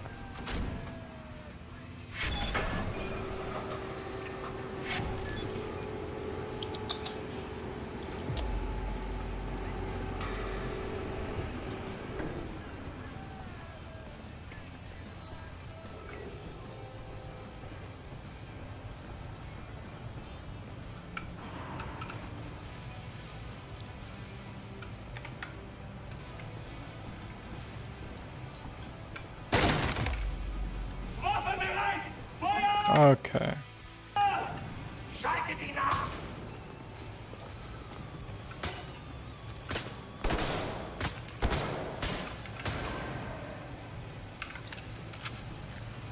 That's how it's done.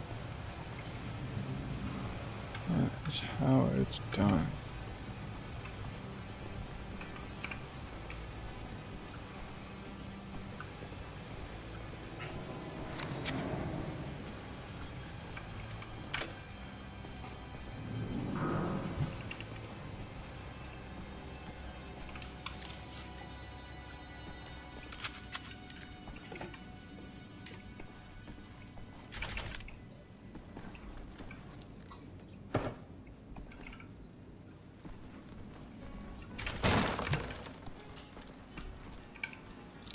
Yeah, all these switches are so like interactive.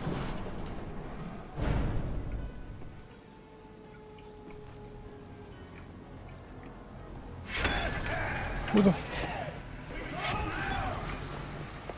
damn, bro, he's all fucking yelling at me, I'm all scared and shit. Run is not safe. Nazis down there. Shoot the Nazis. We wait here. How much more? Oh my god. You just need me to do that all the time, huh?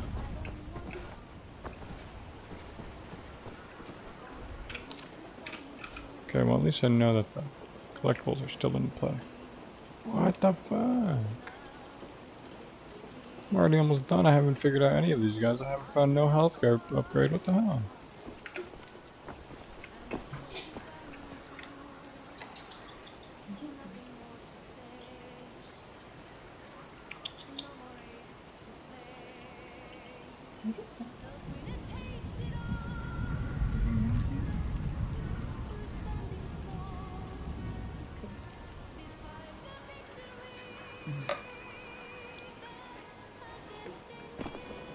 We wait.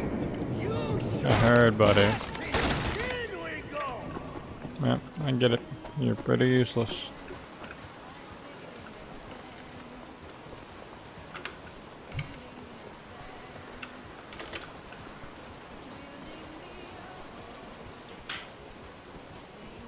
I just saw a Nazi.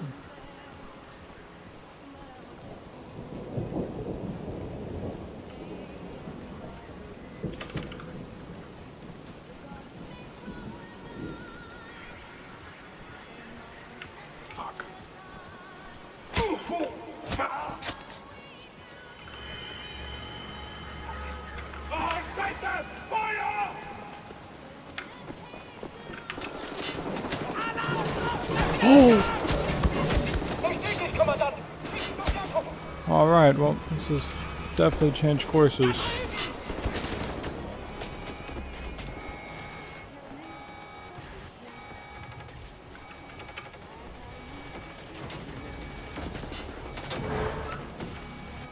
Oh my, can I just go in?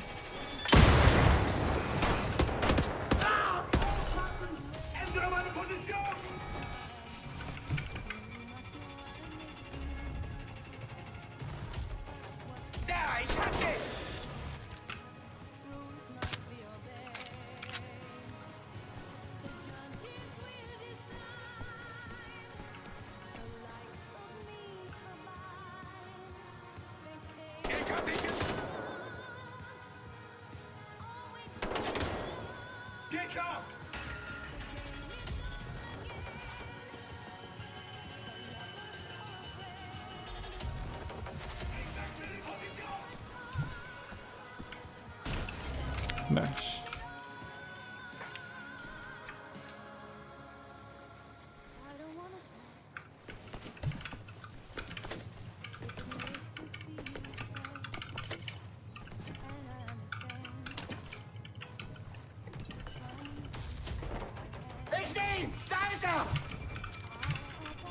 I guess I do need to get some assaults.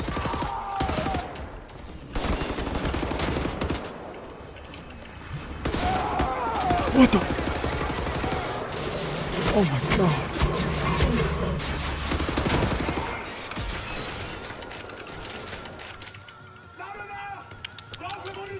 Stop biting me. Stop biting me. No big deal. Come on. It's okay. Come on.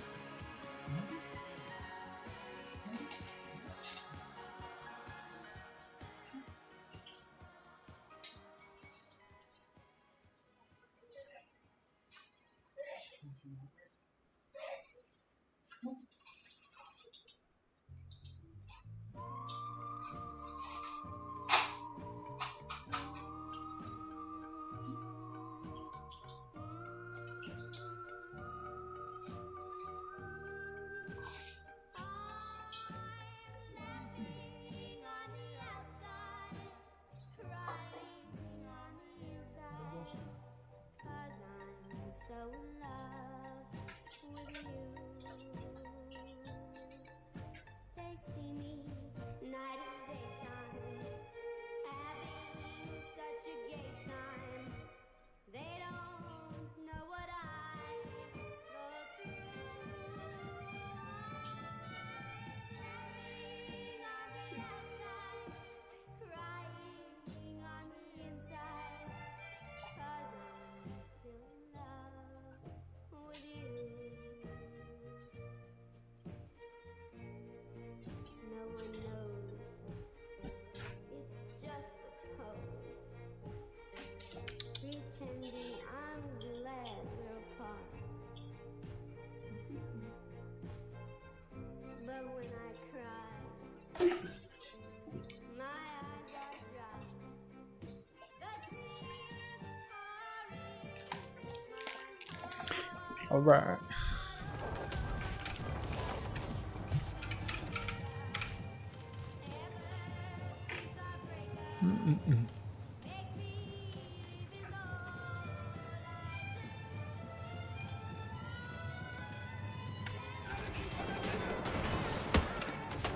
Okay, I gotta hit some dope ass dramatic ass kills. That's it.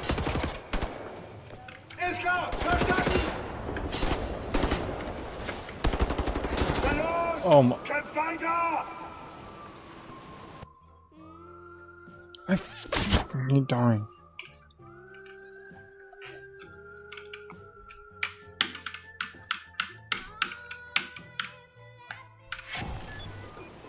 Are you serious?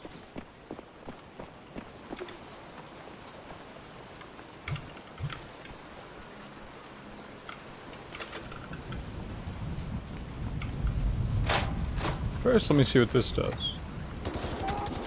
Oh yeah.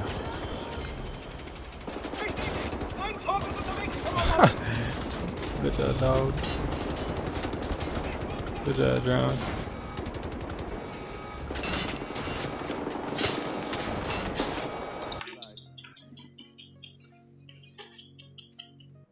That just don't seem right. Yeah. Make people so mad. Yeah. They want it so bad. Well, we was fucking, almost missed my flight. I wasn't even tripping, I said it's alright. Yeah. Goddamn, we was hit last night. Wouldn't you rather get along? Wouldn't you rather get along? You was copping when you hit my way. But I've never seen you feel that free. You're so cute, you wanna be like me. Wouldn't you rather get along? Wouldn't you rather get along? Until there is no longer. Let's get lost inside the clouds. You gotta work hard. I can calm you down. Yeah. Well, I was busy when you hit my phone.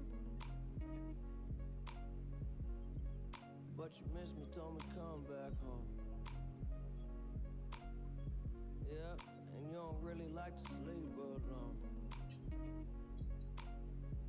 But I'm taking too long. I'm always taking too long.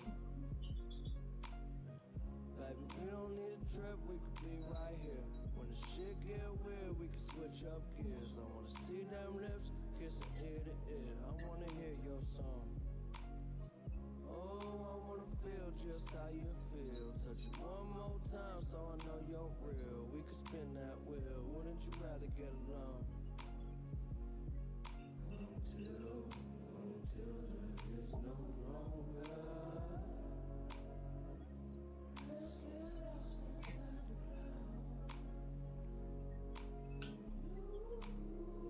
You gotta work hard. I can calm you down. think we just might be alright.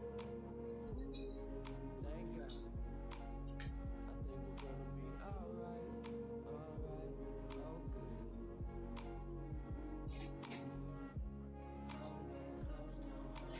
okay. Okay.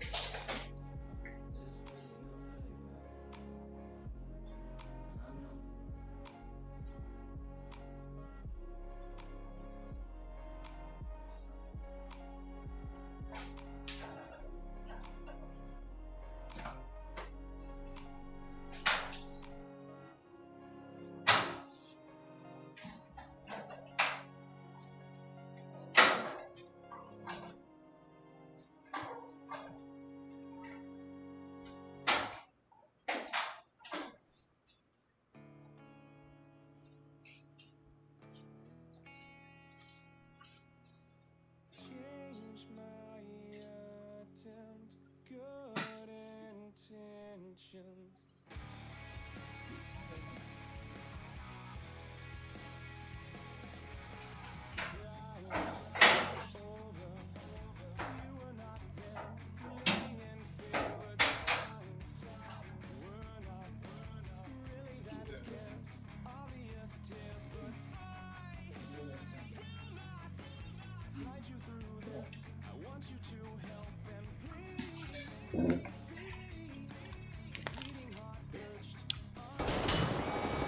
What was I?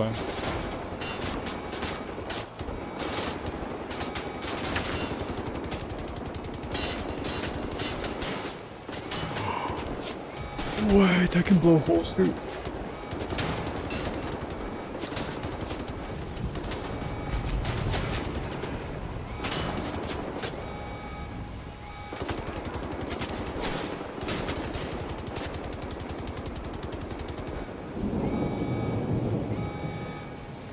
I see you, doggy.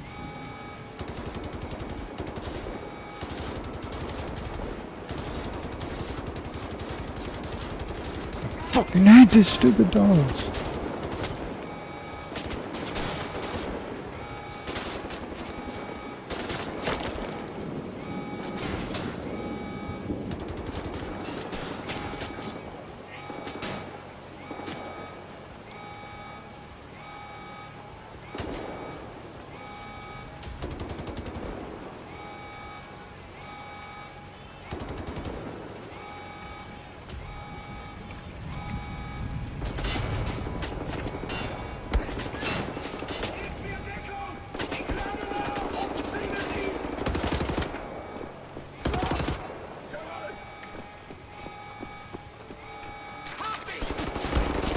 Holy God.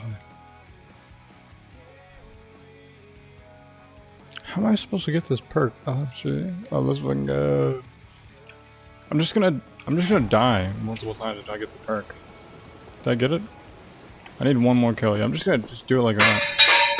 What? Why are you so loud?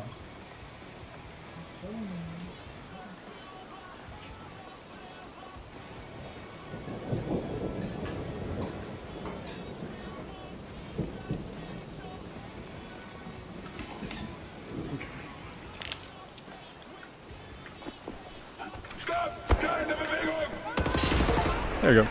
And then I just restart the checkpoint, and now I can play how I want to play. Okay. Okay. This game is hanging on by a thread.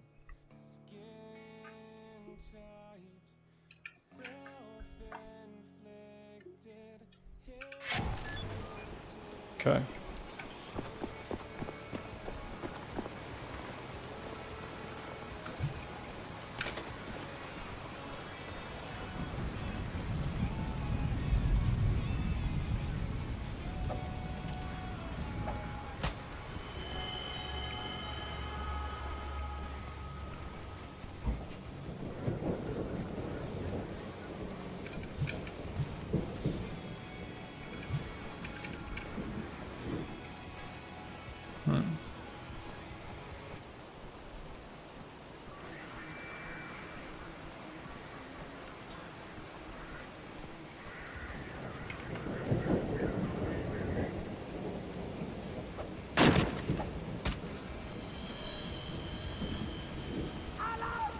What? What?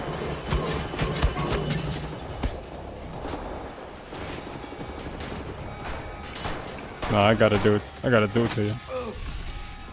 Swore. Oh my god!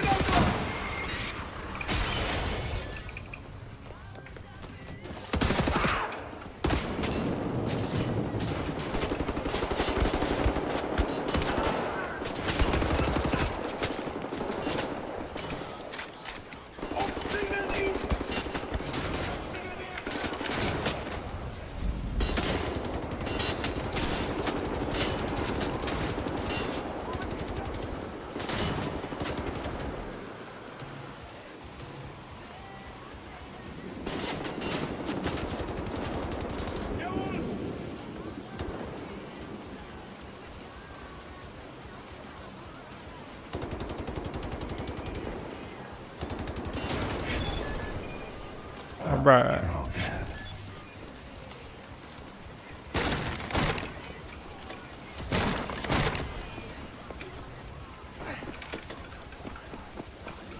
Wonder it's in these.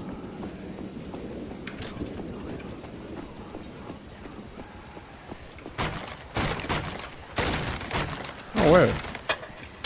Oh, that would have been cool. There's a little hidden spot you have to break something to get to.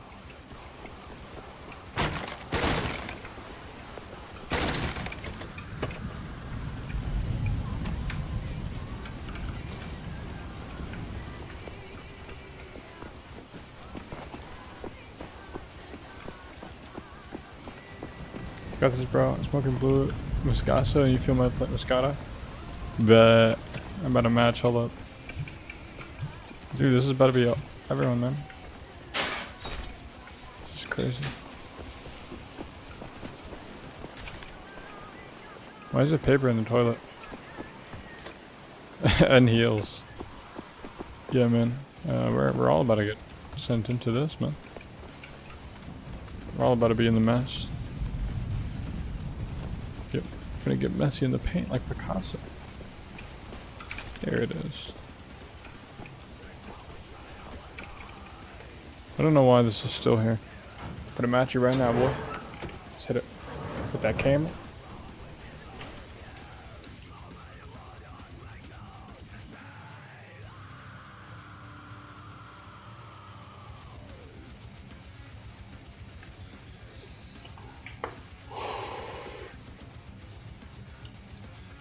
Goated Blinky.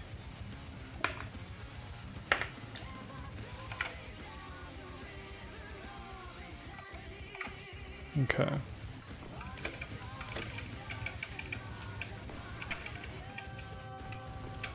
I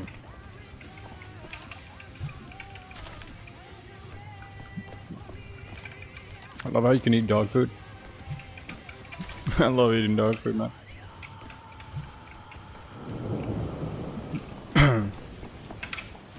I guess there's nothing more I can get. I've got the letter. I got no health upgrades, unfortunately.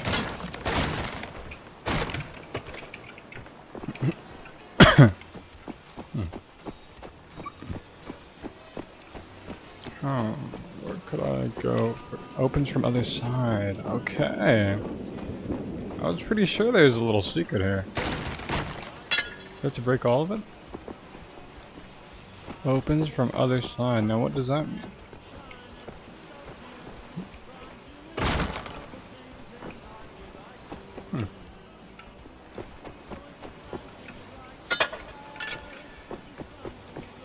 What do you mean opens from other side? Wait a minute. Wait a minute.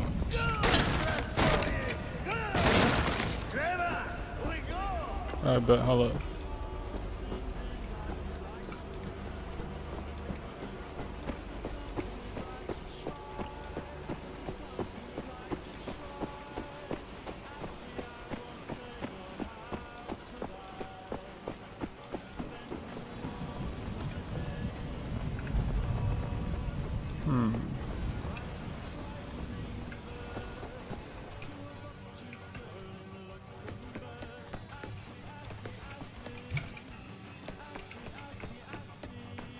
Okay.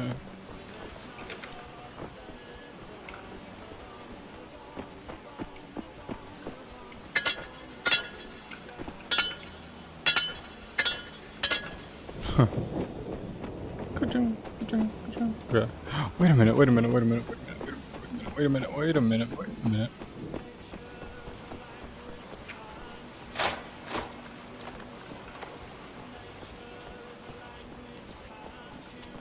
Oh, match all day, every day. I'd love to see you streaming and smoking live, bro. Thank you, bro. Thank you. Keeping the genre alive. Oh my god! I was right. Wait, Ward? Was I supposed to use this earlier? I think this was like earlier. Yeah, I was supposed to use this way earlier. I found this earlier.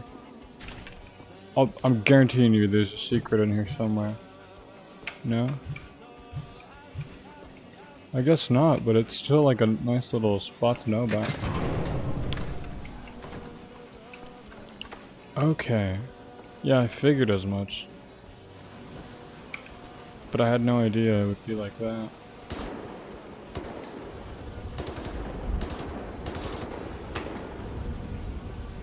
Wow, that's actually kind of annoying.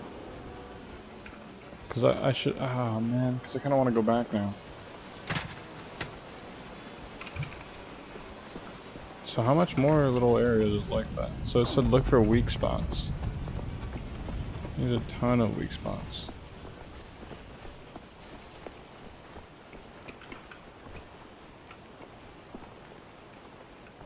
Huh.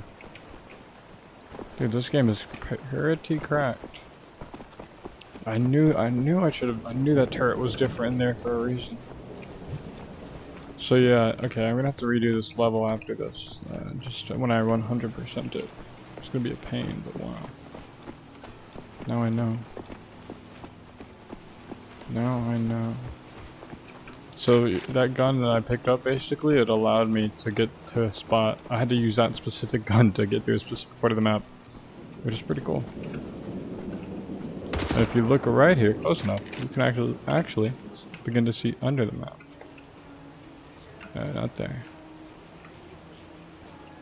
It's not under the map either. It's like part of the other map. Hold on! We are going away from this place now. Holy fuck! Oh my god! Oh my god! Tesla boom.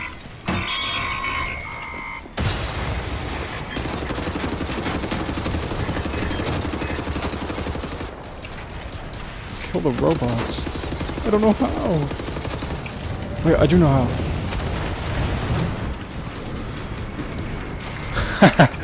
Oh yeah. Oh no. War. Totally. Utterly. War. Oh no no no no no no no.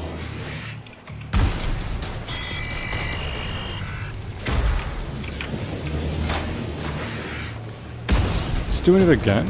Okay, I detached it though, so it's mine now, boy. Oh yeah.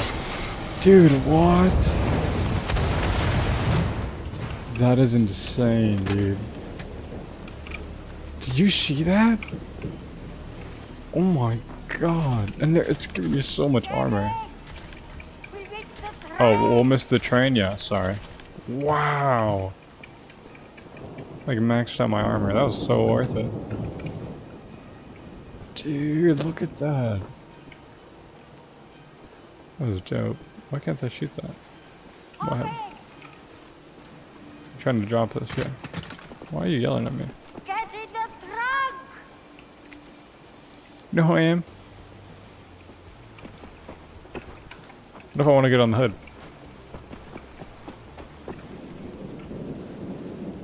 I guess I'll get on. Oh, look here, I might do another level. Hello. What up, what up? You know, boys. Hold up, hold up. On a train in Berlin. Making noise.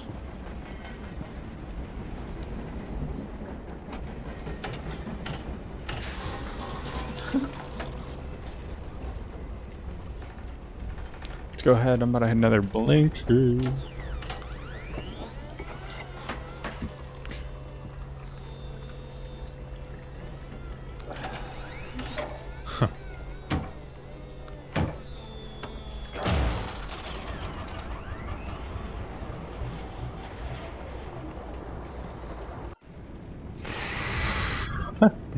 W coffee. W coffee.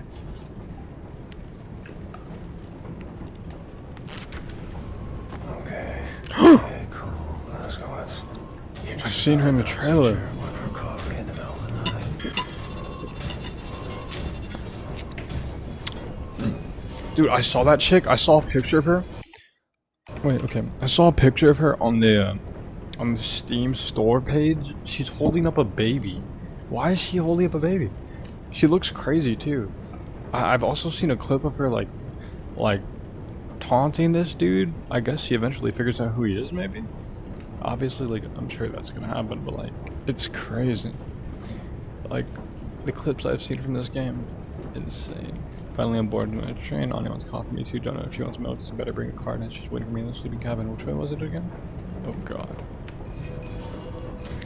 Night train, Berlin, Germany. Just head back to the cabin. Avoid eye contact. But I want to talk to these people. I was wondering if I could spill the drink.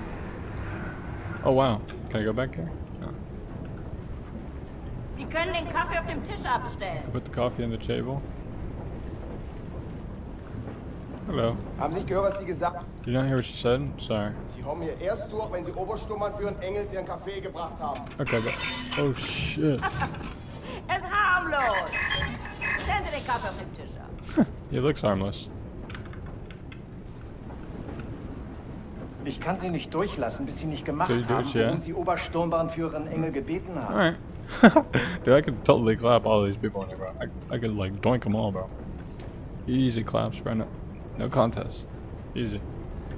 Yeah, dude, she looks crazy. Is this like Death's Head wife or something? How do you say it? Death's Head. Yeah, is this Death's Head? How the fuck do you say that? Death's Head. How do you say it? Augenblick mal. Lassen Sie sich mal ansehen. Death's Head's? Ja. Death Head's wife? Oh, Death Head's. Schöne arische Züge. Findest du nicht auch, Bobi? Ja, mir gefallen seine Augen. Bitte, setzen Sie sich. Sounds like Death Head. What's wrong with their eyes? Entschuldigen Sie mein Benehmen. Ich bin Obersturmbannführer Engel. Und das ist mein liebreizender Begleiter. Das bist du doch, Bobi. Was soll das, mein Schatz, ey? Blick the yard. Alright, hold up.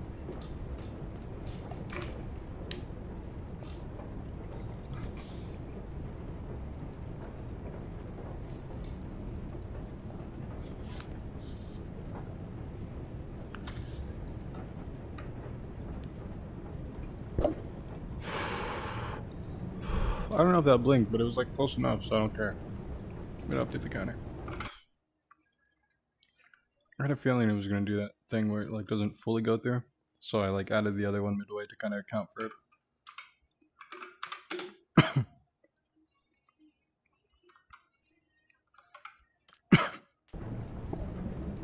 Okay. Ich möchte Sie einem Test unterziehen. Damit lassen sich Spuren unreinen Blutes, die in den Adern einer Person fließen, feststellen. Ich bin mir sicher, dass Sie diesen Test mit Leichtigkeit bestehen werden. Und wenn nicht, dann werde ich Sie erschießen. Haben Sie das verstanden? It's like clockwork.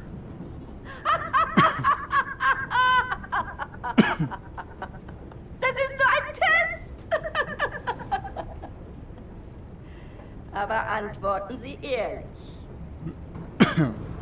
Wenn Sie nach der Waffe greifen sollten, Yo, she's crazy. sind Sie tot. Noch bevor Wait, so what did she just ask Sie me? Ihre Entscheidung bereuen werden. The diamond. I don't know, bro. I don't even know what it is, bro. It's the Natty Labs.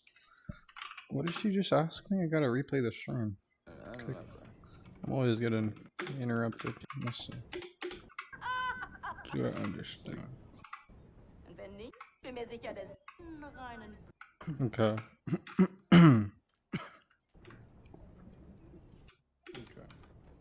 Ich möchte Sie einem Test unterziehen. Das bist du. Okay. She's like, what is this? Oh, it's the thing in her hand. I couldn't see it because it was black. Can you see that? It's designed to determine if there's traces of impure blood. Okay, but so she's basically just giving him like a DNA test. Yeah, it's at Natty Labs. Yo.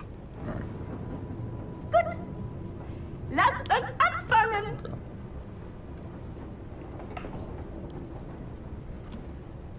Wählen Sie das Foto, das Sie erregt.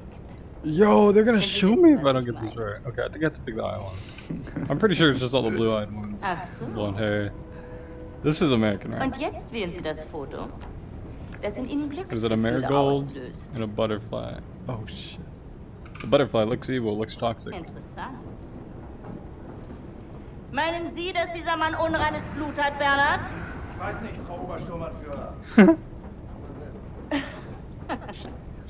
Dude, if Ja, das werden wir I leave this room without her nicht killing wahr? someone, I'm gonna be kind of sad. Because she looks pretty menacing. Diesmal wählen Sie das Bild, Yo! das Sie am meisten mit Abscheu erfüllt. Ah, okay. I'm sure oh. Yo, what? Ich hätte sagen sollen, dass das Ihre letzte Wahl ist. Also wählen Sie weise.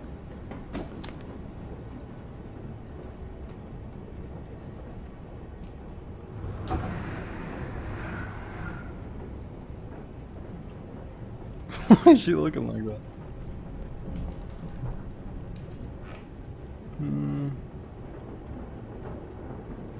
That looks like Jewish Holocaust pictures, so I'm gonna do that one. What? I was Sag right. Ihnen etwas. I was right. Wenn Sie ein Nicht-Arier I was gewesen right. wären, hätten Sie zur Waffe gegriffen. I knew it. Oh my god. Sie müssen diese Dame schon entschuldigen, aber sie ist sehr stolz darauf, diese Bilderrätsel mit wildfremden Männern zu spielen. Diese Dude, if it's not one thing, no, I'm killing this, but I'm waiting for this. No. I will wait for this thing to come back and I'll kill it. If it lands on me, I'll kill it again. I don't care. I hate when a bug spawns in out of nowhere and flies on my monitor like a moth. I don't know what's going on. Some big flying bug. Big bug.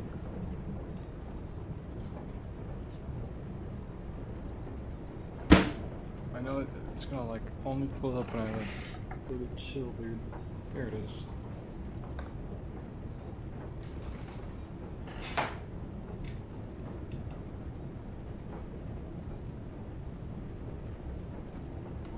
Kill that motherfucker, here you go.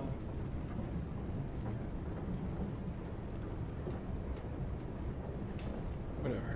I'm gonna help that buggy. It's gonna come back. You know what?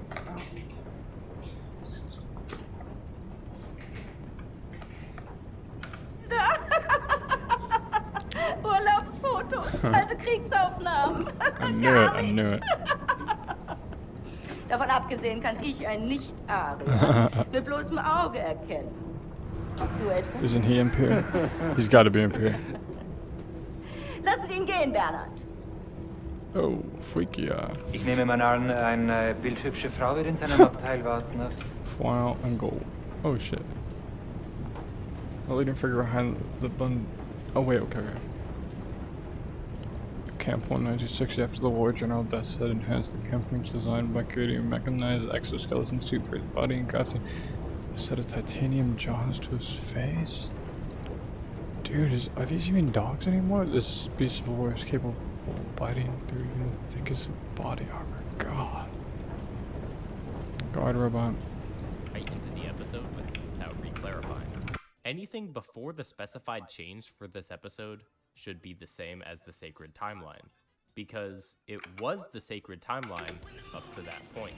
Anything different before that point can't be explained with this is an alternate universe, because that doesn't follow what's established in the show. So those differences are continuity errors. Okay, let's begin.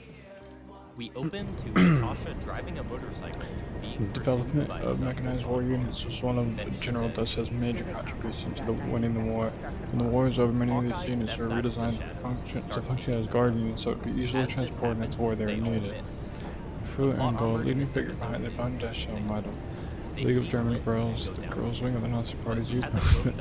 From about executive life, the Nazi cause who done duty reading 6 according to definition, Aryan children showed fatherland and exhibited steadfast loyalty to the Nazi Party. She quickly rose up their rear. Lass gut sein. Natasha says, Vergessen Sie den Kaffee für Ihre Freunde. clarify what the 90 seconds before. Except for the coffee food for okay, that was until then, but I got back to for that cozy Nazi lady couldn't look in their game. What if I stay here and look at you? First I'm milk, aren't wait. Multiple sub-Ultron bots also don't shoot her and just close the distance. One finally shoots Clint and it takes off his robotic arm. Conveniently, it didn't hit a vital part of it. Then two of the Am bots besten verschwinden Sie in Abteil in die andere Richtung. So the other way. right? Nah, he's fine. Natasha takes out the Ultron bots and gives Clint his arm. Hey guys. I guess What do the y'all shot up to? didn't damage anything, it just disconnected the arm, because he snaps it right back on and hits up after falling off of a building. What were they thinking? Nice weather we're Surviving having. on this height is a problem on so many levels. Natasha says they're cutting it close. A little longer, the bots would have alerted the main Ultron consciousness to where they are, which prompts Clint to ask, where? How did they travel here without him knowing where they were going? Surely if he didn't know where they were going, he would ask Natasha, right? Maybe he would have had some better ideas than where she wanted to go. But I guess he just pointed. Although in October They had 11th, not so noticed, next month, the so then dynamic Natasha form could will tell take the the audience stage inside the famous work show. as they ruined Ten St. perform Basil's music from the Cathedral latest in album, the Dust back. Blue Boots. Wow. Tickets to the show have already been sold out Don't right have time, any which is faith from now. in Wait, the Beatles!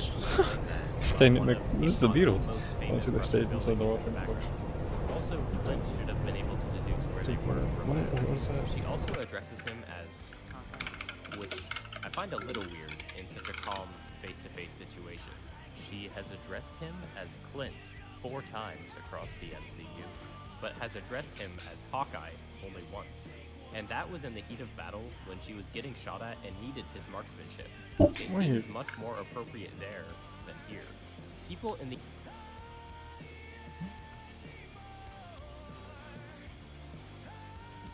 Mario stars that he found. And now, you can look at this newspaper clipping here. This is in the trend. Kurt is on a work. He submitted to his reference.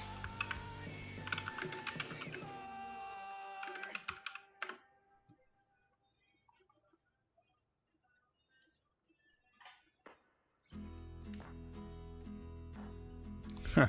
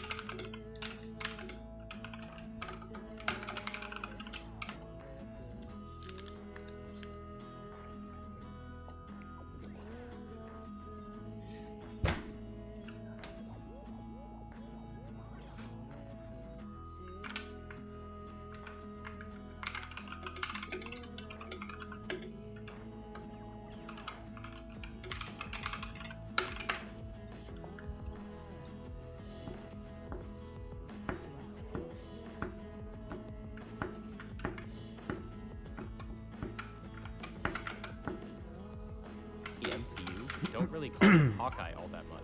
They just call him Clint. I think the only reason she clunkily addressed him this way here is to tell the audience, this is Hawkeye, by the way, in case you didn't know. This episode is not doing very well in the smooth exposition. Okay.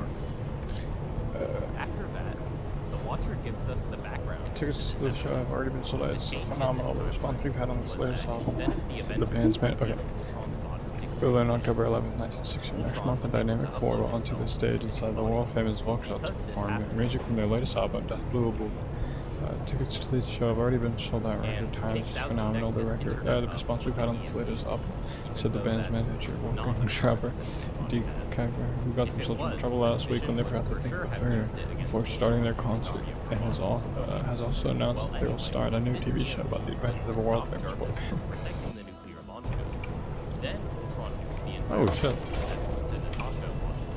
Oh, it was like low-key deeply hidden. Wow. Wow, that is really hidden. They should just be dead by this point if this actually happened. Even if they were. Egg? No EP. Clint's metal arm is a weird bit of continuity here as well, because we see that he does not have the metal arm there in the widget, so he lost his arm after the nukes. But there's no way just himself and Natasha could treat that injury properly and. Dude, that glass looks beautiful. Plus, there's no way he'd be this proficient with it this fast. Anyway, the Strong basks in the silence, but right after that, Thanos rolls in, only for this.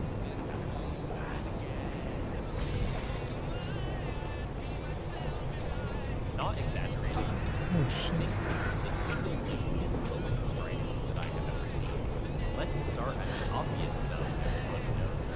William, in here. He bleeds exactly one time in his human war, despite being in a fistfight with the Hulk, having basically a building drop Rich deposit of limestone has been discovered a few kilometers north getting of. blown up, and much more. Even though Vision's laser was strong, it couldn't just cut him in half so easily like this. BLINKERRR said the geologists who surveyed the site say that there is abundance of this Still, treasure. to shield himself.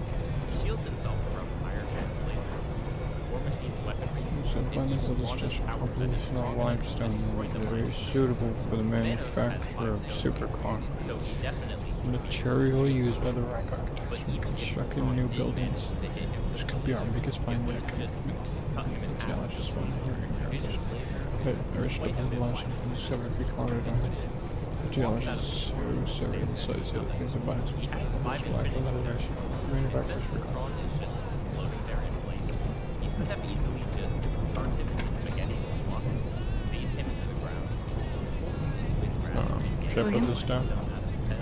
shot him with a laser, turned William? his laser into bubbles, blown him up. Is that for me? Yes.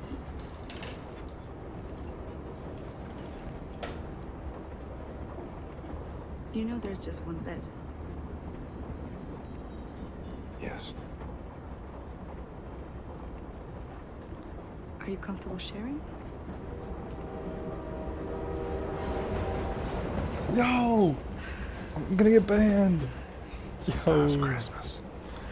Sometimes birthdays. Is his name really William? Suffering. William. Death. W. William, bro. Let's go, William.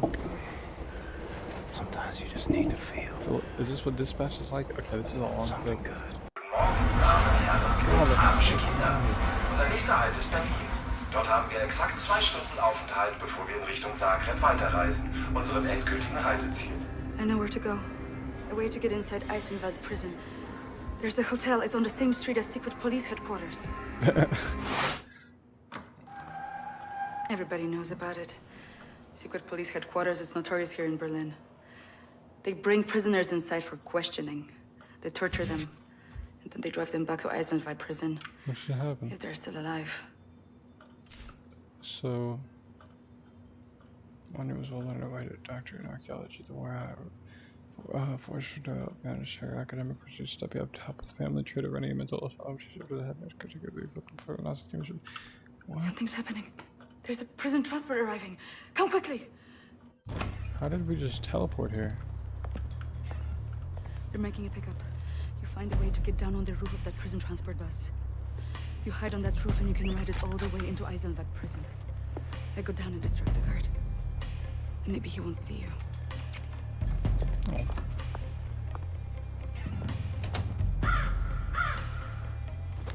Yeah, is that the crow from Beef? This is true of the Nazis. They're not lacking in vanity. Ha!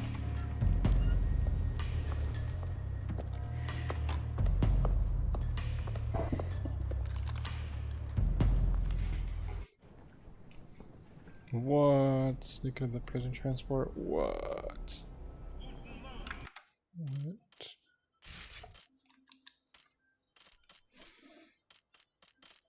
Mm-mm-mm.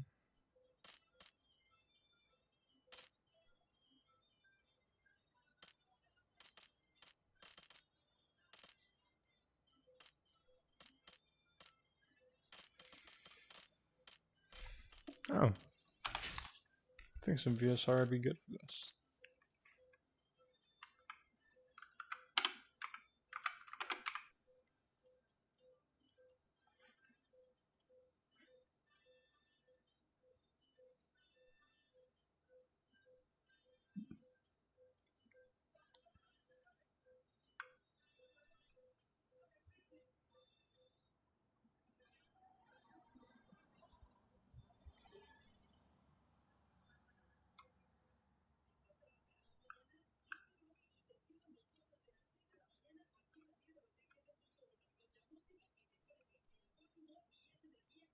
Okay.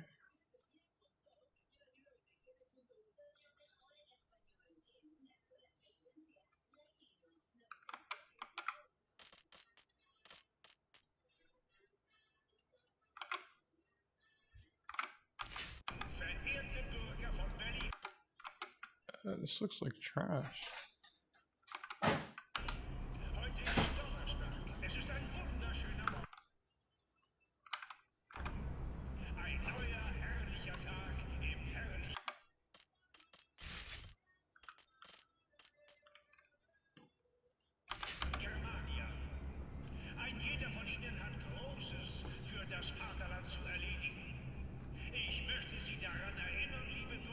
I think that worked.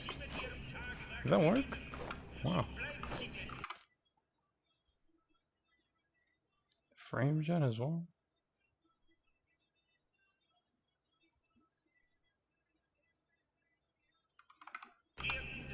Give me some frame gen. Oh yeah, AMD. Okay. I know I'm against frame gen, but I'll take it. Image sharpening. I'm turning it all on, man. I want to see everything. I want to. Wow, it actually does look better when I'm looking at this flag up there. It's a little delayed, but it's not that bad.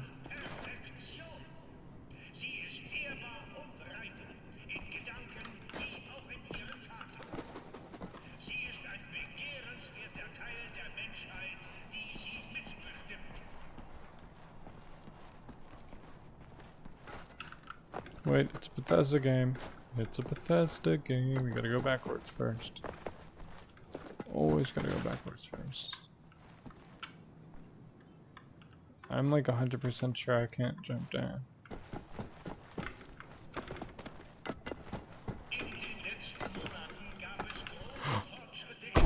Okay. We want to try something.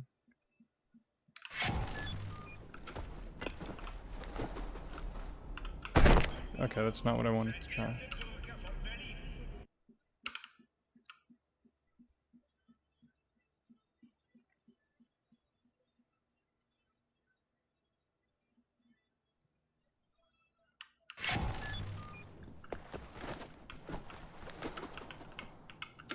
I thought I could do it.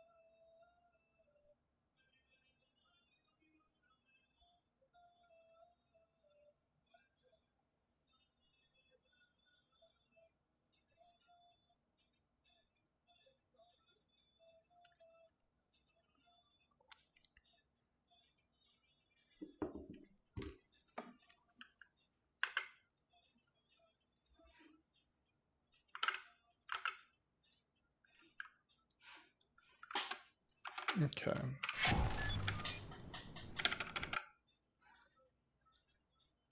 Thrown a black hole at him, thrown a moon at him, crushed him, and probably more. Thanos does his research. He knows what he's going up against, and should be prepared for it. In Infinity War, he knows where all the stones are, and who to send to retrieve them. By the way, the Black Order don't appear at all in this episode, even though surely Thanos would send them down before himself, like he did in Infinity War. Ultron here is in the Vision body, which Corvus Glaive was almost able to take out with Proxima Midnight. Sending all four down would surely have a chance of taking out Ultron, without risking Thanos dying and losing the stones. So Thanos is definitely assassinated here. He doesn't go about this in any way even slightly resembling how he would, and doesn't even have a shred of self-preservation to shield himself from Ultron's laser. It's very impressive how they managed to assassinate Thanos 3 times in the course of one season, Wait. 2 of which without him even having a single Let me line of restart dialogue. this game. Also, why is Thanos just inexplicably here 3 years early when the change on Earth wouldn't have affected him? And worse than that, how does he already have 5 Infinity Stones? Thanos has the Power Stone, which in Infinity War was because... But later this episode, we see a fully intact Xandar that Ultron is the one to destroy. He has the Space Stone, which would require an attack on Asgard, which, again, fully intact. The Reality Stone is possible, and the Time Stone isn't impossible, I guess. I mean, the Sorcerers got nuked, so maybe Thanos just found it among the wreckage somehow. It's just unlikely. But the worst one... Yo, shout out its software, shout out its software. This is a major problem because a little later in the episode, we see that Gamora is still alive. So Thanos could not possibly have the Soul Stone because he hadn't sacrificed Gamora for it. But before the sacrifice, he wouldn't even know where it is if she wasn't with him. So that stone is just flat out impossible here. That's the end of the moment, but certainly not the end of the bad writing. Because after this happens, Ultron uses his laser to melt the Infinity Gauntlet, even though it's made of a metal that has a melting point so high, it can only be melted in the heat of a dying star. And Vision's laser is nowhere close to that hot. I don't even know why the writers made him do this. He could have just grabbed the stones out of their spots. After he upgrades his armor and inserts the stones, he says, "Wow, I see everything." I don't recall Thanos being able to see more things when he got the stones. They grant power, not vision. Then he says, "There are worlds beyond my own." Which should not be a revelation. Ultron before this point went through basically all intelligence on the Avengers and associated groups like S.H.I.E.L.D. Been in everything. Files, surveillance. Probably knows more about us than we know about each other. And they have dealt with other worlds before, like in the first Avengers movie.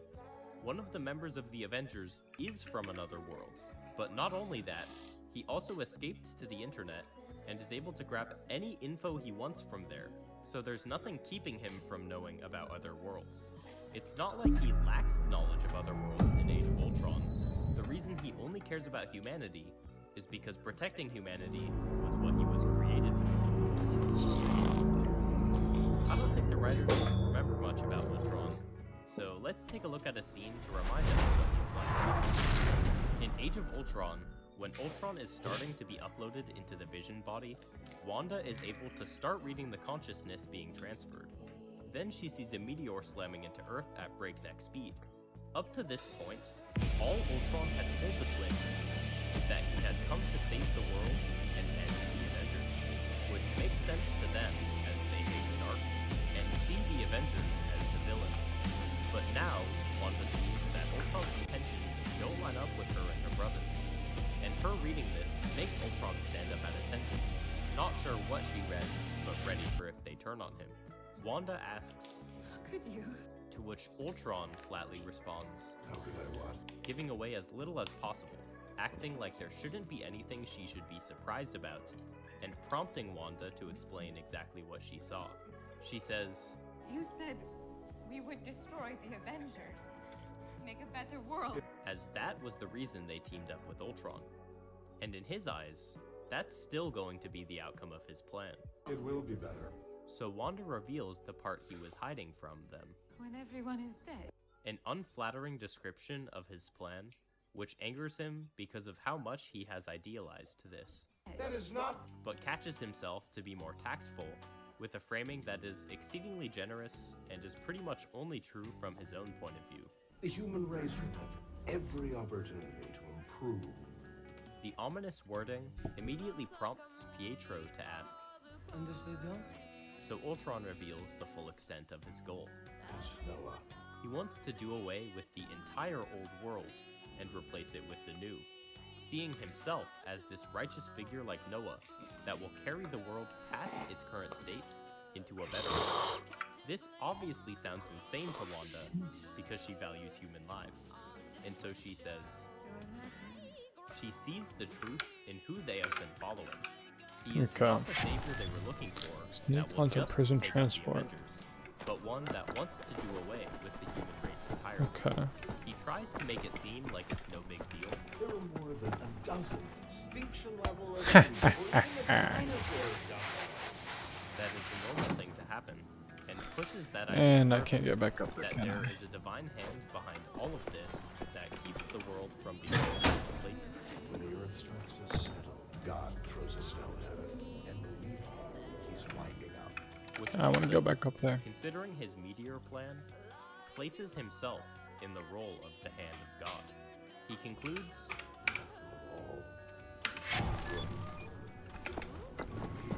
which is his driving motivation.